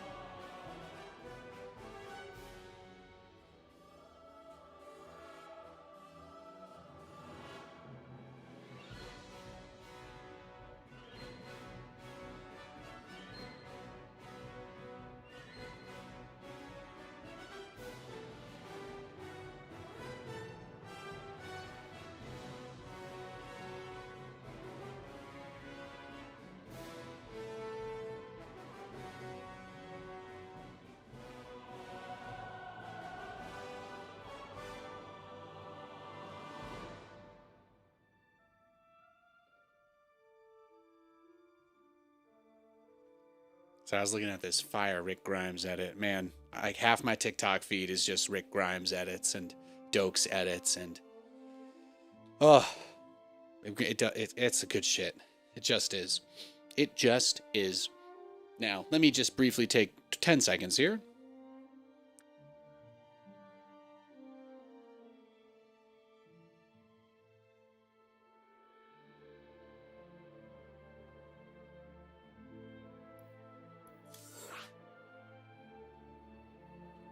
I said, all right, let's get her done.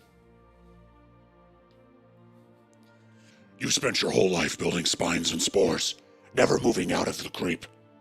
But today, the creep is the one coming to you. Live or die. The choice is yours. That's not AI, though. That's just my Roland. It's got a modulator. I know. Incredible. You really thought I was Jigsaw for a moment there, didn't you? That's Nate's real voice. Yeah, exactly. That's actually the voice I'm using right now is the modulated one.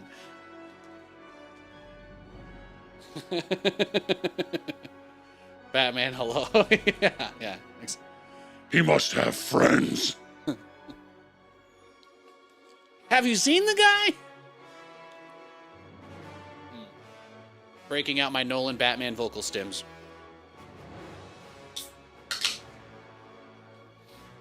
I cut off my own leg the second you started talking in that voice. Sometimes it's Scooby-Doo like that.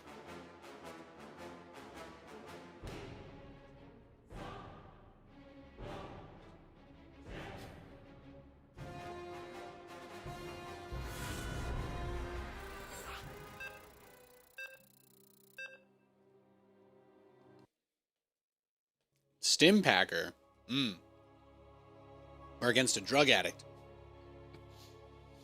You figured Jigsaw would appreciate it? I'm sure he does.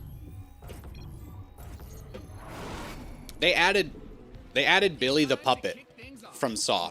He is in Fortnite. My favorite thing to do.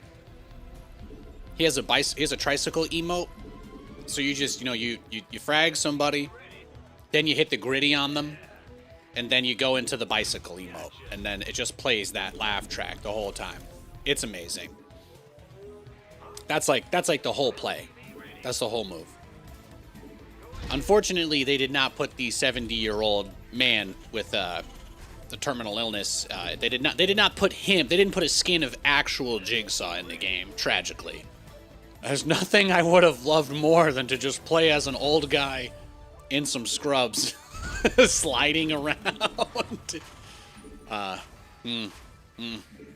It's a shame. It's a shame. Tobin Bell deserves better. Tobin Bell deserves a little bit better there. They should have put him in scrubs, trick shotting and 360ing. Now that was the Saw skin we deserved. It's kind of like how in Dead by Daylight they don't have Jigs. They don't have John Kramer either. They've only got Amanda. Although, to be fair, Hoffman does do the pig mask at one point, but Dead by Daylight specifies that it's Amanda.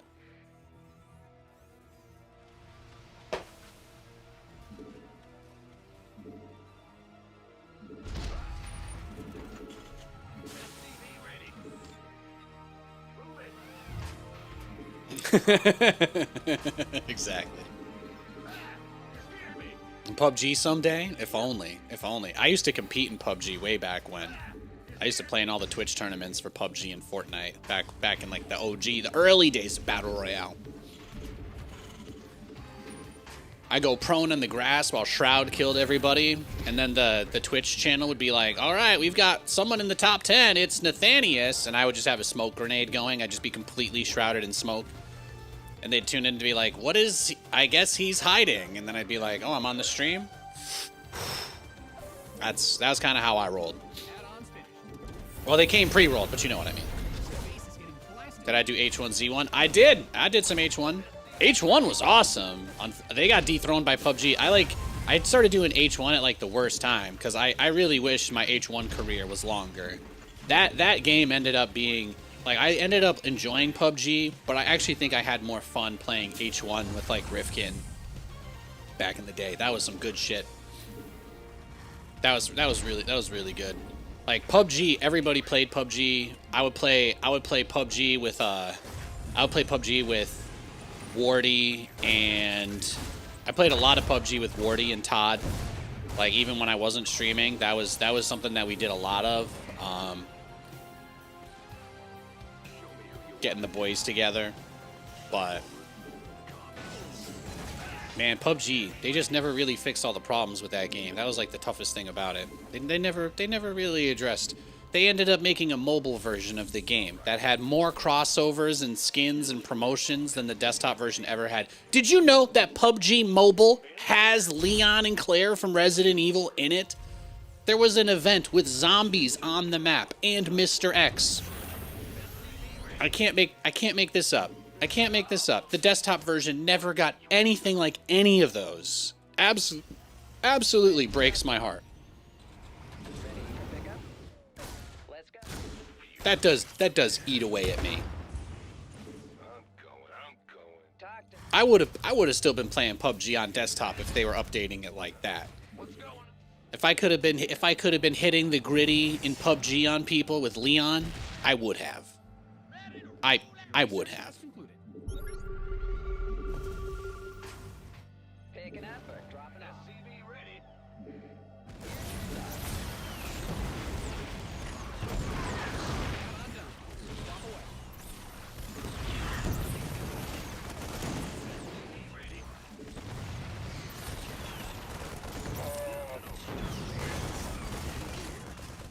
Adjusting for new coordinates.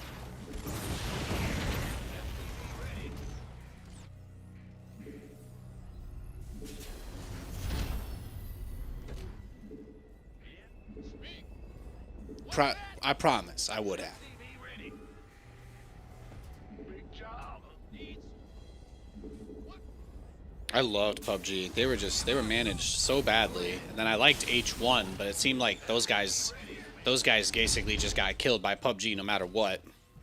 It was rough. It was rough. And then I didn't really get into Fortnite super early either.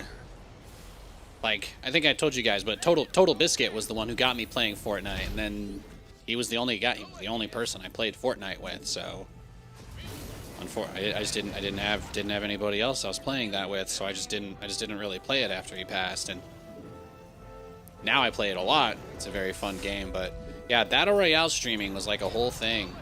And then Apex was great. I mean, I loved playing Apex Legends when it came out, but they kind of had a similar thing with some of the characters, and they were a little bit too esports focused. And really, the worst thing about Apex Legends is that it was just the hardest. It was the hardest one of all of them. Just the aiming. The aiming was so brutally punishing on PC. Like, it really felt impossible to track people in that game. But I had a lot of fun playing PUBG. Had a lot of fun playing PUBG. Had a lot of fun playing Fortnite. Blackout, yeah, Blackout was good. Blackout was good. No, what ruined Warzone was the update after restart. You know, I really could only handle that so many times. Eventually, update requires restart is the reason why I uninstalled it and never looked back.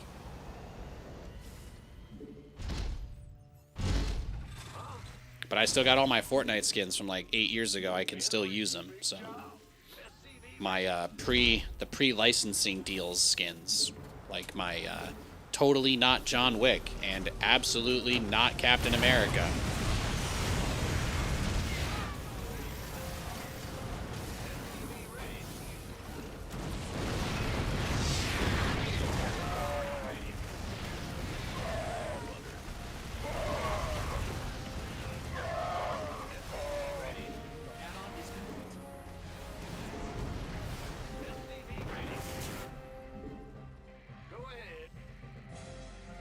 And definitely not John Wick. Great ones, great ones.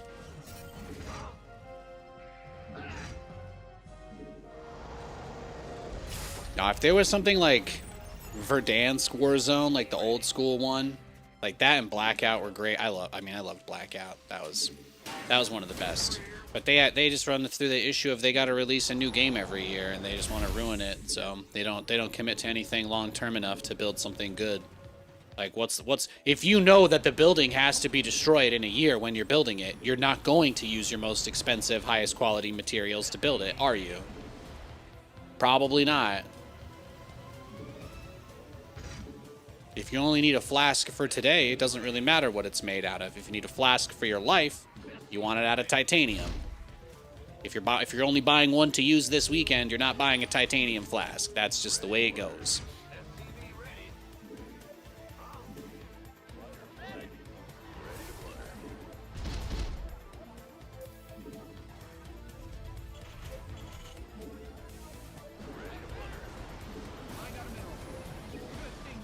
Then again, I mean, Fortnite's doing a Poppy Playtime collab, and my wife loves that game, so I don't really have anything to complain about. Can't wait. I hope they put some creepy-ass emote in the game from that. That would be nice. Completed that mineral field. What the? Give us. Ready to plunder. I see now. From what it looks like, he is just going to be playing like a Giga Cyclone Chad thing. Yeah. He doesn't scan until this exact moment, but that's okay. This is kind of the vibe we were getting from him with that aggressive push he did earlier. The real test is just going to be whether or not we're actually allowed to keep the other base I'm going for. He'll let us know soon. He'll let us know soon enough. Nah, just going right for it. That's about what I thought. So he's just going out and hunting down my stuff. We'll see. Since he has transitioned into this mass cyclone composition, I think that we can probably assume that he's expecting us to go like mass air. But I can just play. I mean, mass tank Viking that is TVT. There's nothing really unusual about that. We're on 3 bases, so even if he contains us, we can still just go for a big move out and try to kill him when we hit 200 supply. I don't think he's that far ahead of us. He has the Cyclones, but they're horrible in head-to-head engagements, so.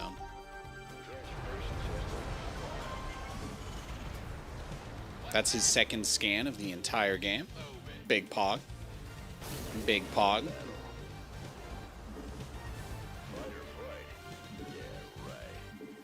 You're gonna just come over here? How long will it take? Come on. Up this ramp.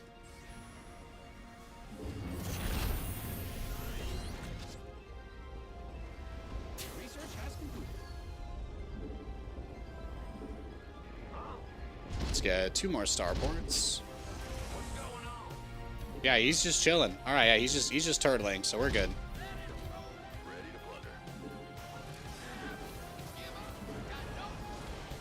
He's going the wrong way on that side too. Go ahead. Transformations. What's our target? Fight or flight. Your base SCVs are under attack. Upgrade ready. Noise.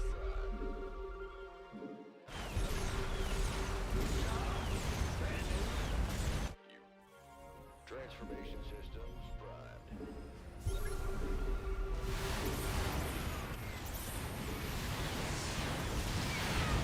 Yeah, I think he's getting us a little bit here, right?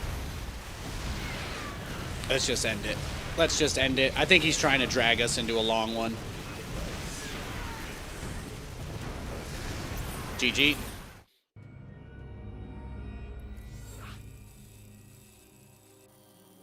The way he was just playing the edge, just deny the expo, no units left behind, not on the watchtowers, no units around the map, just going straight for it.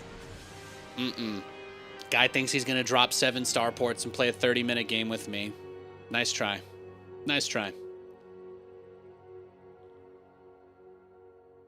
But man, playing H1Z1, those were some good times. Hiding under the staircase. I had that like unicorn mask thing I unboxed on accident. I think I've still got that video up on my YouTube when I got the the CS:GO knife pull as well. I'd kind of like to get back into playing that again. I haven't allowed myself to be humiliated yet, but I might try some CS sometime soon. Probably not on stream, but I'm starting to miss playing Cash and Inferno and Nuke actually. So if I still have the ability to just queue up for those 3 maps and just play ranked, that honestly, that's like my bag, baby.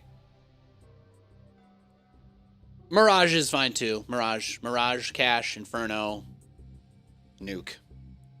4 best maps.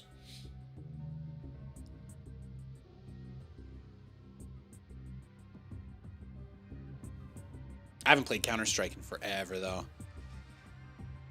Those games can take a really long time, so I'm like, I don't know if I'm brave enough to ask my wife to play CS:GO with me. I think it's a bad idea.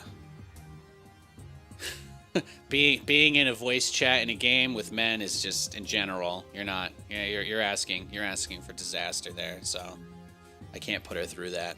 The League of Legends all chat is rough enough.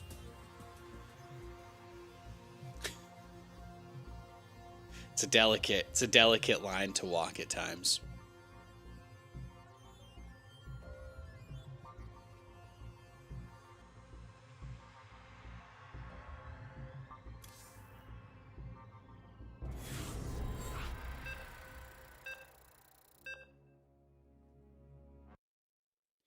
If I ever get a rematch against the Stimpack guy, though, a really easy way to test how legit he is I could just go Cyclones against him. And then if he doesn't go Cyclones, we'll have a good idea. The quest for glory begins.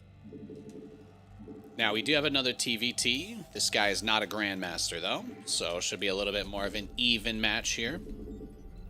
SCV ready. Yeah. I'm just going to do the same build. We'll go for the Cyclone drop, just try and see whether or not there's a quick transition into anything. SCV building the first supply depot is the one that we send to check out the bases around and just make sure that there's no proxies, nothing going on. Go ahead. SCV ready.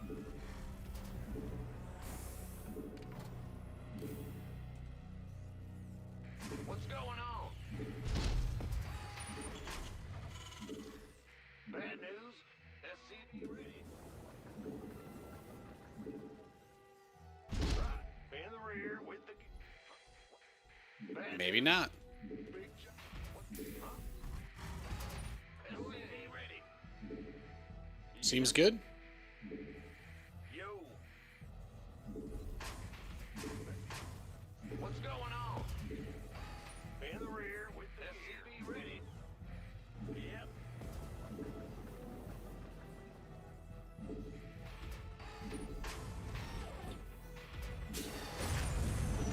SCV ready. What's going on?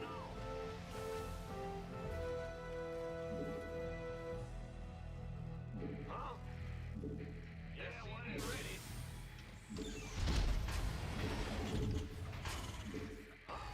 Bad news? Well, butter. What's going on?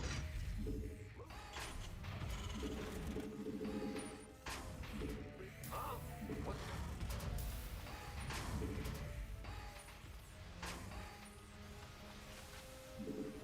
Command 2.0 ready to go.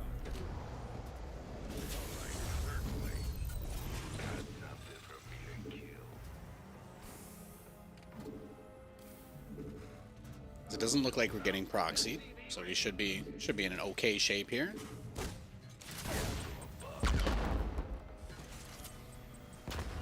Add-on done. Swap away. SCV ready?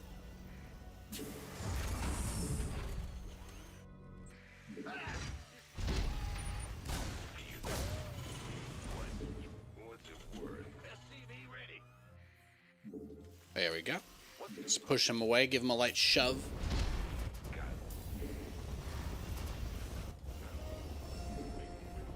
SCV ready. Fear the Reaper, man. Wow! I've never been scanned by a Terran player this early in a game of StarCraft before. Channel's clear, Bob.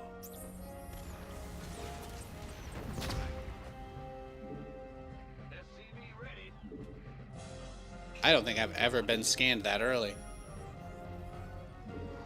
But this guy's definitely not cheating.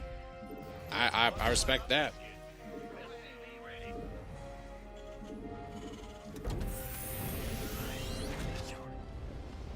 Optics online. Let's go kill something. I get ya. Ready for dust off. Light flight's here.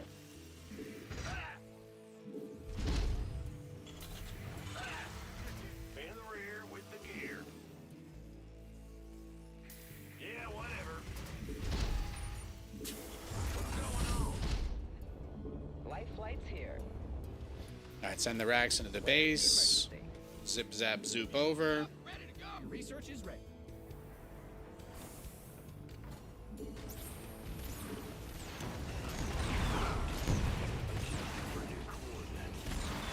Base is under siege. Add-on is complete. Ready for pickup.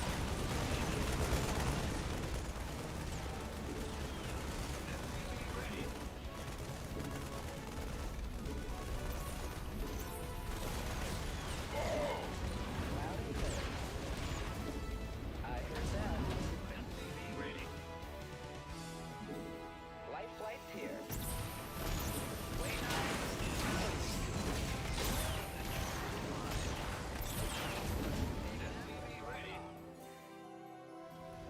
now what?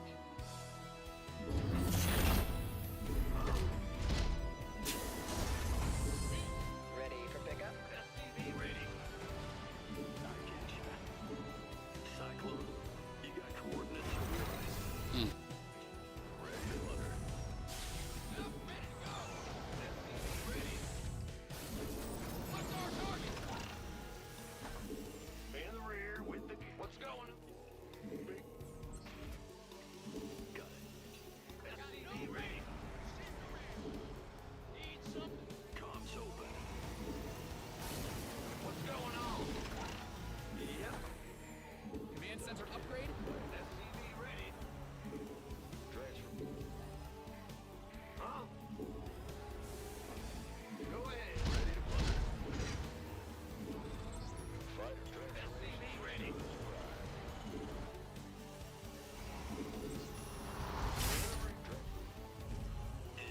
SCV ready. You ready for war? Made for enemy contact.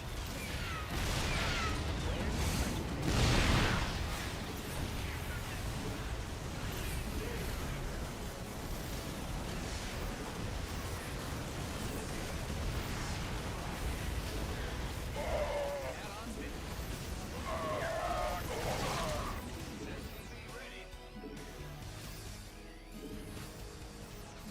Let's get it. Transfer. SCV ready. SCV ready.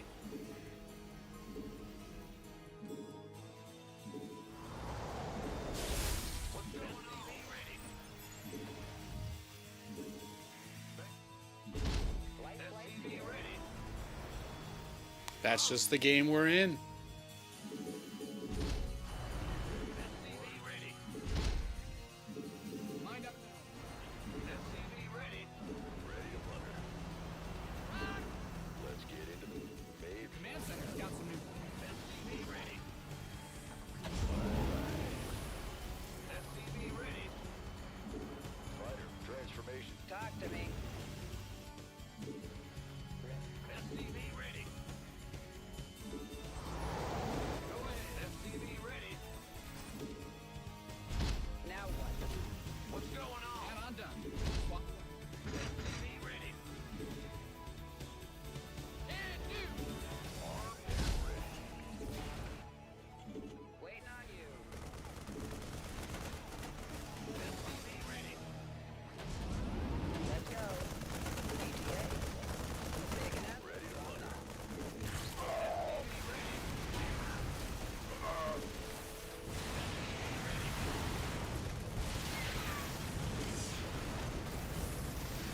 No, I clicked on the... Oh, man, I clicked on the Raven, but I guess I missed. Woohoo! I thought I had him. I thought I had him. No, he's being super greedy. He's already got that base fully set up. He is looking for it. He is looking for it. What's our target? Ready to plunder. SCV ready.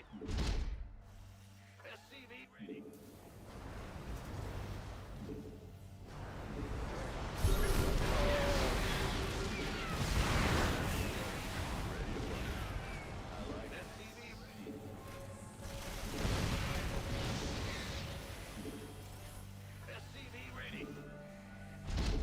SCV ready. SCV ready. SCV ready. What's that? Ready to plunder. SCV ready.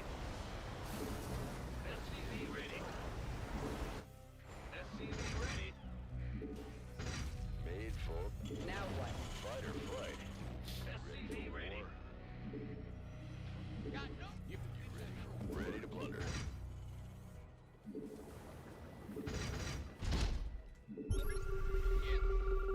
Where's the emergency? Made for battle.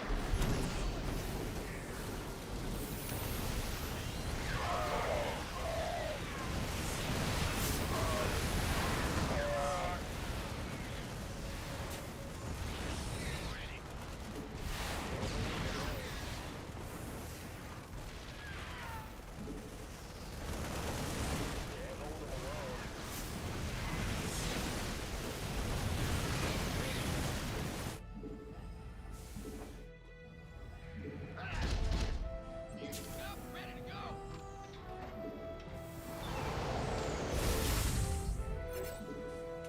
What's our Definitely didn't get the damage I was looking for there. Trying to bring the pressure here. I felt like I had an opportunity to counterattack, but he isn't. He's not going mech. He's kind of just playing a straight up bio style. I don't have the liftoff ability yet either.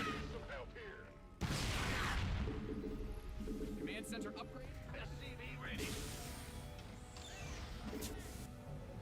Hmm. SCV ready. Go ahead. SCV ready. This better be good. Speak up. Ready to plunder. Lay it on me. Fight or flight. We could use some help here.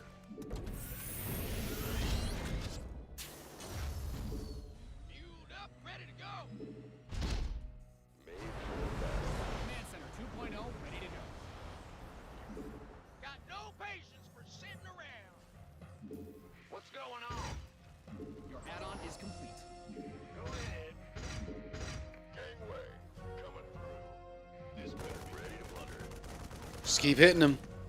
Just keep hitting him as much as you can.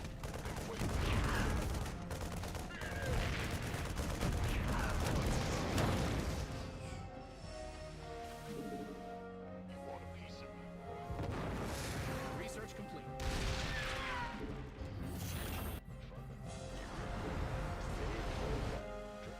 Nah, when we can't kill them, when they're playing this well, like this guy is playing well, it's pretty clear that I'm not going to be able to beat him.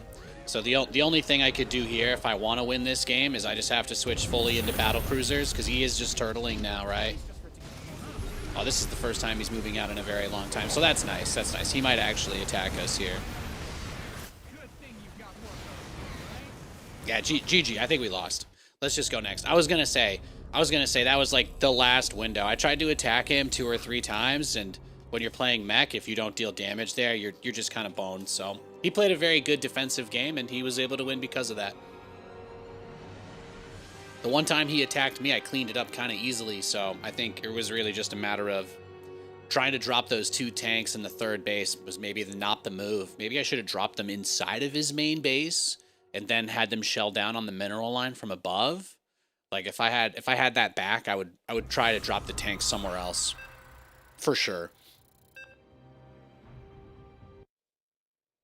Just didn't end up being a very good position for us. All right, we've got another Terran versus Terran. GLGL.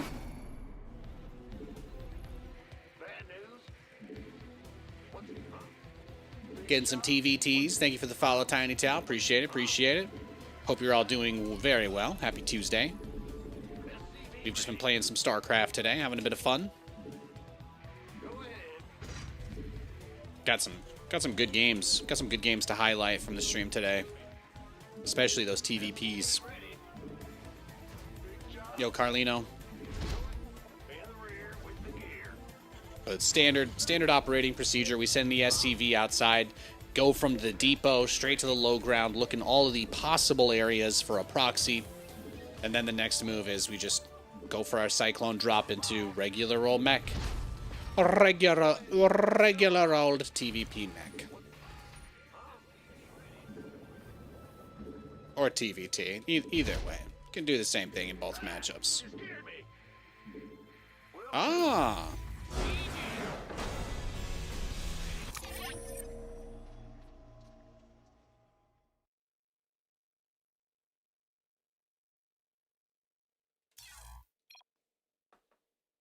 That guy really wanted... He really wanted to move on to the next game as fast as he could, huh? Sometimes it'd be like that. You remember the motorcycle thing? I do still have a bunch of those clips. The biggest issue with them is that a lot of them do have some copyrighted music in them, so I can kind of clean them out using AI stuff, but it does kind of jarble some of the noise too. So I don't really have a cost-effective tool to run all of them through. Like, most of that stuff costs a lot of money to run or use. Like Topaz is crazy expensive, so I don't really have access to anything like that. But I do have a bunch of those old clips in the event that at some point I have the ability to process them all. But once I do that, then we can go back to having, like, what I used to do was when I was out of game or if I was taking a break on stream, I have a scene set up where I would just put like a bunch of old highlight videos from previous streams up and kind of running in a loop. But they'll taint the VODs. They'll taint the VODs if I do it with sound, so.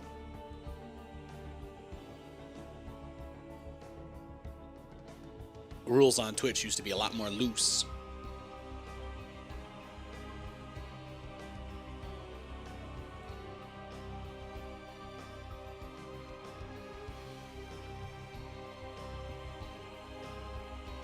But we are searching for another game. I'll let you guys know when we get in there.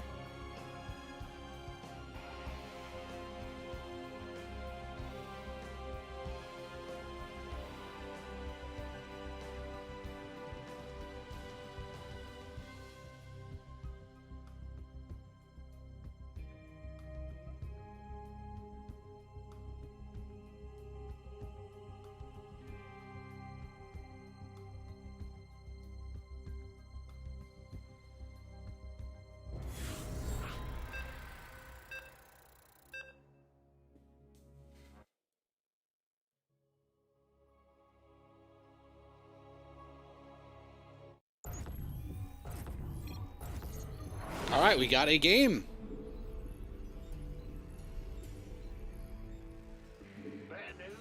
It is a random player. I do not know what the matchup is, so I'm just going to do my TVT build. That's the least stressful option.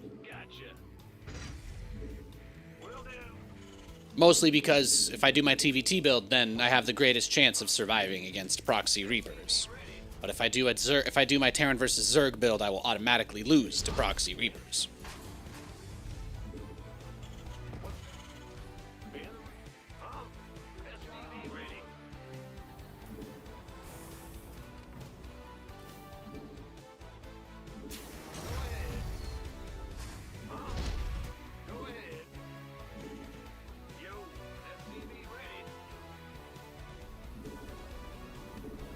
Arc Raiders, is that a new unit in the game, or is that like a strat? What's going on? SCV ready. What's going on? Big job. What's going on? SCV ready. Yep. What's going It's a looter shooter game. No, that doesn't sound interesting at all.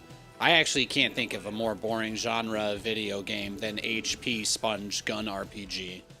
I miss when RPGs were just like difficult games, that it was like, you know, some enemies are just actually harder to kill than others, rather than do you pass a stat check to fight this enemy or not. Like that's, I've never had an interest in any of those games.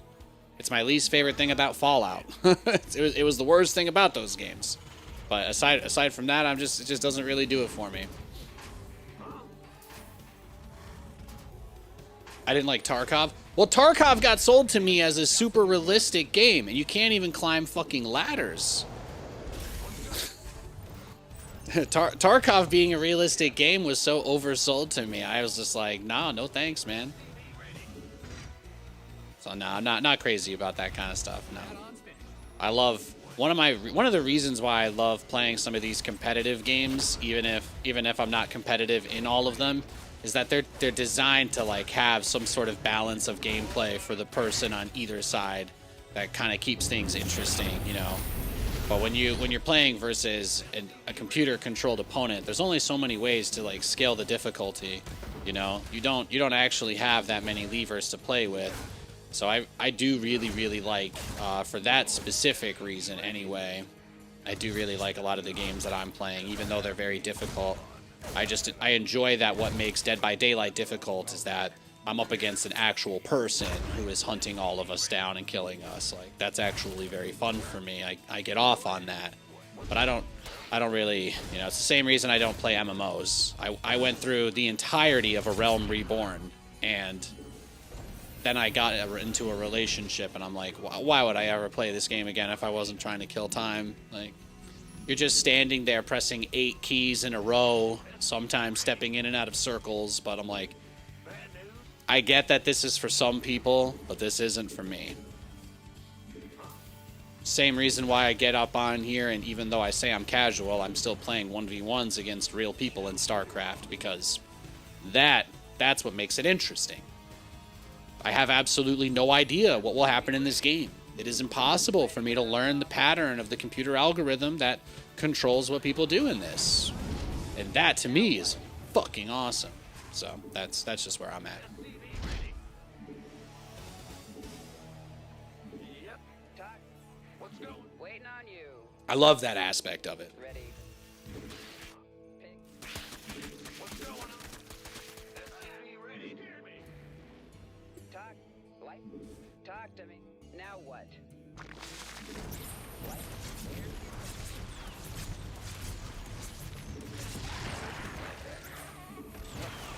Your base is getting blasted. Add on done. Swap away. SCV ready. SCV ready.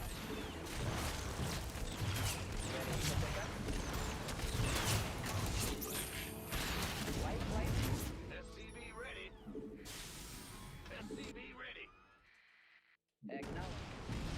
Coordinates or what? Engine. Show me who you want to die. Now what? Let's go. ETA. Waiting on you. Command Center 2.0 ready to go. Picking up or dropping off. Reporting for action. Nothing'll stop me. SCV ready. Got freedom? Heading out. Life flight's here. Waiting on you.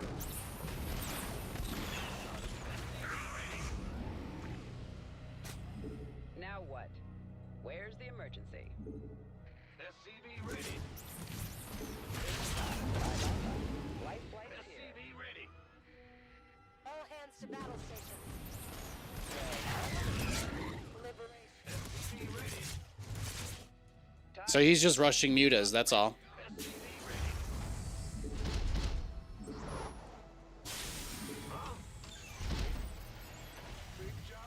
He's rushing mutas, and I'm already building reactored liberators, so. Waiting on you. SCV ready.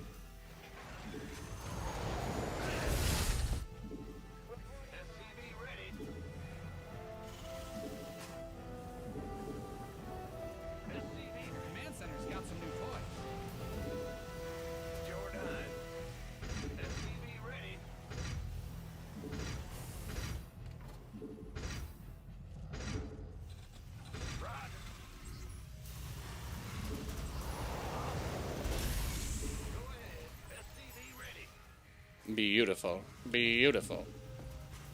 Easy. Ah, Commander.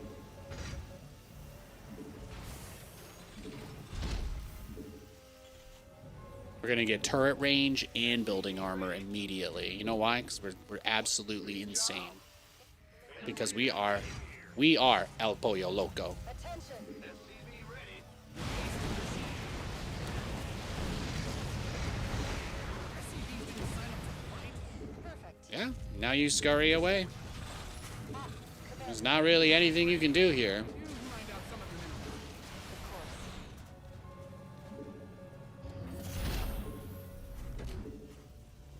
Where's the emergency? Your research is ready. Initiating. SCV ready. We re- Bad news. Thanks for the follow. Appreciate it. Commander. SCV ready.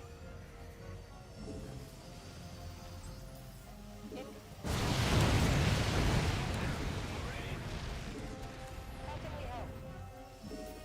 SCV ready.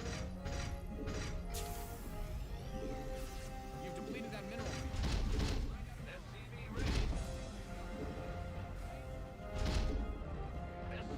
Liberation is at hand. Ah, Commander. Talk to me. SCV ready.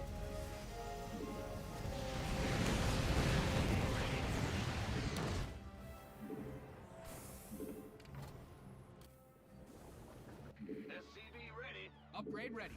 Noise. Initiating. You've mined out some. SCV ready. Command center upgrade complete. Yes. Ah, Commander. Perfect. SCV ready. Course set. Add-on done. Swap away. SCV Your research has concluded. Yes. How can we help?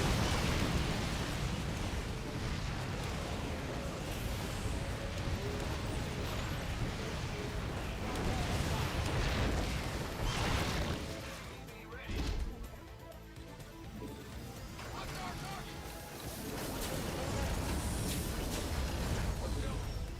Reporting for action. Command center 2.0 ready to go. Gotcha. Add-on finished. What's that? What's our...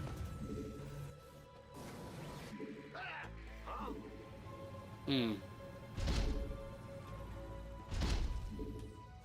Bad news. Yep. I'm good. We have standing by. Yeah, he's played very, very, very, very, very carefully since we had that first attack.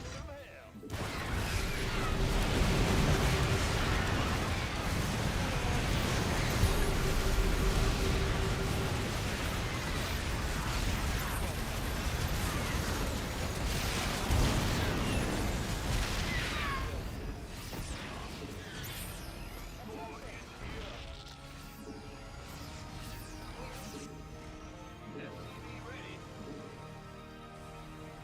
See, no big deal. Still fine. SCV ready. We are still A-okay. SCV ready.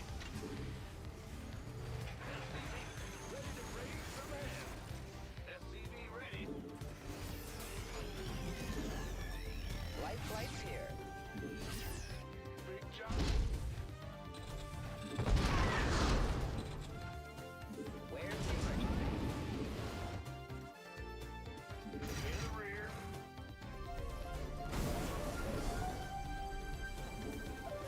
Base is flash.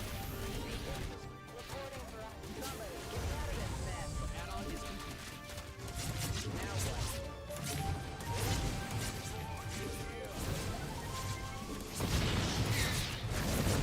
Wait. Where's the emergency?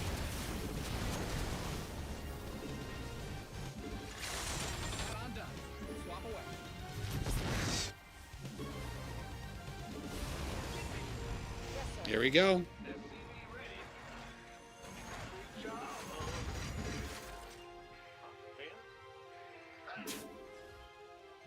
I just need to get a 4th base. Upgrade ready. But he's had a really hard time stopping me from doing what I want this game, so that's nice.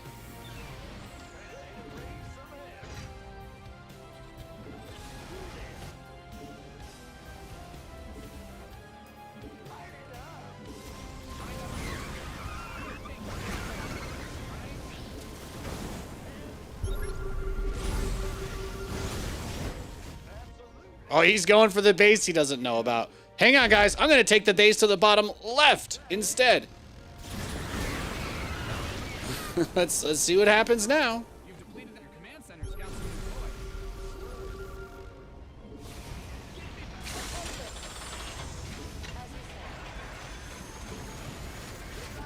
Oh, all of a sudden, he's not even going to go up the ramp. He didn't even go up the ramp, guys.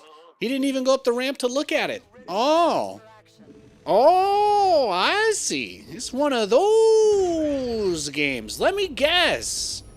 There's just going to be some guys over there now. He doesn't have the watchtower either. Yep, it's all adding up. It is. The pieces are coming together, boys. There we go. The mad scramble. The angry drone pull. Yes. I know exactly. I've played these games before.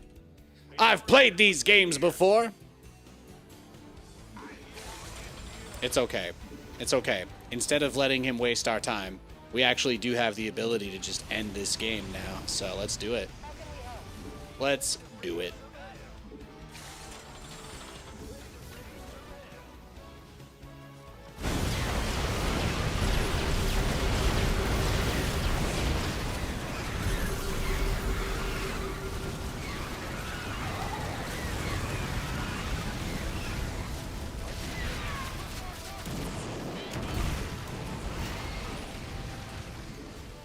Yeah, we're still going. We're still going, buddy. I'm not. This isn't. There's no scenario where you get to drag this game out any longer. None. Make peace with your god.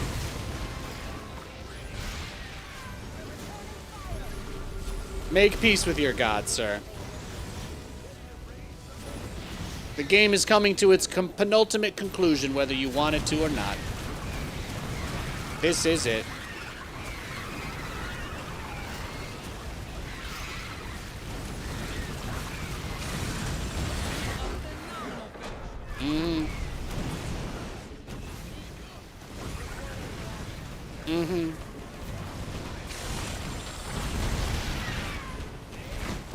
Oh, he tried, though. He did. I probably tilted him when I made all the liberators against his mutas. I imagine that completely mentally shattered him. I imagine that completely mentally shattered him. When he's like, I did it. I did it. I survived the 2-base pressure, and now I can take my 3rd with the Spire. And I was like, I got 8 liberators, bro. Good luck. Good luck. Look at that, resources lost. I mean, he definitely was able to extend the game, but I didn't mind him dragging it out because I figured we had won this basically with the first attack. Let's take another look at what happened during this. So, worker count wise, we're down close to 10-ish. This isn't too crazy for TVZ. We're going into 3 orbital. I did a kind of aggressive build because he was a random player.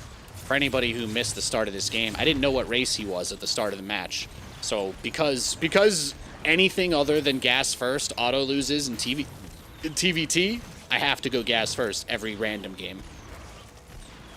It's not possible. The first gas has to be taken at like the 38-second mark, which is not possible to scout your opponent by that point. So even a little bit before then most of the time. So I was like, I'll do my Cyclone drop build, but I feel like I got a lot there, right? Yeah, 12 worker kills this early is pretty much GG. I should have been able to get the queens too. This was a little bit sloppy there. But we put on so much pressure. And he didn't have anything. And then look how fast we catch up on the worker count after that too. So by the time we move down and take this base, we are set. And then he does barely get to Mutalisks on his 2-base economy. He checked all the bases. He checked for ninjas. But then, like, yeah, Liberators, man. I just had a bunch of Liberators, and that's the thing. That's the thing. We talked about this earlier today. When you're going for a Mutalisk build, if they rush Mutas, one of chat's favorite questions in this stream over the years. Nathan, what happens if he goes fast Mutas? We could see pretty clearly in this game that the effect of him going for those Mutas was that he didn't have anything before he made the Mutas. He was only on 2 bases. He didn't have the economy. He lost drones to the harass because he didn't have any units. He didn't make anything until I was already killing his stuff. And that's what made it so difficult for him. But the other thing is, in any scenario where you get Mutalisks on 2 bases, it's just not that much income. It's really not. Zerg players need like 3 fully operating bases to afford Mutalisks. So the fact that he is on 2 base Muta, and I've got reactored Liberators pumping out nonstop, and a bunch of turrets, and I had like building armor and turret range, and it's like, Nathan, doesn't this seem excessive? But I'm like, look at this. I'm on even economy with the Zerg. I actually have 10 more workers than he does at this point. So like, why would I not want to invest into securing my lead? You know? I get the turret range, I get building armor, because he's got absolutely nothing, right? He's got absolutely nothing going on economically, so I don't have any, there's no risk of falling behind. He even made a couple corruptors too.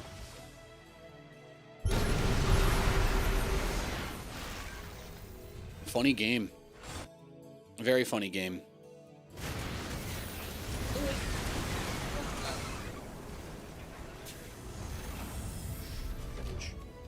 But yeah. And then he went for this.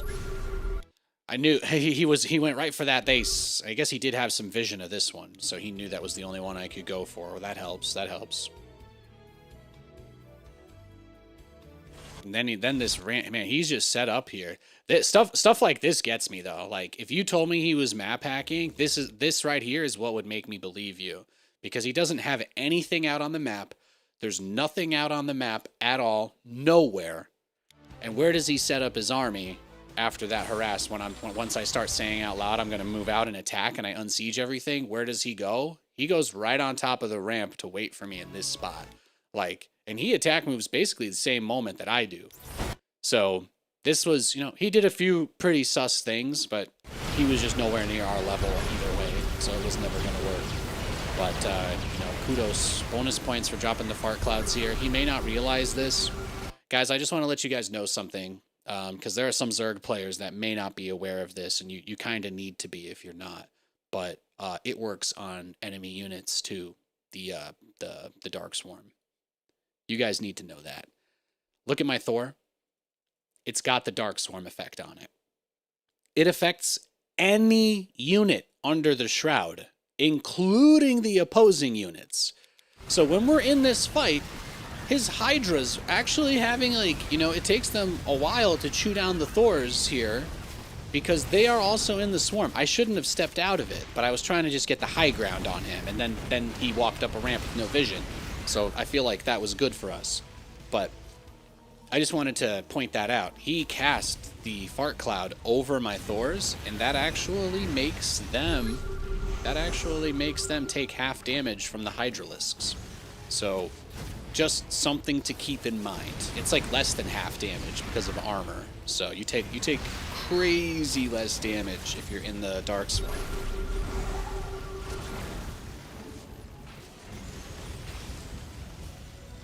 Crazy less damage, which is not enough. Trapoha? I don't know what that is. I don't know what that is. His name was awful though, so we could, might be a little on the nose, but we could throw that out there. What a fun game. He did play random. That's the last thing before we bully this guy too hard. He was playing random. He could have been Terran, he could have been Protoss, and we could have easily lost in either of those scenarios. But he got Zerg, and unfortunately that's like our best matchup historically. So how do you beat this with Zerg Banelings? I think you could probably I don't know, you just have to play better, really. You made a Taken reference? Oh yeah, that's true. I don't know any of the names. I just say the vocal stems, really. That's what I'm about. Yeah, extraction shooters. Can I climb a ladder in them? You know what I mean? I gotta be able to pitch taking an edible and playing the game with my wife, okay? I gotta be able to pitch it to her if I'm adding new multiplayer games. Because otherwise, if I'm playing multiplayer games by myself, I've already got League of Legends. And StarCraft. Alright, I just have to pee. We got a bunch more games coming up tonight.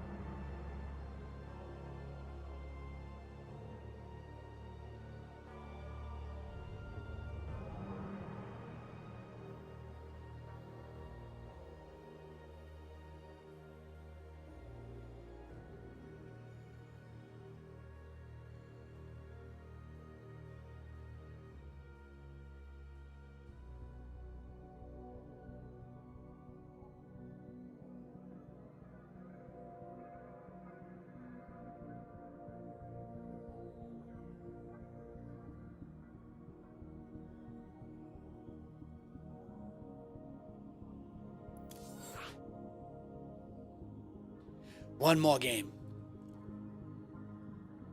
Well, we got time for plenty more. We got time for plenty more. Thanks for the follows. I saw a bunch of people follow from that last match. That was pretty sweet. That was a pretty sweet game. Thank you, guys. Whew. We've been going on, getting to hour number 6 now. This is usually the part where I should probably go play Madden or do something else for a little bit, but you know what? I'm just going to power through another hour or two of StarCraft, and we'll call it a night. That's my plan. So at least a couple more games. Minimum. I got you. You can't decide what race to main? That's a tough question. There's drawbacks to each of them. I think most people don't enjoy mirror matchups in general.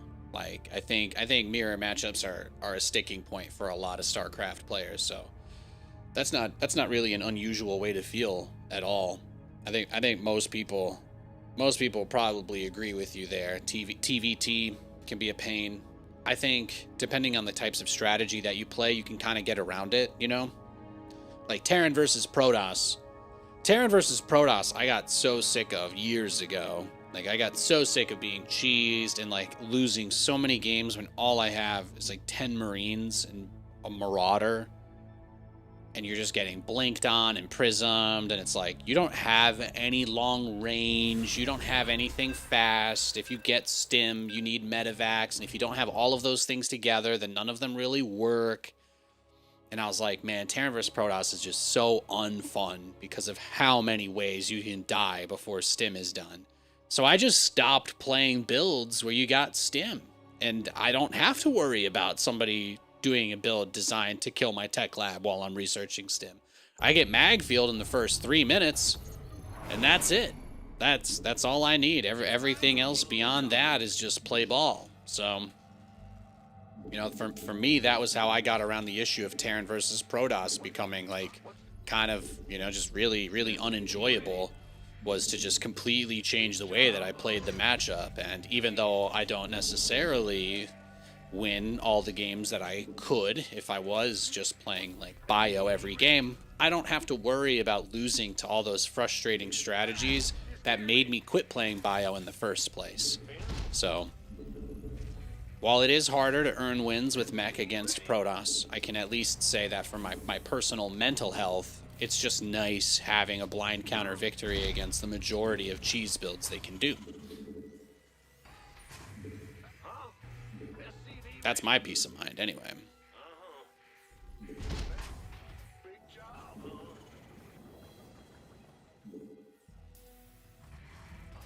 Bad news, SCV ready. Fan the Hola, baby. big job, huh? Mmm. Ay, ay, ay. SCV ready. Te tiene mi corazón, señor. Go ahead. En mi corazón es en fuego.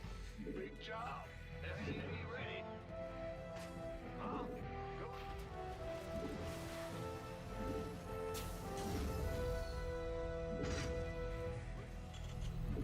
SCV ready. Does SC2 run on a MacBook Air M3? I got no fucking clue, bro. No clue. I haven't used a laptop in many years. I do still have my old MacBook, but at this point, it's no longer. I don't even think it's I don't even think it's relevant anymore, right? It's got like an Intel I've got a MacBook with an Intel CPU. Let me tell you, there's quite a few things I can't install on that bad boy anymore. I do not know. I do not know. Fan the rear. I've got a 2018 13-inch MacBook Pro. I do love it very much. But I don't think I can speak to whether the M, what is it? If you've got M on it, then that means it's the metal, right? The Apple Silicon. Let's just GG. Let's just go next. I shouldn't have sent my Reaper across. That's my bad. We'll just queue again. We might even hit the same guy. But yeah, I don't know if it runs on a MacBook Air. I'll tell you that on my... I don't even remember what the specs are, but I think it was like a 4-core i5. That was the only thing I was specific about the MacBook that I got, was that it wasn't a 2-core one, but that's it. That's really it. I don't think it played StarCraft very well though, even on the Iris Pro, mostly because laptops don't put enough power into the CPU for one core to draw enough energy to play the game, because if it did, it would overheat and melt in your lap. Tragically. You ever try to play a co-op game with Stu Kov and Stetman on a laptop? Straight up voids your warranty.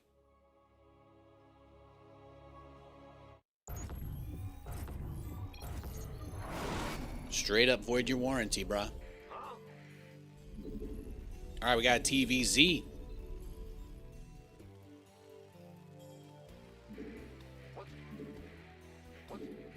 SCV ready. Yes, sir.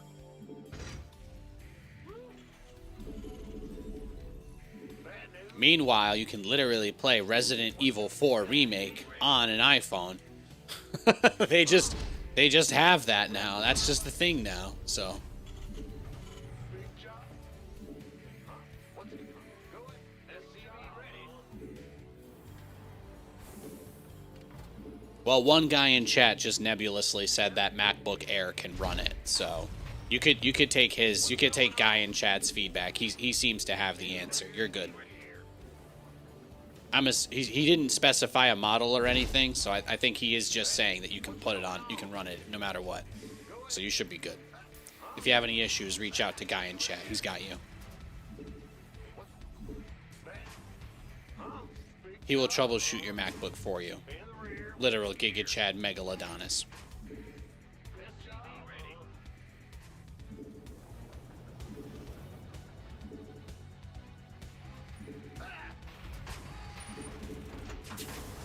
His name is Call Me Mac? Oh, shit.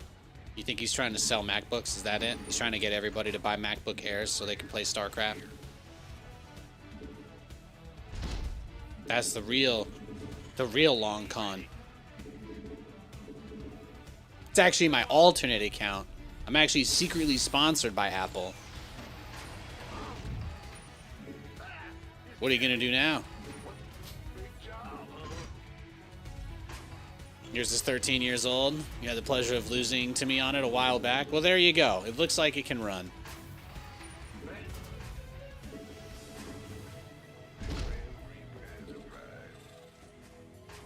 Command center upgrade. My coffee cup slowly falling to the ground in slow motion. In slow motion. Yo, thanks for the YouTube sub. I appreciate that. We're almost at 10,000 subs on YouTube again. We're like 20 or so away. That's pretty sweet. It's pretty sweet. So we're getting there. We are getting there. SCV ready.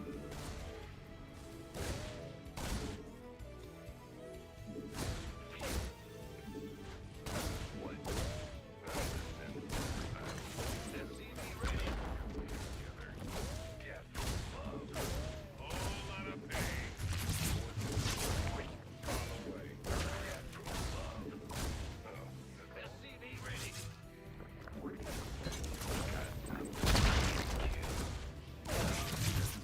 Systems go. Cyclone ready for action.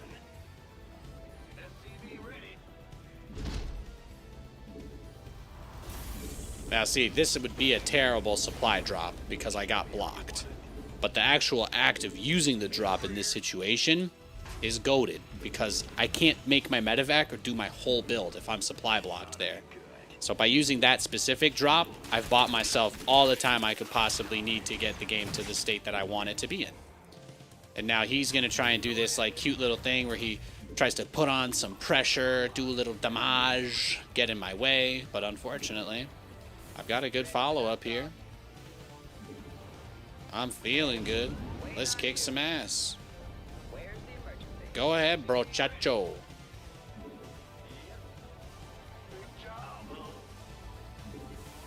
Life flight. Ready for pickup? ETA. What? SCV ready. Now the dream would be to get the queen. That's really it. It's all about the queen here.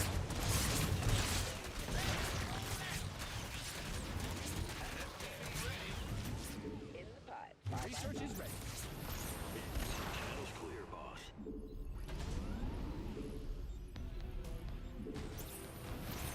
SCV ready. Heading out. Waiting on you. Now. SCV ready. Liberation is at hand. Loud and clear. Comms open. Show me who got it. SCV ready. Full speed. Got free. Talk to me. ETA. What? You didn't build your base just for that. SCV ready. Picking up.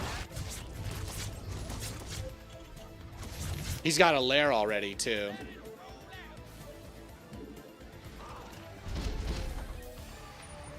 SCV ready. Let's go.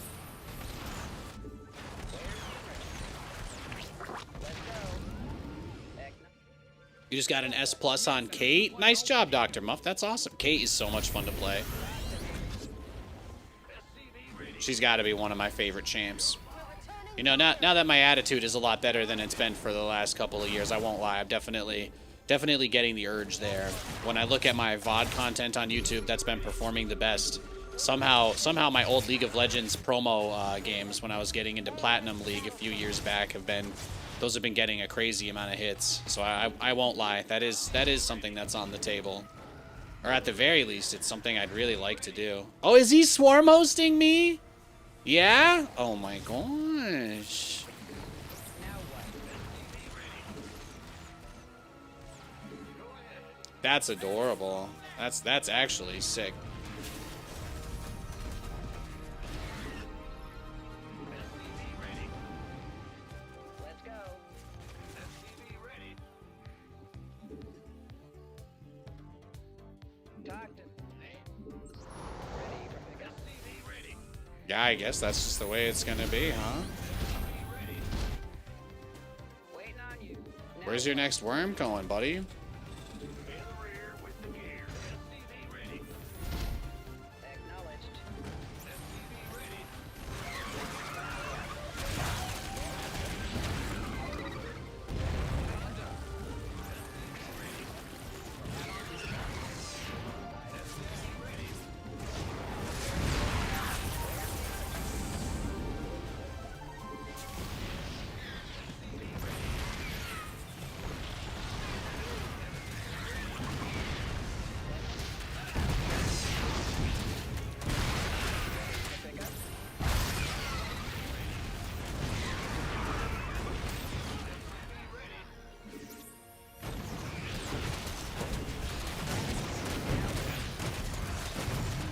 Yeah, let's do it.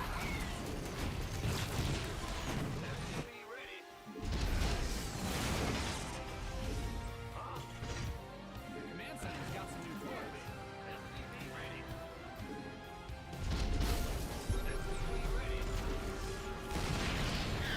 for pickup? Where? Oh, he wants the tank. Yes. Right. Of course. Of course. SCV ready.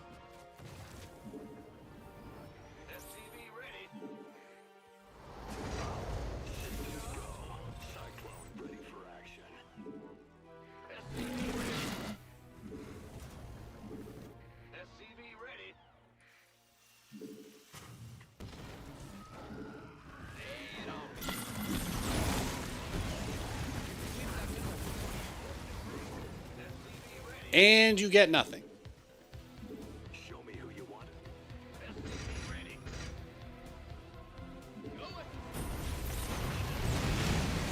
SCV's under attack.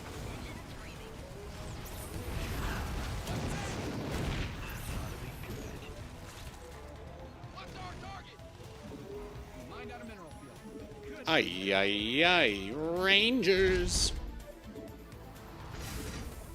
Oh, he is trying, though.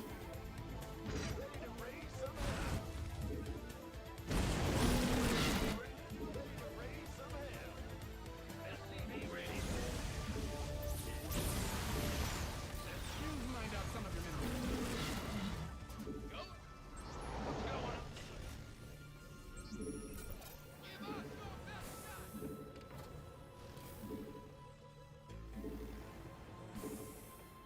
Optics online.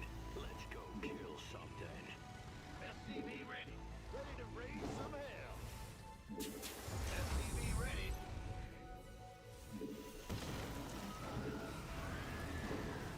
Oh, yeah. See, this is perfect, though, because this puts us into a position now where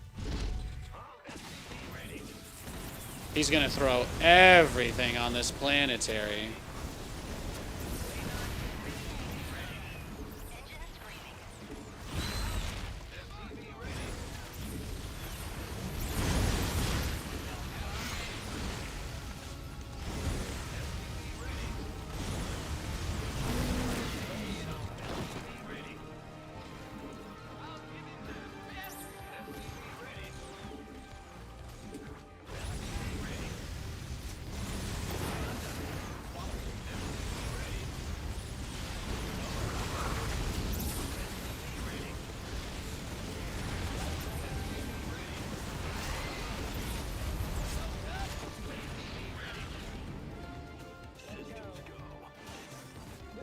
Your SCVs didn't sign up to fight. SCV ready. Sure thing. He's putting up a fight. He's putting up a fight. Research has concluded.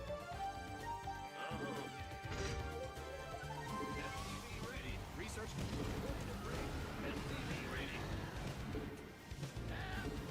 I got my ears on. No? All back. Inbound.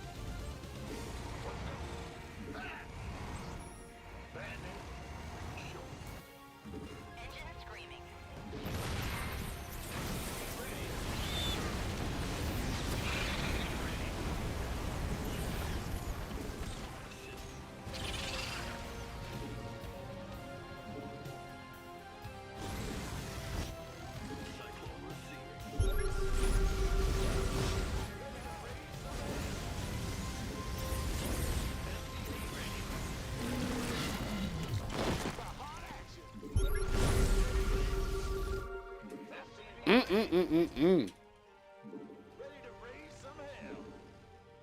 What a game, huh? What a game. What's going on? At least this guy's pushing me to the limit. This is actually a nice match. Systems go. Cyclone ready for action. This has been a sick series. Go ahead. Got no. What's our target? Ready to raise some hell. In the rear with. Go ahead. What's that? He's going even further away now. Sure thing. Good. Well, we got him to drop all the swarm hosts somewhere that don't do anything, so that's nice.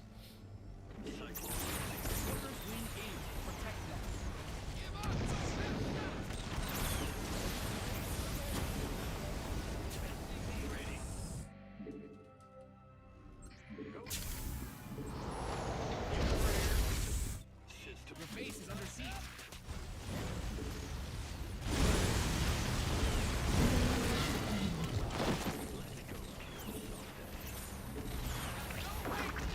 Receiving.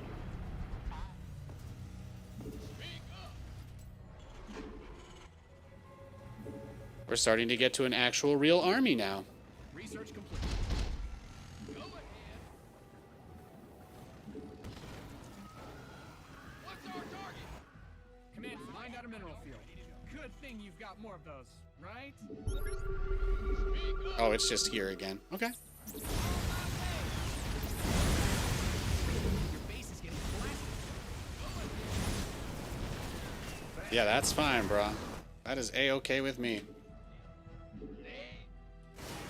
SCVs are being liberated in the worst way. Your SCVs are under attack. Go ahead. Look, he's such a turtle, too.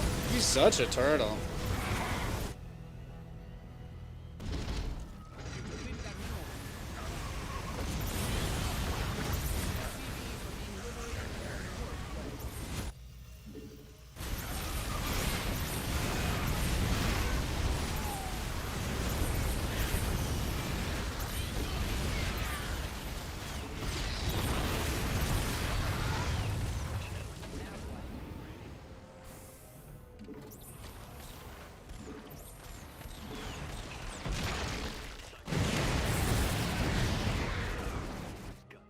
Your add-on is complete.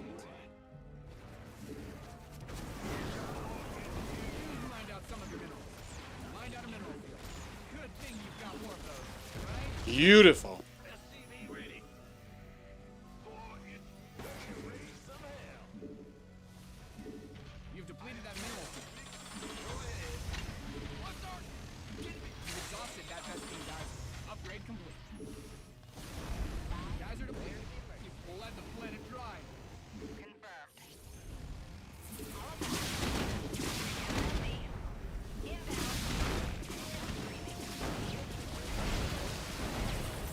Mined out some of the upgrade ready. North.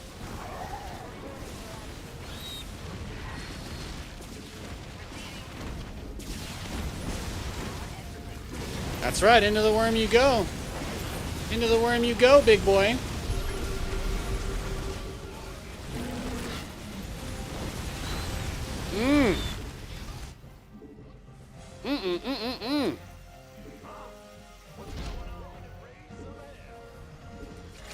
There are people who unironically think swarm hosts are really good, though. I mean, they're good for cheese like this, but they're basically the battle cruisers of Zerg. They're a unit that no one knows what to do with because of how bad they are. And now we get to roll the dice for this whole game on whether or not he has neural parasite. Let's find out. Let's find out.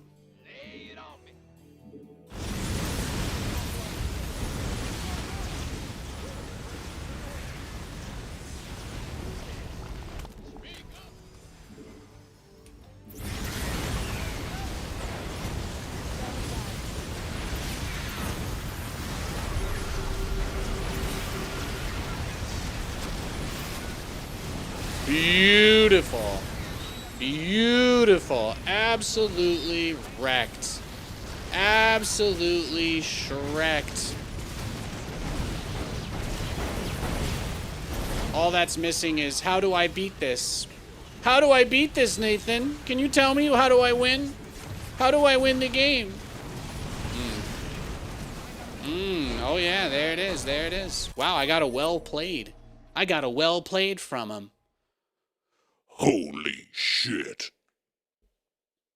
That's rare. I might have to pin this replay up on the wall. Now, this guy did the same build as basically the, this guy tried to do the, what was the guy? The Lax Bro build. He tried to do the Lax Bro build. Except, I'll tell you what, Lax Bro would have had changelings walking into my base nonstop the entire game. This guy?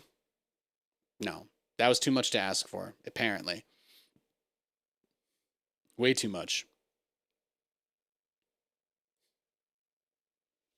Alright, GG. Top decked. Yeah, in a manner of speaking. As I was 17.5 minutes. You have a super old laptop you can't play anything more than like Hearthstone on? Yeah, I don't know.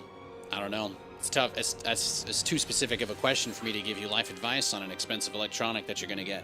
It's all about what kind of games you play. StarCraft is a super old game. If that's all you play, you might as well buy a toaster from 2015.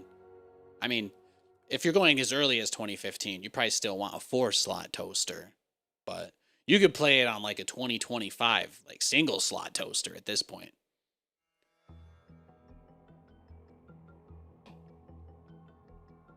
I'm pretty sure those Samsung smart fridges can run SC2.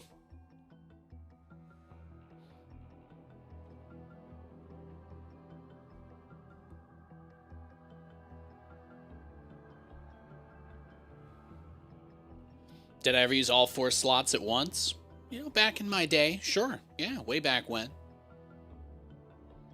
I'd consider my current computer like an 8-slot toaster. StarCraft only uses like 1 slot really of it, but I'll tell you what, Fortnite uses all 8 toaster slots.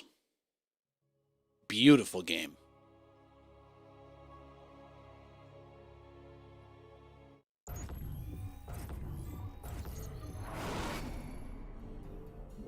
If you want the super extra deluxe toaster, then that's really just, you know, that's a conversation between you, anybody that's financially dependent on you, and the angel and the devil on your shoulder, right? Something like that, huh? Yeah, whatever. Gotcha. What's going on?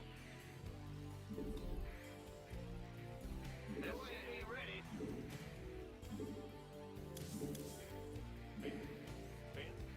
What's going? I'm pretty sure this guy does, like, 1 base Roach Rush, right? I feel like that's what he does here. I feel like that's what I'm used to seeing from him.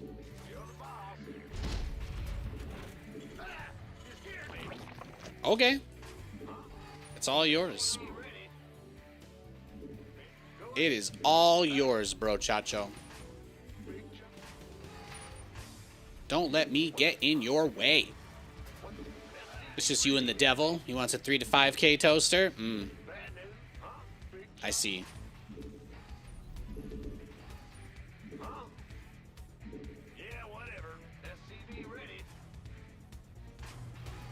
No, I'm not really building computers that much these days. Certainly not making many big investments into electronic stuff.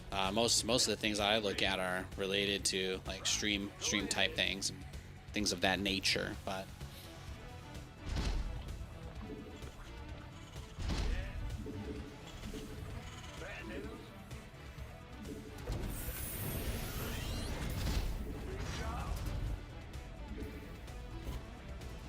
if I recall correctly, this guy actually did go like crazy cheesing us yesterday. So I just feel like, the move here is to just not let him do that and just make some super ugly ass base. Just let this happen. That's my game plan. His queen will spawn in a spot that can't do anything. And if I'm pretty sure this is the guy I played yesterday that was super BM. But he did the same thing, and we smashed him. So I don't think we have to worry about it because the position of the larva now, he won't be able to actually spawn those units outside of his base. So he's gonna make a queen. It'll be done in like 20 or 30 seconds, and then I'm gonna use 4 SCVs to kill the queen, and then that's it. He won't be able to drop a tumor or anything like that. And even if he does, it'll be too late. So. We are good. We are good. I don't believe the queen will be able to spawn outside of this space, but these SCVs are going to go catch it no matter what direction it tries to run. This better be good.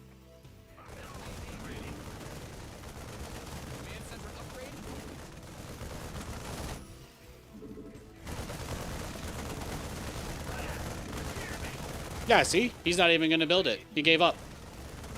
We're good. We're good.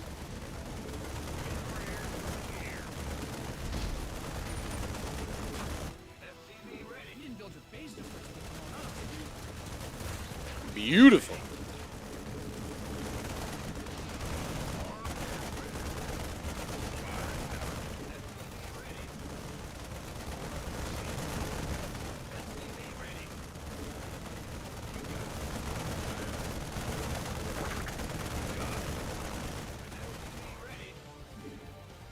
Beautiful.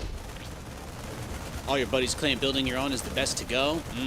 Yeah, you know, people who know how to do stuff are usually really proud of that specialized knowledge. And part of how they try to justify the time that they've spent on it is by telling you that, like, the way that they do it is the only right way to do it. But the reality is, you know, pre-built computers, it's pretty easy to find the pros and cons of them.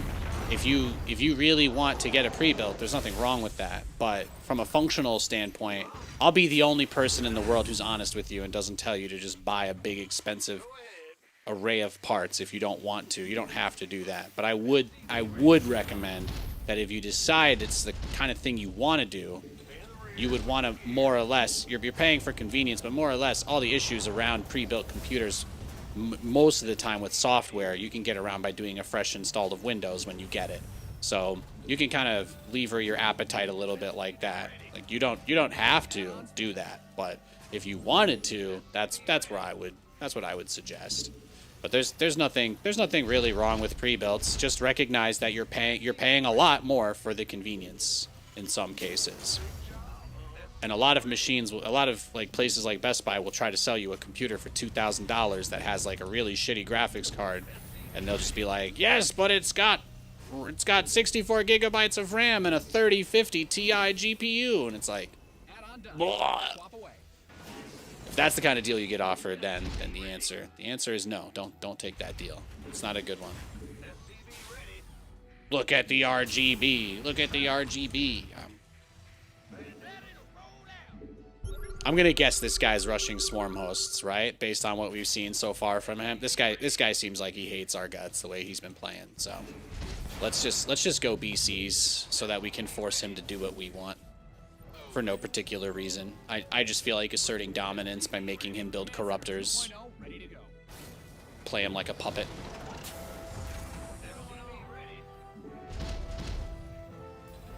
We can get him to do what we want. That part is easy.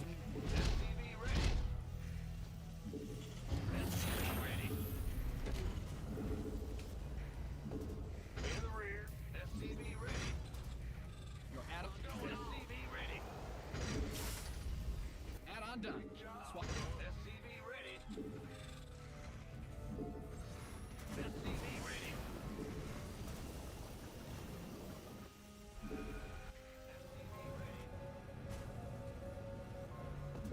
Welcome to my world.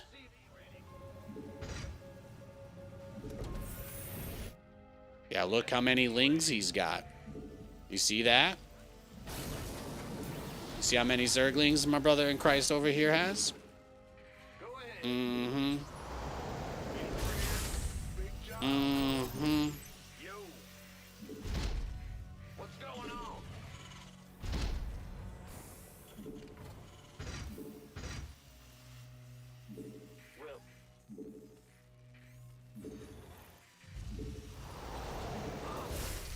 Was the third eBay on purpose? Oh, this one? Yeah, no, probably not, honestly. I just, you know, these are a part of my wall, so I guess I kind of instinctively never want them to be like the ones, but that's it's a good catch. Oh, look, he's taking all the bases now. He's going Giga Turtle mode. This is what we like to see. I bet you anything this guy's got Aspire and Corruptors. I bet you anything. Tell me you got the stream up, brother. Tell me. Oh, all the Spore Crawlers? That's good. That's hot. That's hot. I'm getting there. We're getting closer.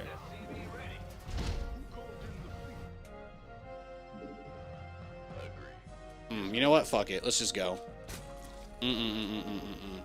I just can't get enough. My little soda pop. Just can't get enough.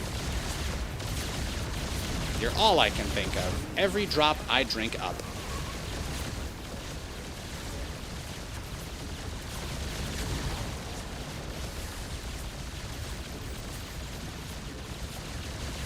Yeah, let's just go for his hive. That's what I say. I say we just destroy his hive.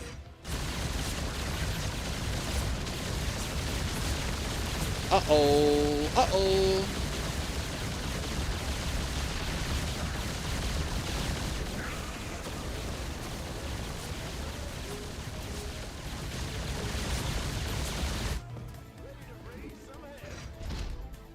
Upgrade complete.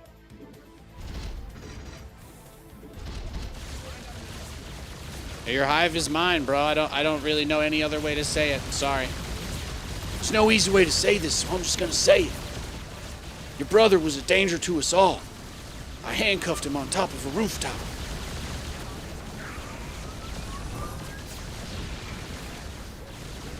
You handcuffed my brother to a rooftop? And you left him there? Sorry. I kind of have to get loud to do that impression.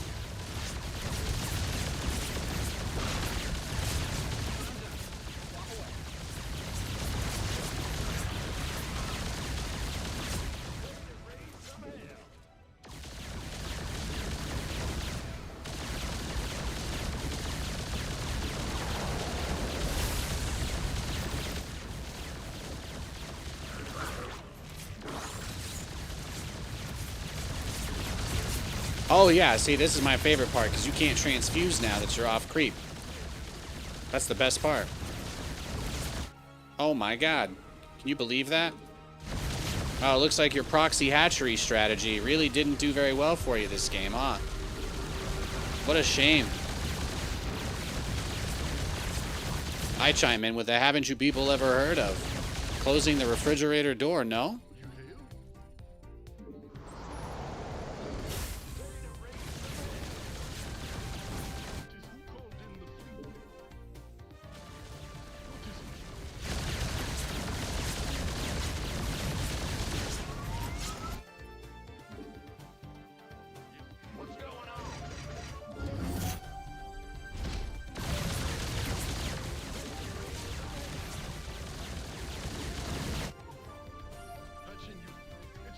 You broke into a million pieces and you can't go back. Now your third base is looking like a thick, juicy snack. It's where you say GG, darkness and harmony. Your base without no drones, this is what it looks like.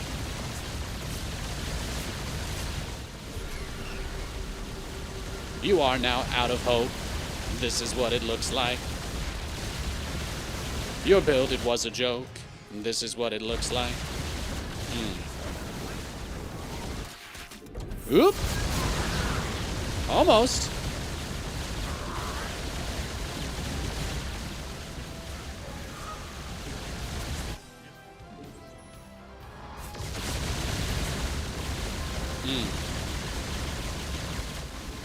No, I think the reason he's not surrendering is because he's tilted. That's all. He thought he was gonna win the game. That's it. Now he can see that I have 700 million Hellions too. He can enjoy the feeling of shooting. You've mined out some of your.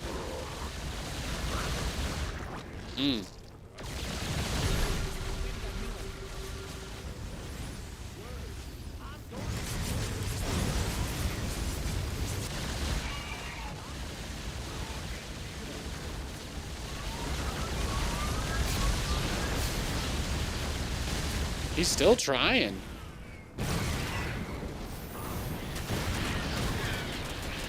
This is actually hilarious, though.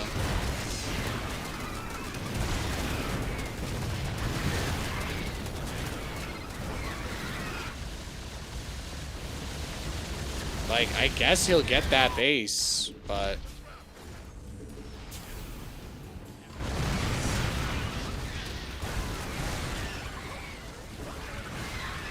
yeah, this was his plan. He just took every base. He's just griefing us, that's all. He's just a troll. It's just a troll.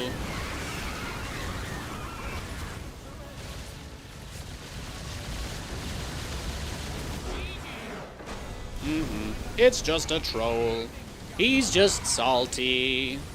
He wants his Nate time. That's right, that's right. He just wanted some time with Dad. He didn't know how to ask. He thought I'd get mad.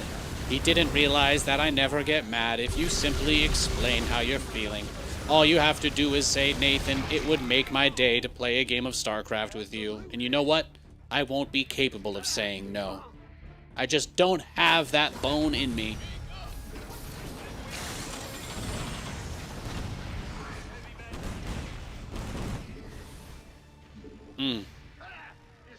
GG, you dropped that. You dropped that, King.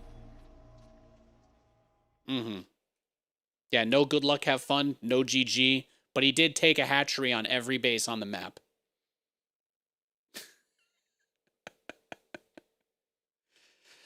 Go smoke another one, bro. Ay, ay, ay.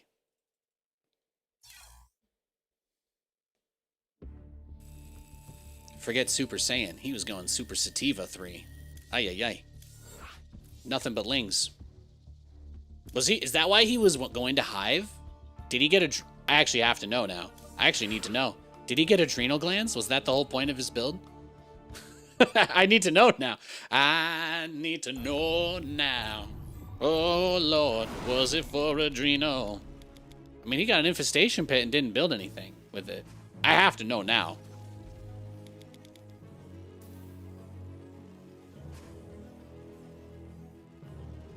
Just drag out the game as long as possible. Doesn't seem fun. When you're playing a streamer, that's how people... It's like a cry for attention, you know? That's all. It's like this proxy hatch.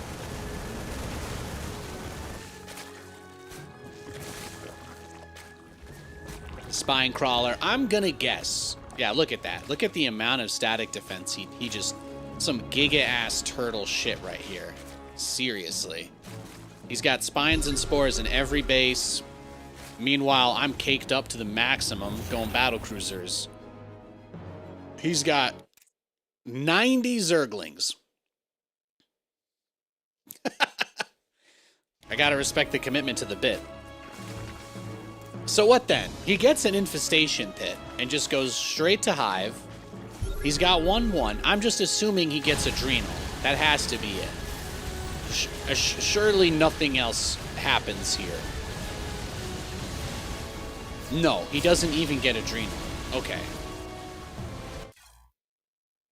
Maybe he thought I was gonna turtle, and he could just rush up to... I don't even know what his plan was there.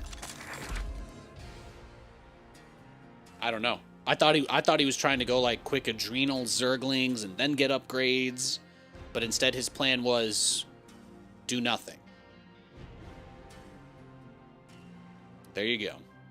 Looks like a co-op game. Yeah, that's... I should stop bullying. We should stop bullying him. He's not here to defend himself. He was in the game, and he failed to defend himself there, so let's leave it there.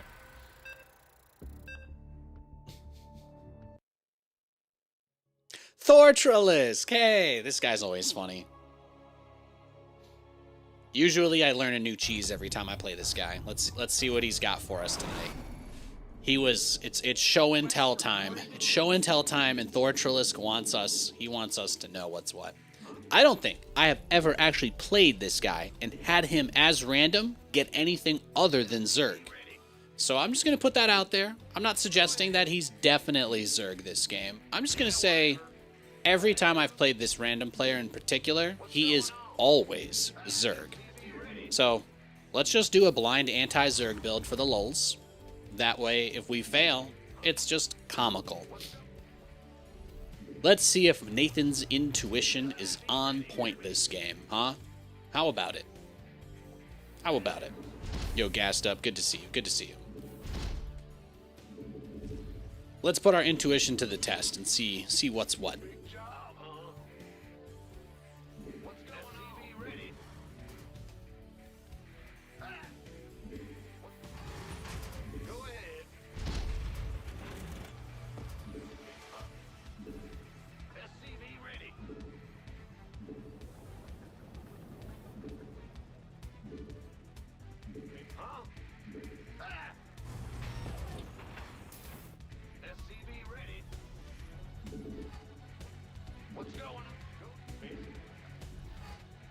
GG's. Hey, thank you, These Good Games. Appreciate it, man. Also, thank you, Bosong, for the follow. Hope you guys are all doing very, very well. And remember, of course, if you guys ever see any dope moments on the stream, a great way to support me or the channel that doesn't cost $1 is if you see something that makes you go, oh, shit, like your T-Dog from The Walking Dead, then please press that clip button. Just, even if you don't have it, you don't have to, like, edit it super well. I can see all the clips that people make of my stream, and I do go through them. So if you ever see a cool moment like that, you can always just take a little clip. You can just press the button and just hit save. You don't have to edit it super hardcore. Yeah, I knew it. If there is a way to pick your race when you play random, this guy knows how to do it. He knows. But damn, look at that. You know what? GG. You can just have it there. You can just have it there. Let's go next. Yeah, he's a top GM. That's exactly what I thought, right? It was always going to be something like that. You always wondered what that did? Yeah. Just go next.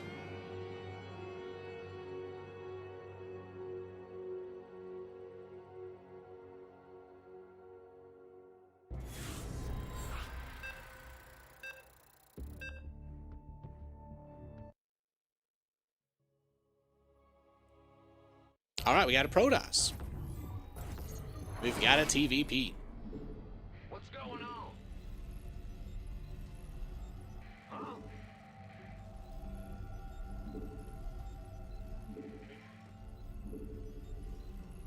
SCV ready. Yeah, whatever.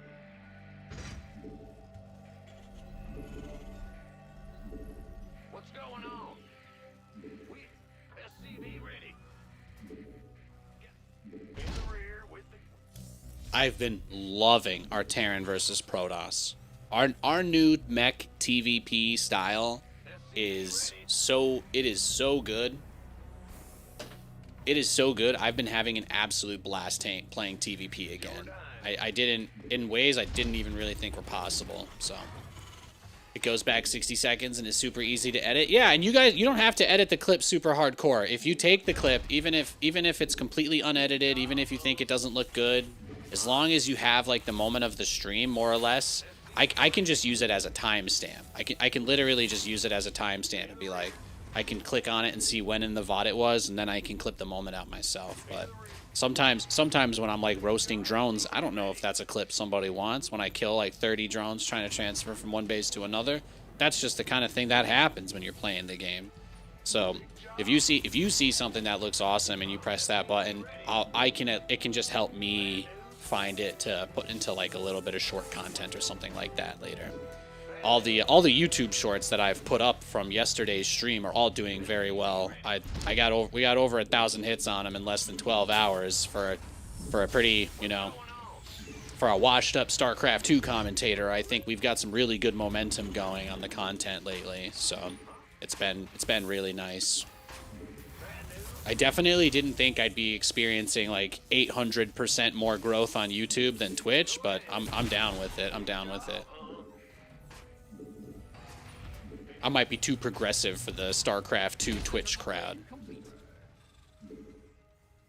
I'm okay with that, though. I'm okay with that. what's going on? What? You want some SCV ready?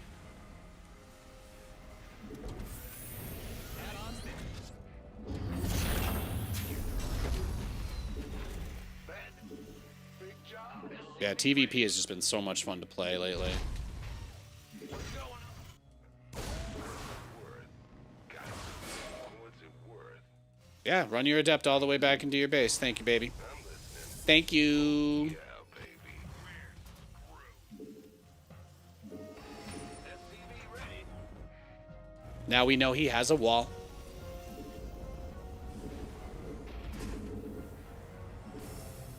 Systems go. Cyclone. SCV ready. Huh? Ah! You scared me.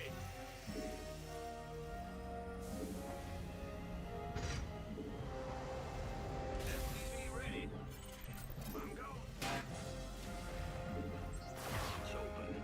You won't. Yeah, no balls. Oh, he came back.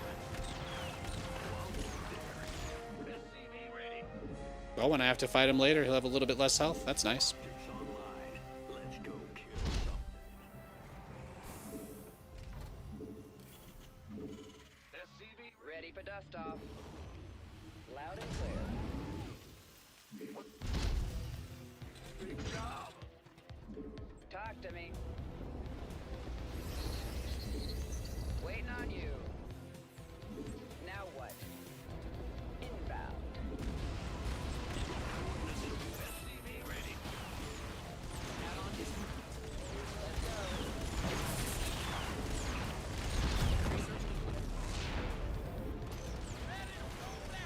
SCV ready.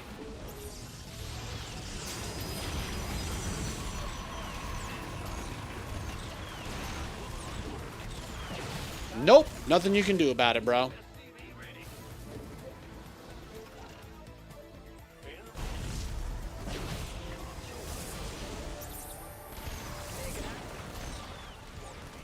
SCV ready. We could use some help. Light, light. Comms open. SCV ready. Go, go, go. Now what? Well, hell. SCV ready.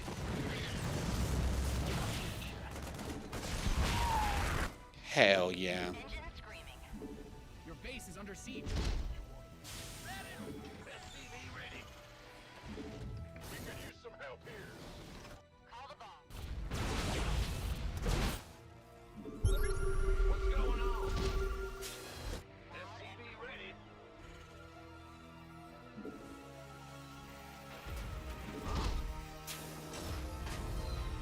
And there you go, just like that. We're on 3cc, baby. SCV ready. We're on 3cc's. Yeah, Jax, exactly.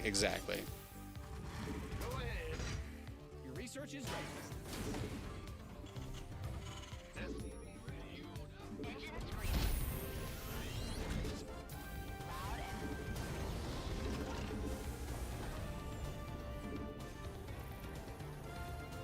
SCV ready.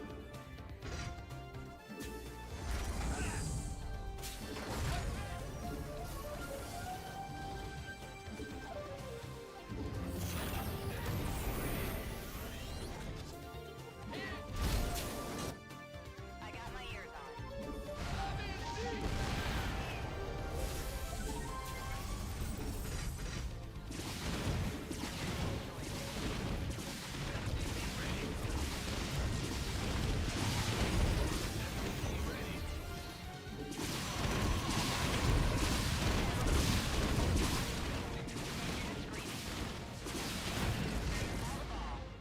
I got this.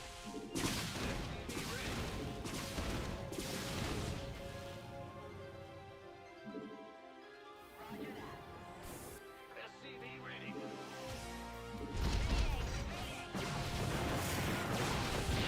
Receiving. What's going on? SCV ready.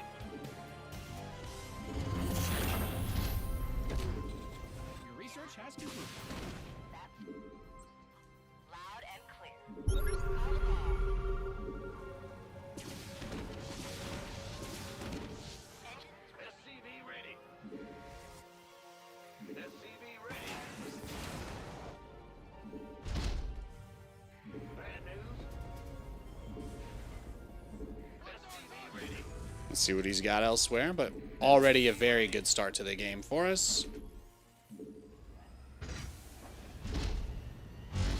Oh, there it is. SCV ready.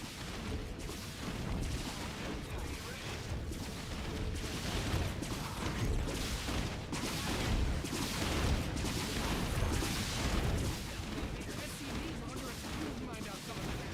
And I'm done. Walk away. Up, ready to go. Mind out a mineral field. SCV ready. Your command center's got some new toys. How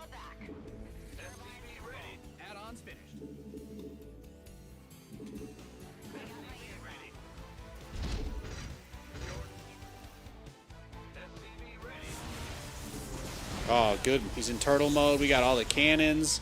Look at all the static defense we made him build. This is what it's all about, baby. That's what it's all about. SCV ready.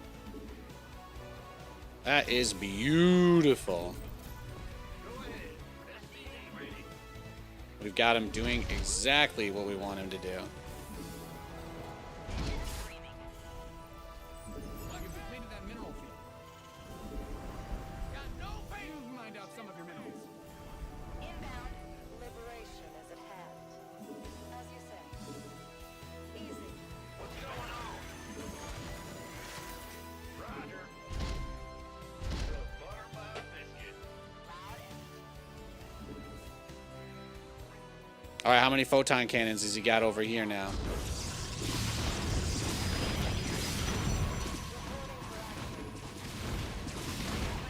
Expensive cannon, please die. Thank you.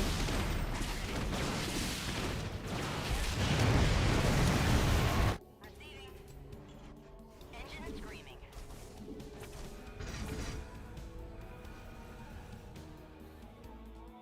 Roger that.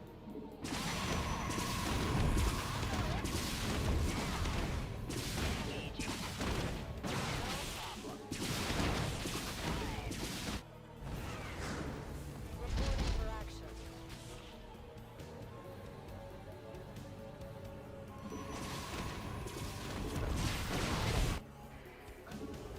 In the rear with This is the dream.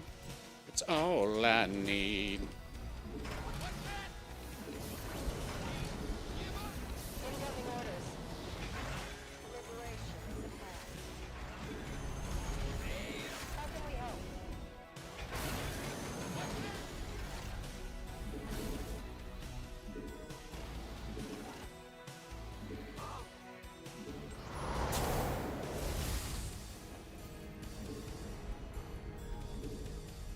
Mined out a mineral field. Good thing you've got more of those, right? Got freedom. SCV ready. Reporting for action. Go ahead. Receiving. Let's see what he's got now. And clear. What's up, Turtle Man? Add on.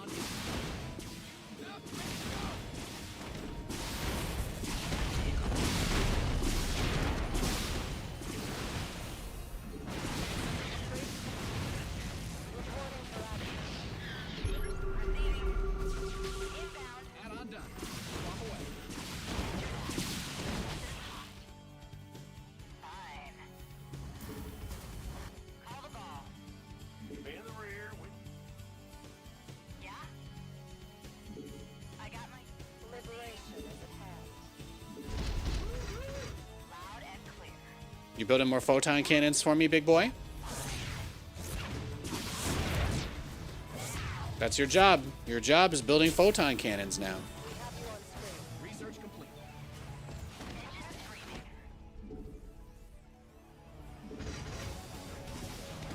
That's what you do. You build cannons for me.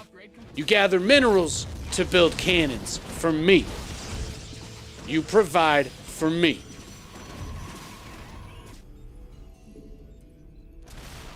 Your base is here.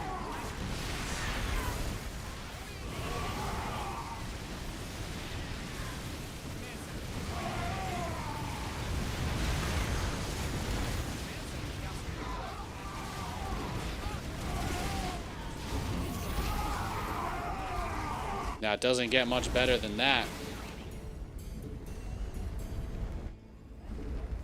It does not. what's going on? Ready to blunder. SCV ready. Sure thing. What? Your research is ready. Jordan. Vance. Engine screaming.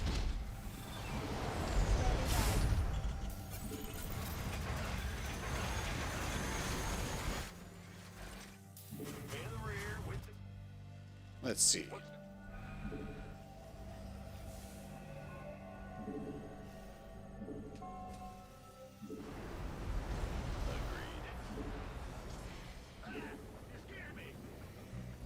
Engine screaming. Got freedom. SCV ready.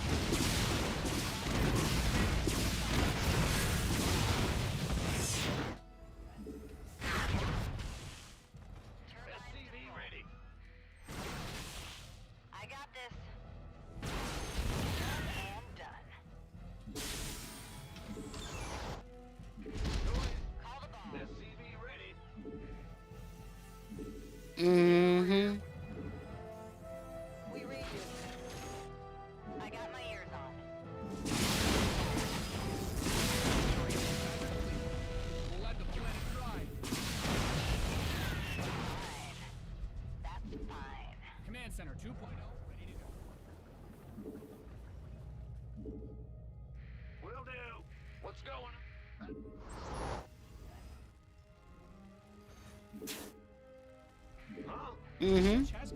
Mm-hmm. Yeah, see, look at him. He's just stuck up there dealing with that. That's beautiful. You've exhausted that Vespine geyser. Upgrade ready. Nice. That is what I like to see. Reporting for action. Called in the fleet. What's going on? DTs. See, now he can spend all of his time dealing with that. Standing by. We read you. Easy.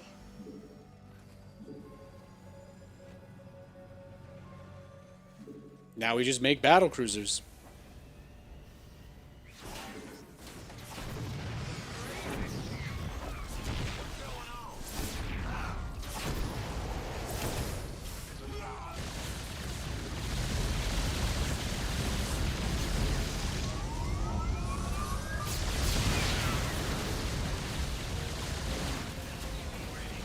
Yeah, let's dance. My guys are 2-2. How about you?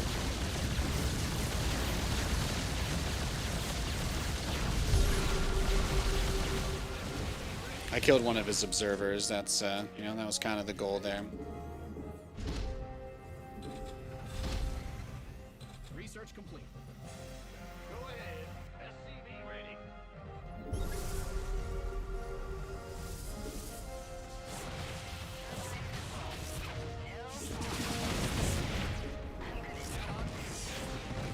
Damn, look at that, though. Who called in the fleet? This is going to be really tough. Go ahead. He is absolutely not going to let us ever leave our base or move out, right? That's like his goal with this. He's got so many cannons. He's like the super turtle. He is an absolute super turtle. I do not know how we're going to be able to push him here with the number of photon cannons he's been building. Workers wing gates. Protect them. You find out some of your base is under siege. Your command center's got Yeah, we're just going to have to do it this style, this way, man. Just like this. Yeah, actually the one Banshee will just deal with you there. Beautiful.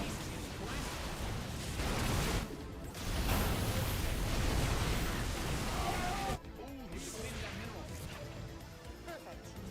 Initiating.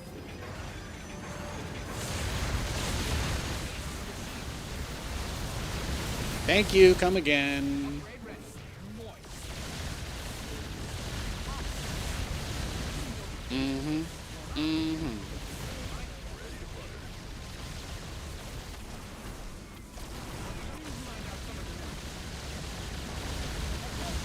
Base is getting blasted.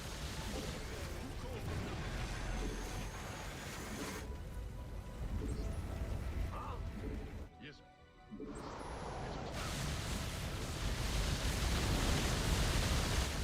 How can we assist?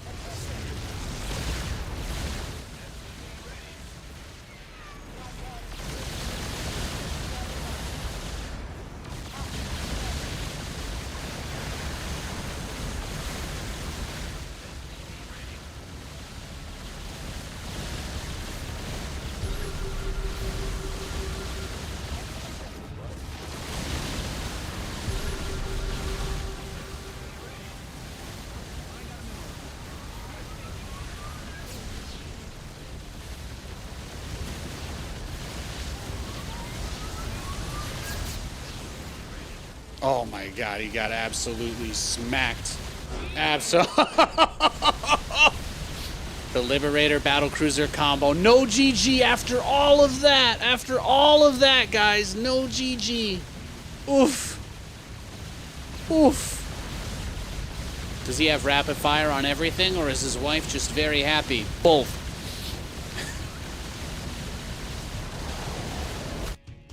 Bad news? What's going on? Huh?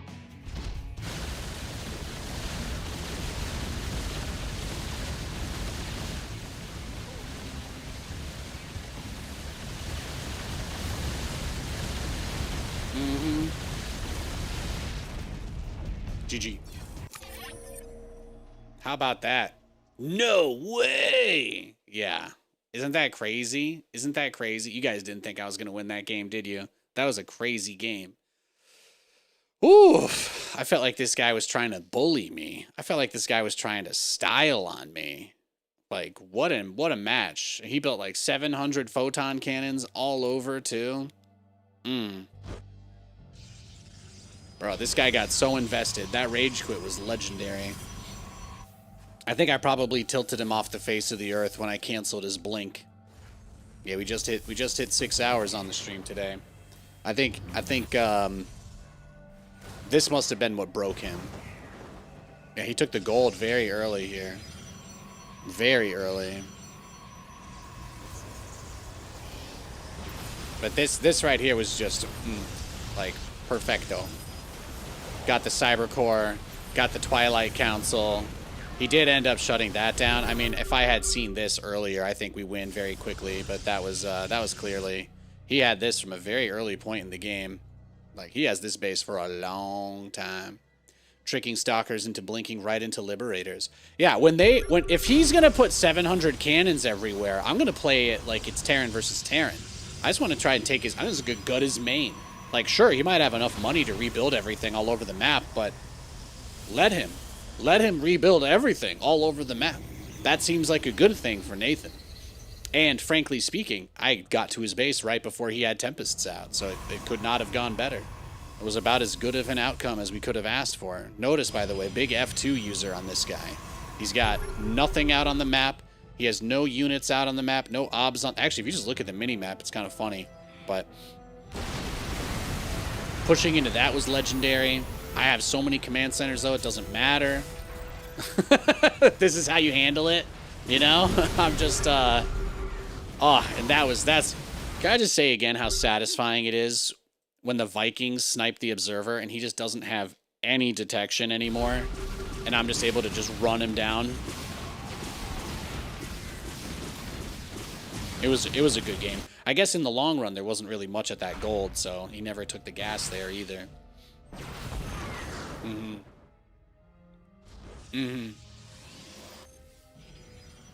The way he was tracking me there was legendary. He might have had the stream up, but thankfully he was a good sport about it and didn't let me lose. So thank you if you're watching, bro. And right at the time that the BCs are coming out, he does start this transition as well that he has absolutely no knowledge of. So it checks out. Things are lining up. But what makes this again incredible is that at the key moment, he really believed. He really believed that he was going to be able to, and at this point he has seen the BCs, but he really believed he was going to have all the time in the world to do whatever he wanted because of the cannons. How many did he build in total? He had 15 cannons. That's more than I have turrets. Okay? I instantly lose the game if a warp prism, one prism gets in my base and can warp in zealots. The game is over automatically. So I need these turrets. But do you need these photon cannons? Do you lose instantly? No, I didn't think so. I didn't think so. Anyway, let's just watch that final fight again because it was cash money. And he thought the stalkers were going to bait my banshees back, but instead I just left it. I just left the banshee there. He sacked a lot into that. And look how much money he has. He's crazy rich. But you siege the liberators not on the enemy. You don't siege the libs onto the enemy. You siege the libs where you know the advantageous position for them will be. It's like playing Singed. I'm not just trying to use my E on anyone. I want to use my E when I'm in a specific position where the fling will put them somewhere that my team can kill them, or somewhere that they'll be forced to run through more of my gas, so to speak. So I kind of did I took a little inspiration from my Singed games in ARAM, and I thought, all I have to do is make the place where the battlecruisers are the place that he doesn't want to be. And then there's nothing he can do, because he had to come fight it, so. He had to come fight it. And then he thinks that I'm going to try and I'm going to fight him like here, or I'm going to go fight him here. But I'm like, no. I'm sieging up the top of this. I've got, all these liberators are 3/3, so they two-shot stalkers. These liberators all, oh. And then I'm like, yep, look at the Tempest. They were all so close, so close. I Yamato'd the pylon, so not even one of them would finish. That is incredible. This was, Very emotionally satisfying and validating game of StarCraft, I must admit. This guy had a whole free gold base up on me, and I still beat him. Incredible. Incredible. Yo, thanks for the YouTube follow. Appreciate it, bro. I love that, man. I'm surprised you know Singed. I've been playing League since, like, probably about as long as I've been playing SC2, honestly. Like, all my friends in college played it, so that I started playing it, like, way long ago. The first champion I ever bought, the first skin I ever bought was Mafia Misfortune, and they renamed it. They don't use words like Mafia in League of Legends anymore. No, she's Crime City Misfortune, which is a very legally distinct and absolutely not racist towards Italian, completely acceptable substitute, apparently. Let's see. Yeah. Gateway, Core, then Nexus. Coward build. Ripgrave's Cigar. Ripgrave's Cigar, exactly. Exactly.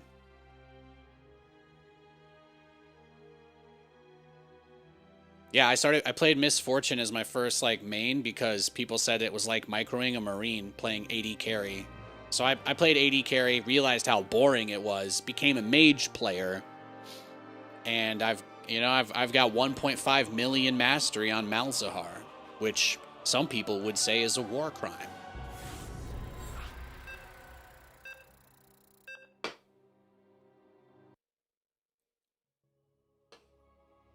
Yeah, I'm like mastery level 136 or some shit like that. It's amazing.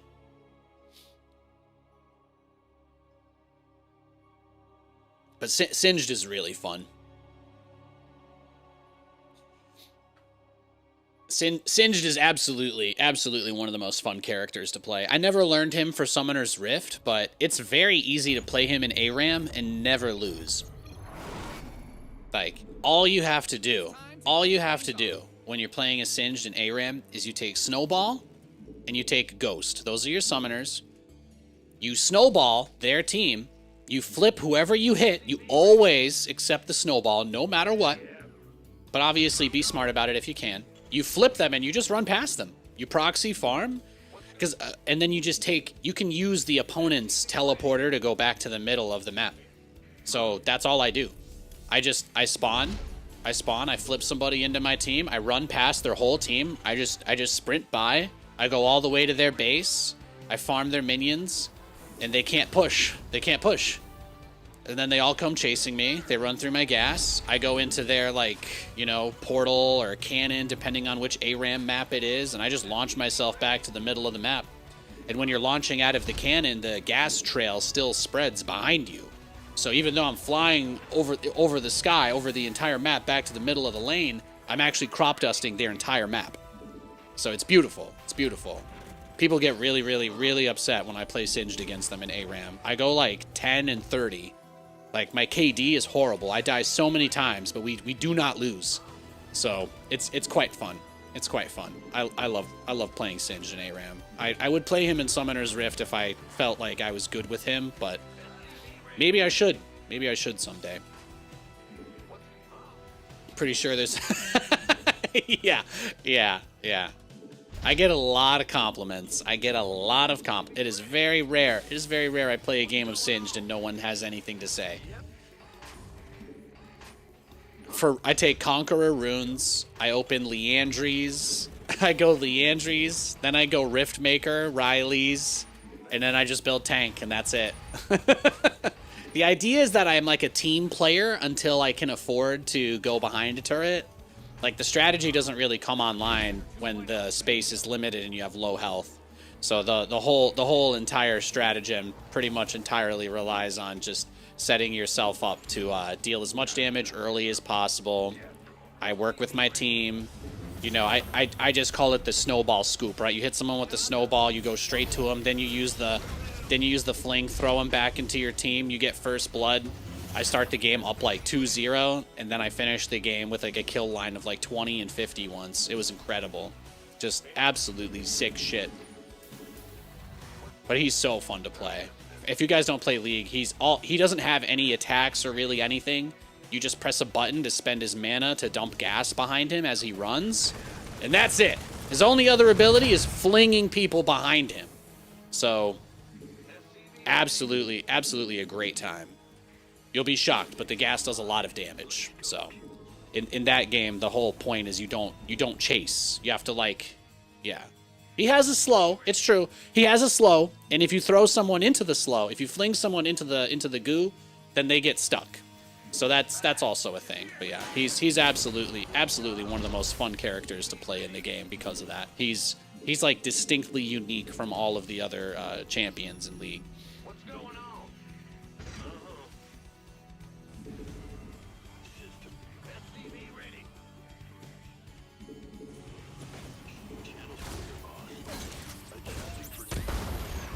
Ready for dust off. SCV ready. I'm actually kind of used to Aura going for like Proxy Reapers or something, so I'm almost shocked this game made it past 3 minutes. That's unusual. Now what? Where's the Yeah, I love Singed. Top S tier.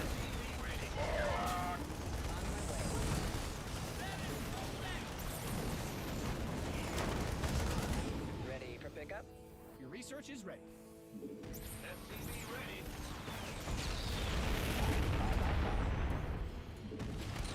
Add-ons finished.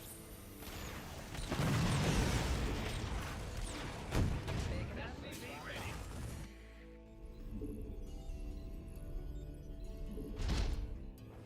Here's your stop. Inbound. SCV ready. Let's go. GG. Aura's really good. I don't want to waste his time here. If you guys want to know this guy, he's one of the top Terrans on NA. His MMR is a little bit low these days, it looks like, but I was gonna say he's usually not a guy I can beat, so I feel like if I lose my drop, I should just be respectful. But yeah, Singed is really fun. He's one of my favorite ARAM champs to play. Singed, Morgana, Pyke. I'm really good at Pyke and ARAMs. I love playing Pyke. My wife plays AD carries and some mage characters, but her main is like Xayah. And while I love playing Rakan, he's just like, you know, if you know League, then you know Rakan is just, you can't, there's no like I'm carrying the game as Rakan in an ARAM. It's not happening. He's a pure support guy. So if I can only really play him if our team is like competent. So it's a big dice roll. It's a big dice roll to play Rakan if you don't know if your team is good or not. Because you're absolutely not winning the game for your team as Rakan unless your whole team knows what you're doing. SCV ready. Bad news. Although I love playing Rakan. But yeah. What's going on? SCV ready. Bad news.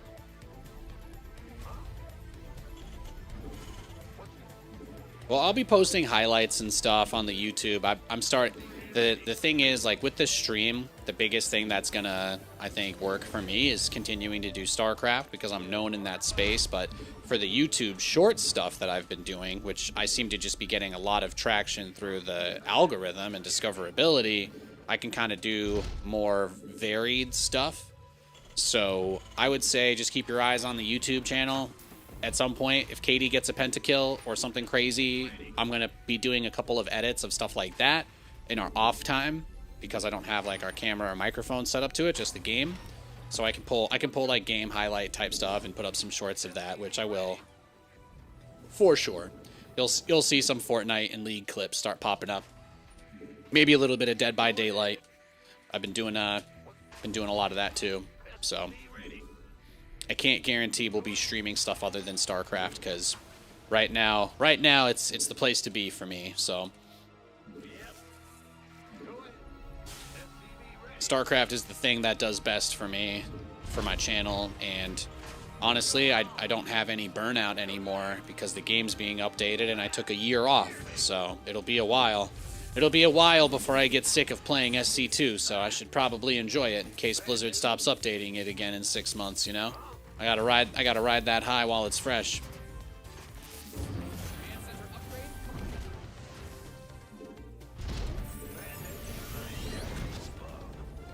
Like, I would love to stream Madden, but I have to tell you guys, the Jets are 0-7. The hype is dead, okay? If I, even as one of the best Madden players, I can't get on and just be like, oh yeah, let's just sit here and talk hype about all these shitty players that literally can't win a single game in real life. So, if you guys are upset that there's no Madden streams, A, StarCraft doing very well. B, the Jets are literally the worst fucking team of all time. Oh my god. Oh my god, what have I done? This is what I get, man. This is what I get.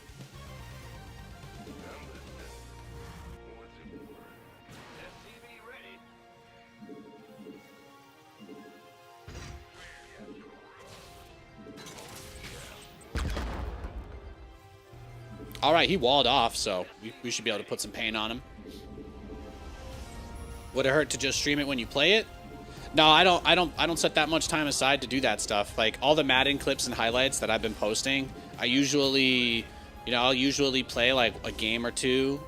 If Kate's got something that she's doing, or if I'm trying not to be sitting at my computer all the time, if I'm being honest. I'm just trying not to do that. So I don't have I don't have too much that I'm trying to do aside from these streams right now. But I do play one game or two a day at the moment, because I've kind of like reprioritized how I'm spending my time with stuff. I didn't think I would get close to 10,000 subs on YouTube again, for example. I really didn't think that was just gonna happen. So that's the YouTube stuff has been moving so well and so nicely that I like really feel motivated to put a lot of time and energy in and really really step up my game. So that's what I'm doing. It's where I want to be right now. I do have some other games I'm playing for fun, but I'm not usually I'm not playing like I'm not doing a 4-hour Madden stream or anything like that these days.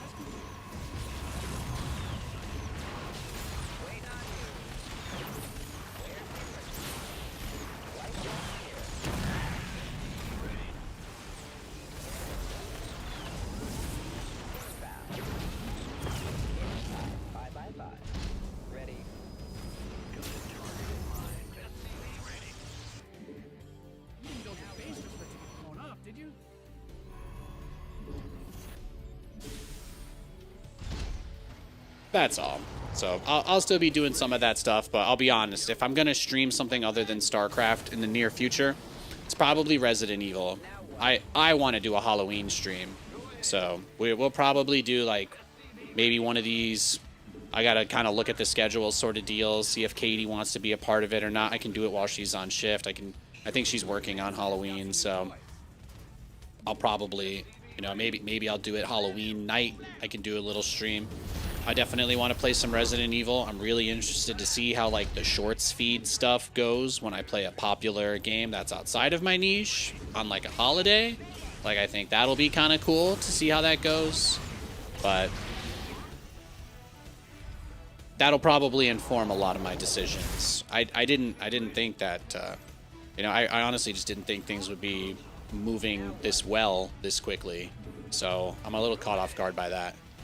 But yeah, I don't think I should stop doing StarCraft stuff for a little bit. It's going very well.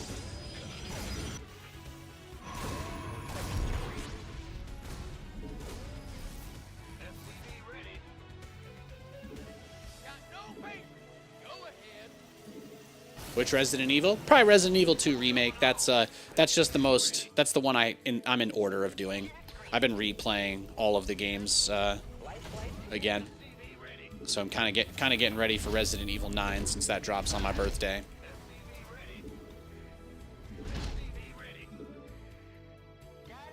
Let's probably do some RE2R.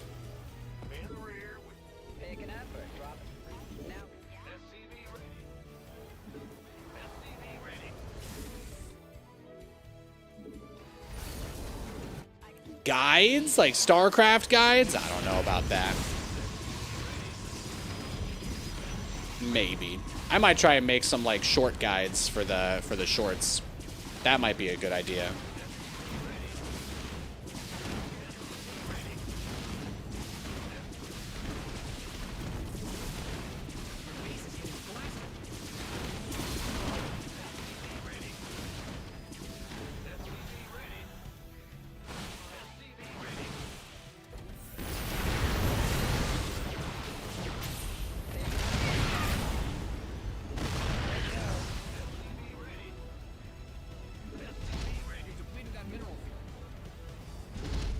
Perfect. Research is ready. SCV ready.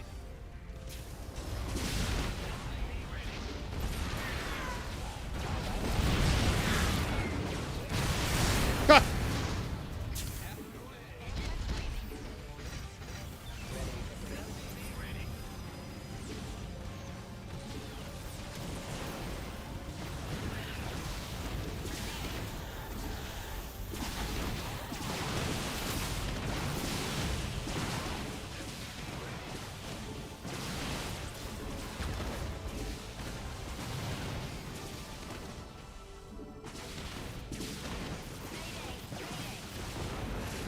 You mined out some of your minerals.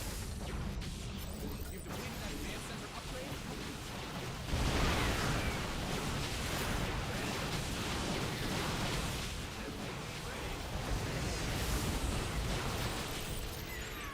SCV ready. Waiting on you. On my way.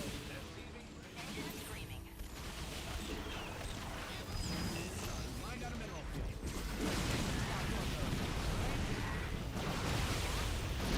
Yeah, I'll take it.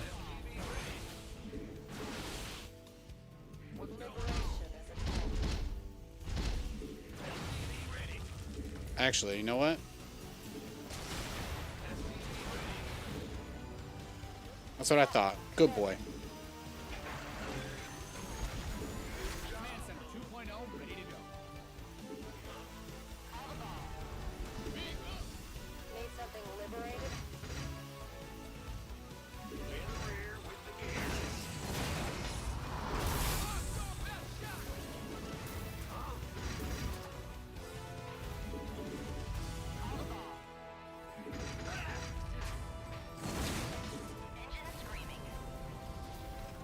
SCV ready.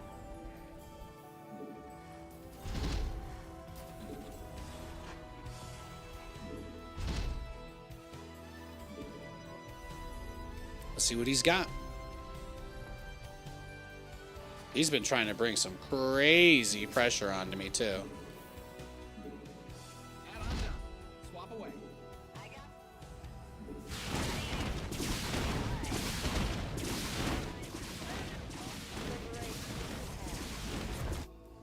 Sorry, Natalie. This one just may not go your way. Add-on is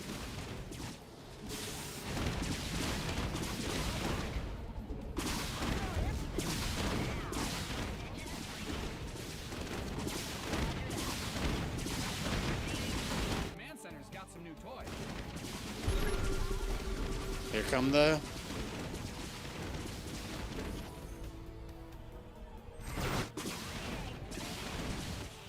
Command Center 2.0 ready to go. You mined out some of your minerals. He's paying attention. Reporting for You've depleted that mineral.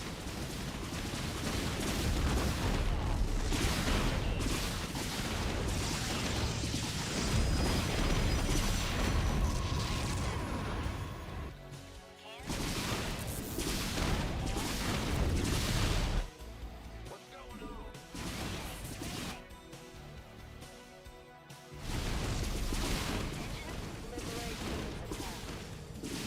Go ahead. Need something liberated? Ready to plunder. I want that base.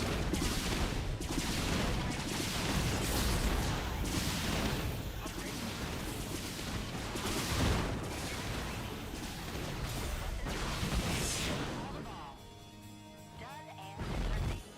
Loud and clear. Call the ball. Ready to plunder. Yeah? Big job. Receiving.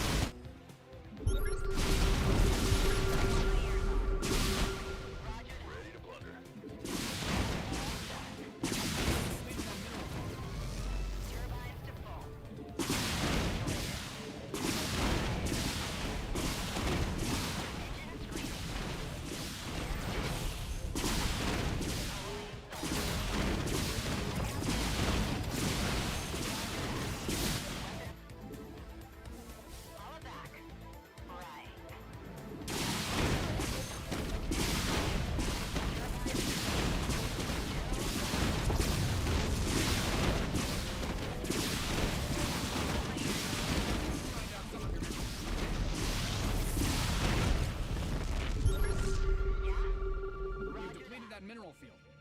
That's fine. You've exhausted. Mayday!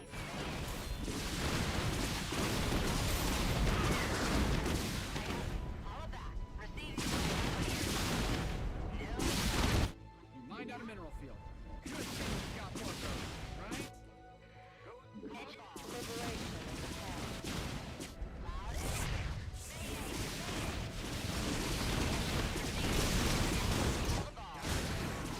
Let the plant dry.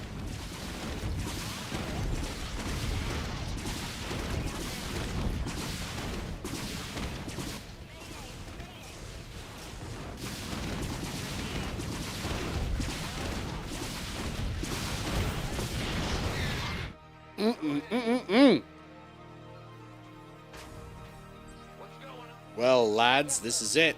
Shit is about to get real. You mined out some of your minerals. You've depleted that.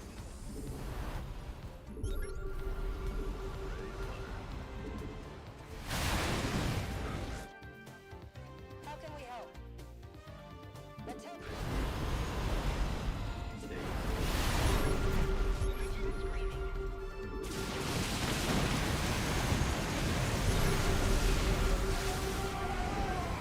Incoming orders. All hands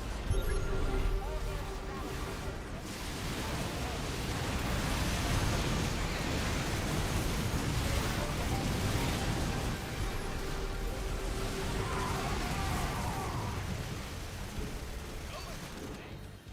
What's our target? Attention. Standing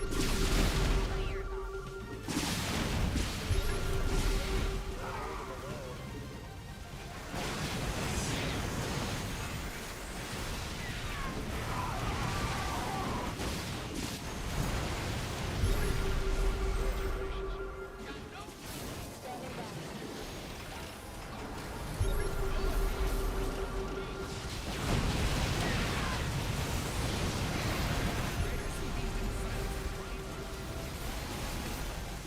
Black freedom. Off, Commander.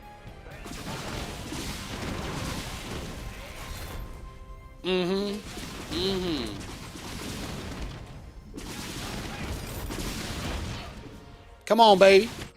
Come on, baby. Hands to battle stations. Come on, baby. Good thing you've got more of those.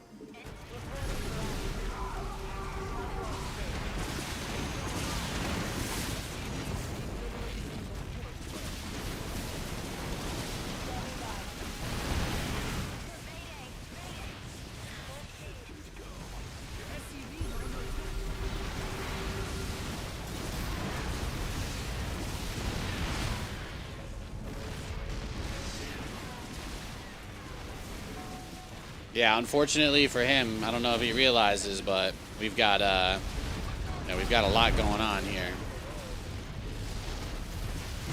Yes, sir.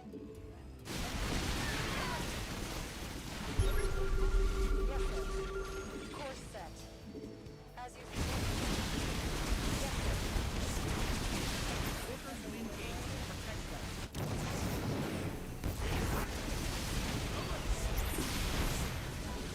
Oh, we got another guy that's gonna drag it out.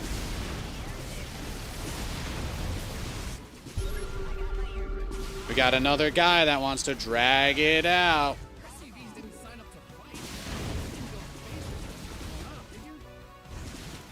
Loud and clear.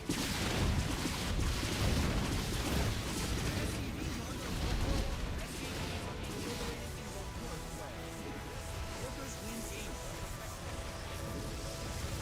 SCVs didn't sign up to fight.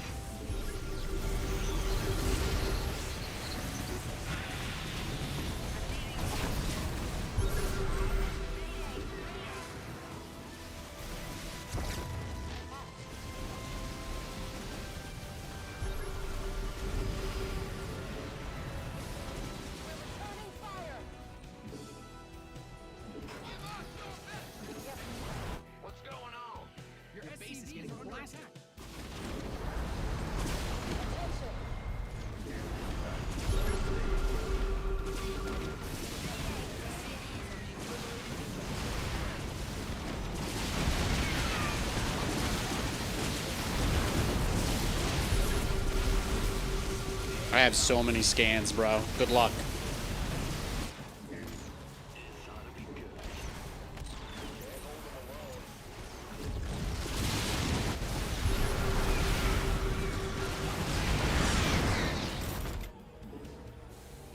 Yeah, let's build some battle cruisers. Fuck it, I guess. Not much else to do at this point. This guy's gonna drag it out for 500 years, so...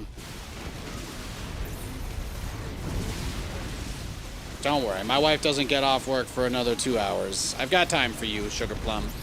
I've got time for you, baby girl. I do. I've got all the time in the world for you.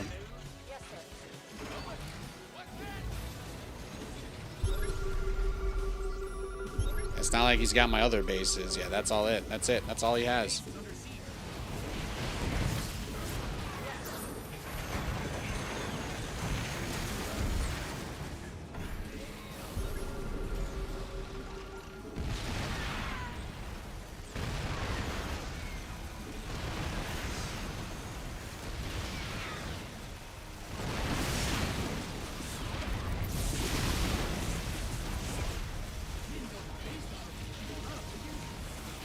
That's what I thought.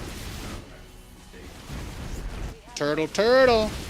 How many bases are you gonna build for me, big boy? What does it take to kill you? Jason Voorhees, Protoss. He just refuses to die.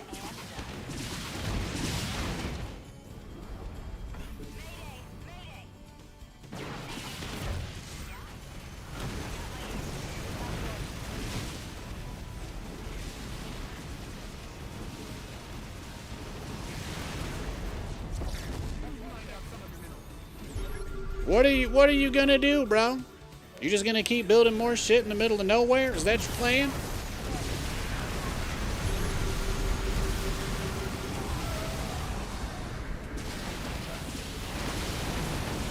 Yeah, that's what I thought. That's what I thought. Let it burn. Let it burn. Well, we actually got a GG from him after all of that. This guy that is a considerable number of scans. Yeah, well, when you realize that the only possible way you can lose the game is to Dark Templar, you just don't drop mules anymore. We are past the point of needing money anyway. We completely gutted him.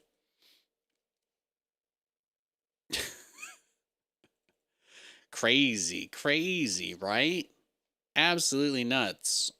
Yeah, that's what the vertical thing is about. Do you like the vertical layout? I have it so you can see the minimap and the resources, even though the game doesn't really, fit like that. So I kind of just cropped out the minimap and I cropped out the resources and I just put them around the bottom of the interface. So it'd be a little bit easier to see what's happening on the screen, more or less. I hope you enjoy it. Whew, what a game, though. You guys want to see the probe count, the probe kill count? That's going to be a tall task. How many probes do you guys think I got? Honestly, like, what do you think? I'll give you like 10 seconds to guess if you want. If you want to throw something out there. I'll say 67. Of course you were going to say 67. Anybody else who wants to say 6 and 7 or 6, 9, just get it out of your system. Oh, apparently my heart rate got up on that one. Nice. Incredible. 41. All right. Let's see it. And drum roll, please.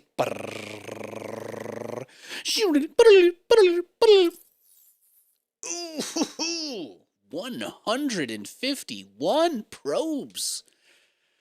Oof. Yeah, well, when the Clanker Uprising happens, I'm absolutely cooked, chat. They're going to be like, bruh, was that some Wayne's World? Oh, hell yeah. You better believe it. 151 probes. What a slugfest. What a slugfest. Look at the resources lost.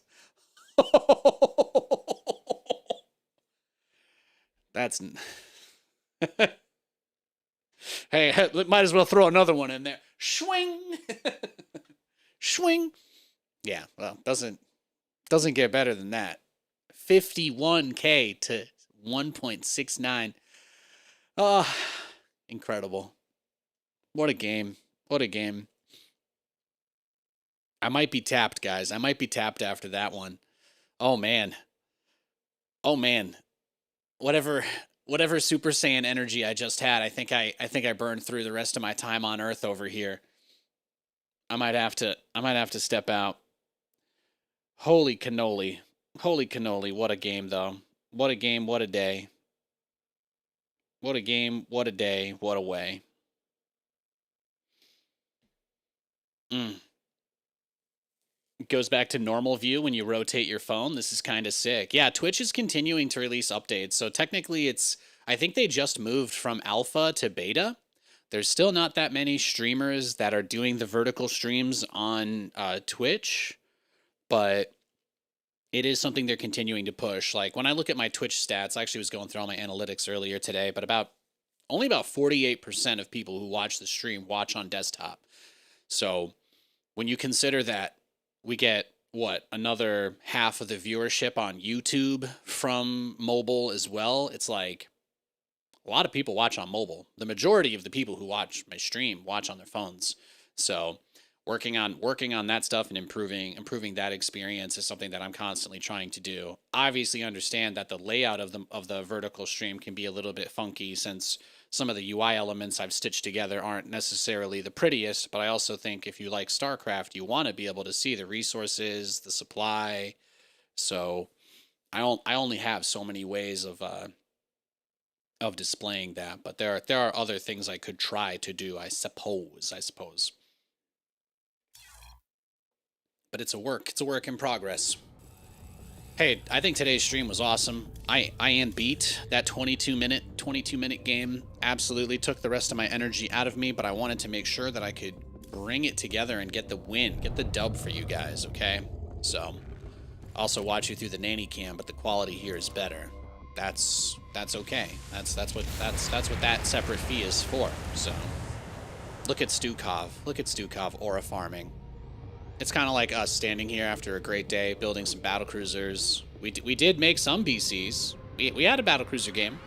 We had a few actually. So yeah, thanks for hanging out, guys. I'm going to walk the dog, maybe get a little workout in, and I'll try and post another YouTube short or two from today's VODs. So we're very close to getting back over 10K on YouTube. So if you haven't already, YouTube/Nathanias. Make sure to like and subscribe. And of course, if you're watching the stream on that platform, give the thumbs up. Always very nice. But until then, I will see you all tomorrow. Katie has Thursday and Friday off this week. So I will probably, if I'm not streaming, it'll be Thursday and Friday. Otherwise, yeah, brace yourselves. Brace yourselves for more games, okay?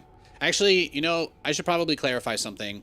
I think Katie will be doing something with her family on Thursday. So I think I actually might stream on Thursday. So I think I'll have time to stream on Thursday now that I say that. So probably just no stream on Friday. Friday, we're going to go get fucked up at Buffalo Wild Wings and walk around the mall because that's a good time. That's what we like to do. So I will see you guys around.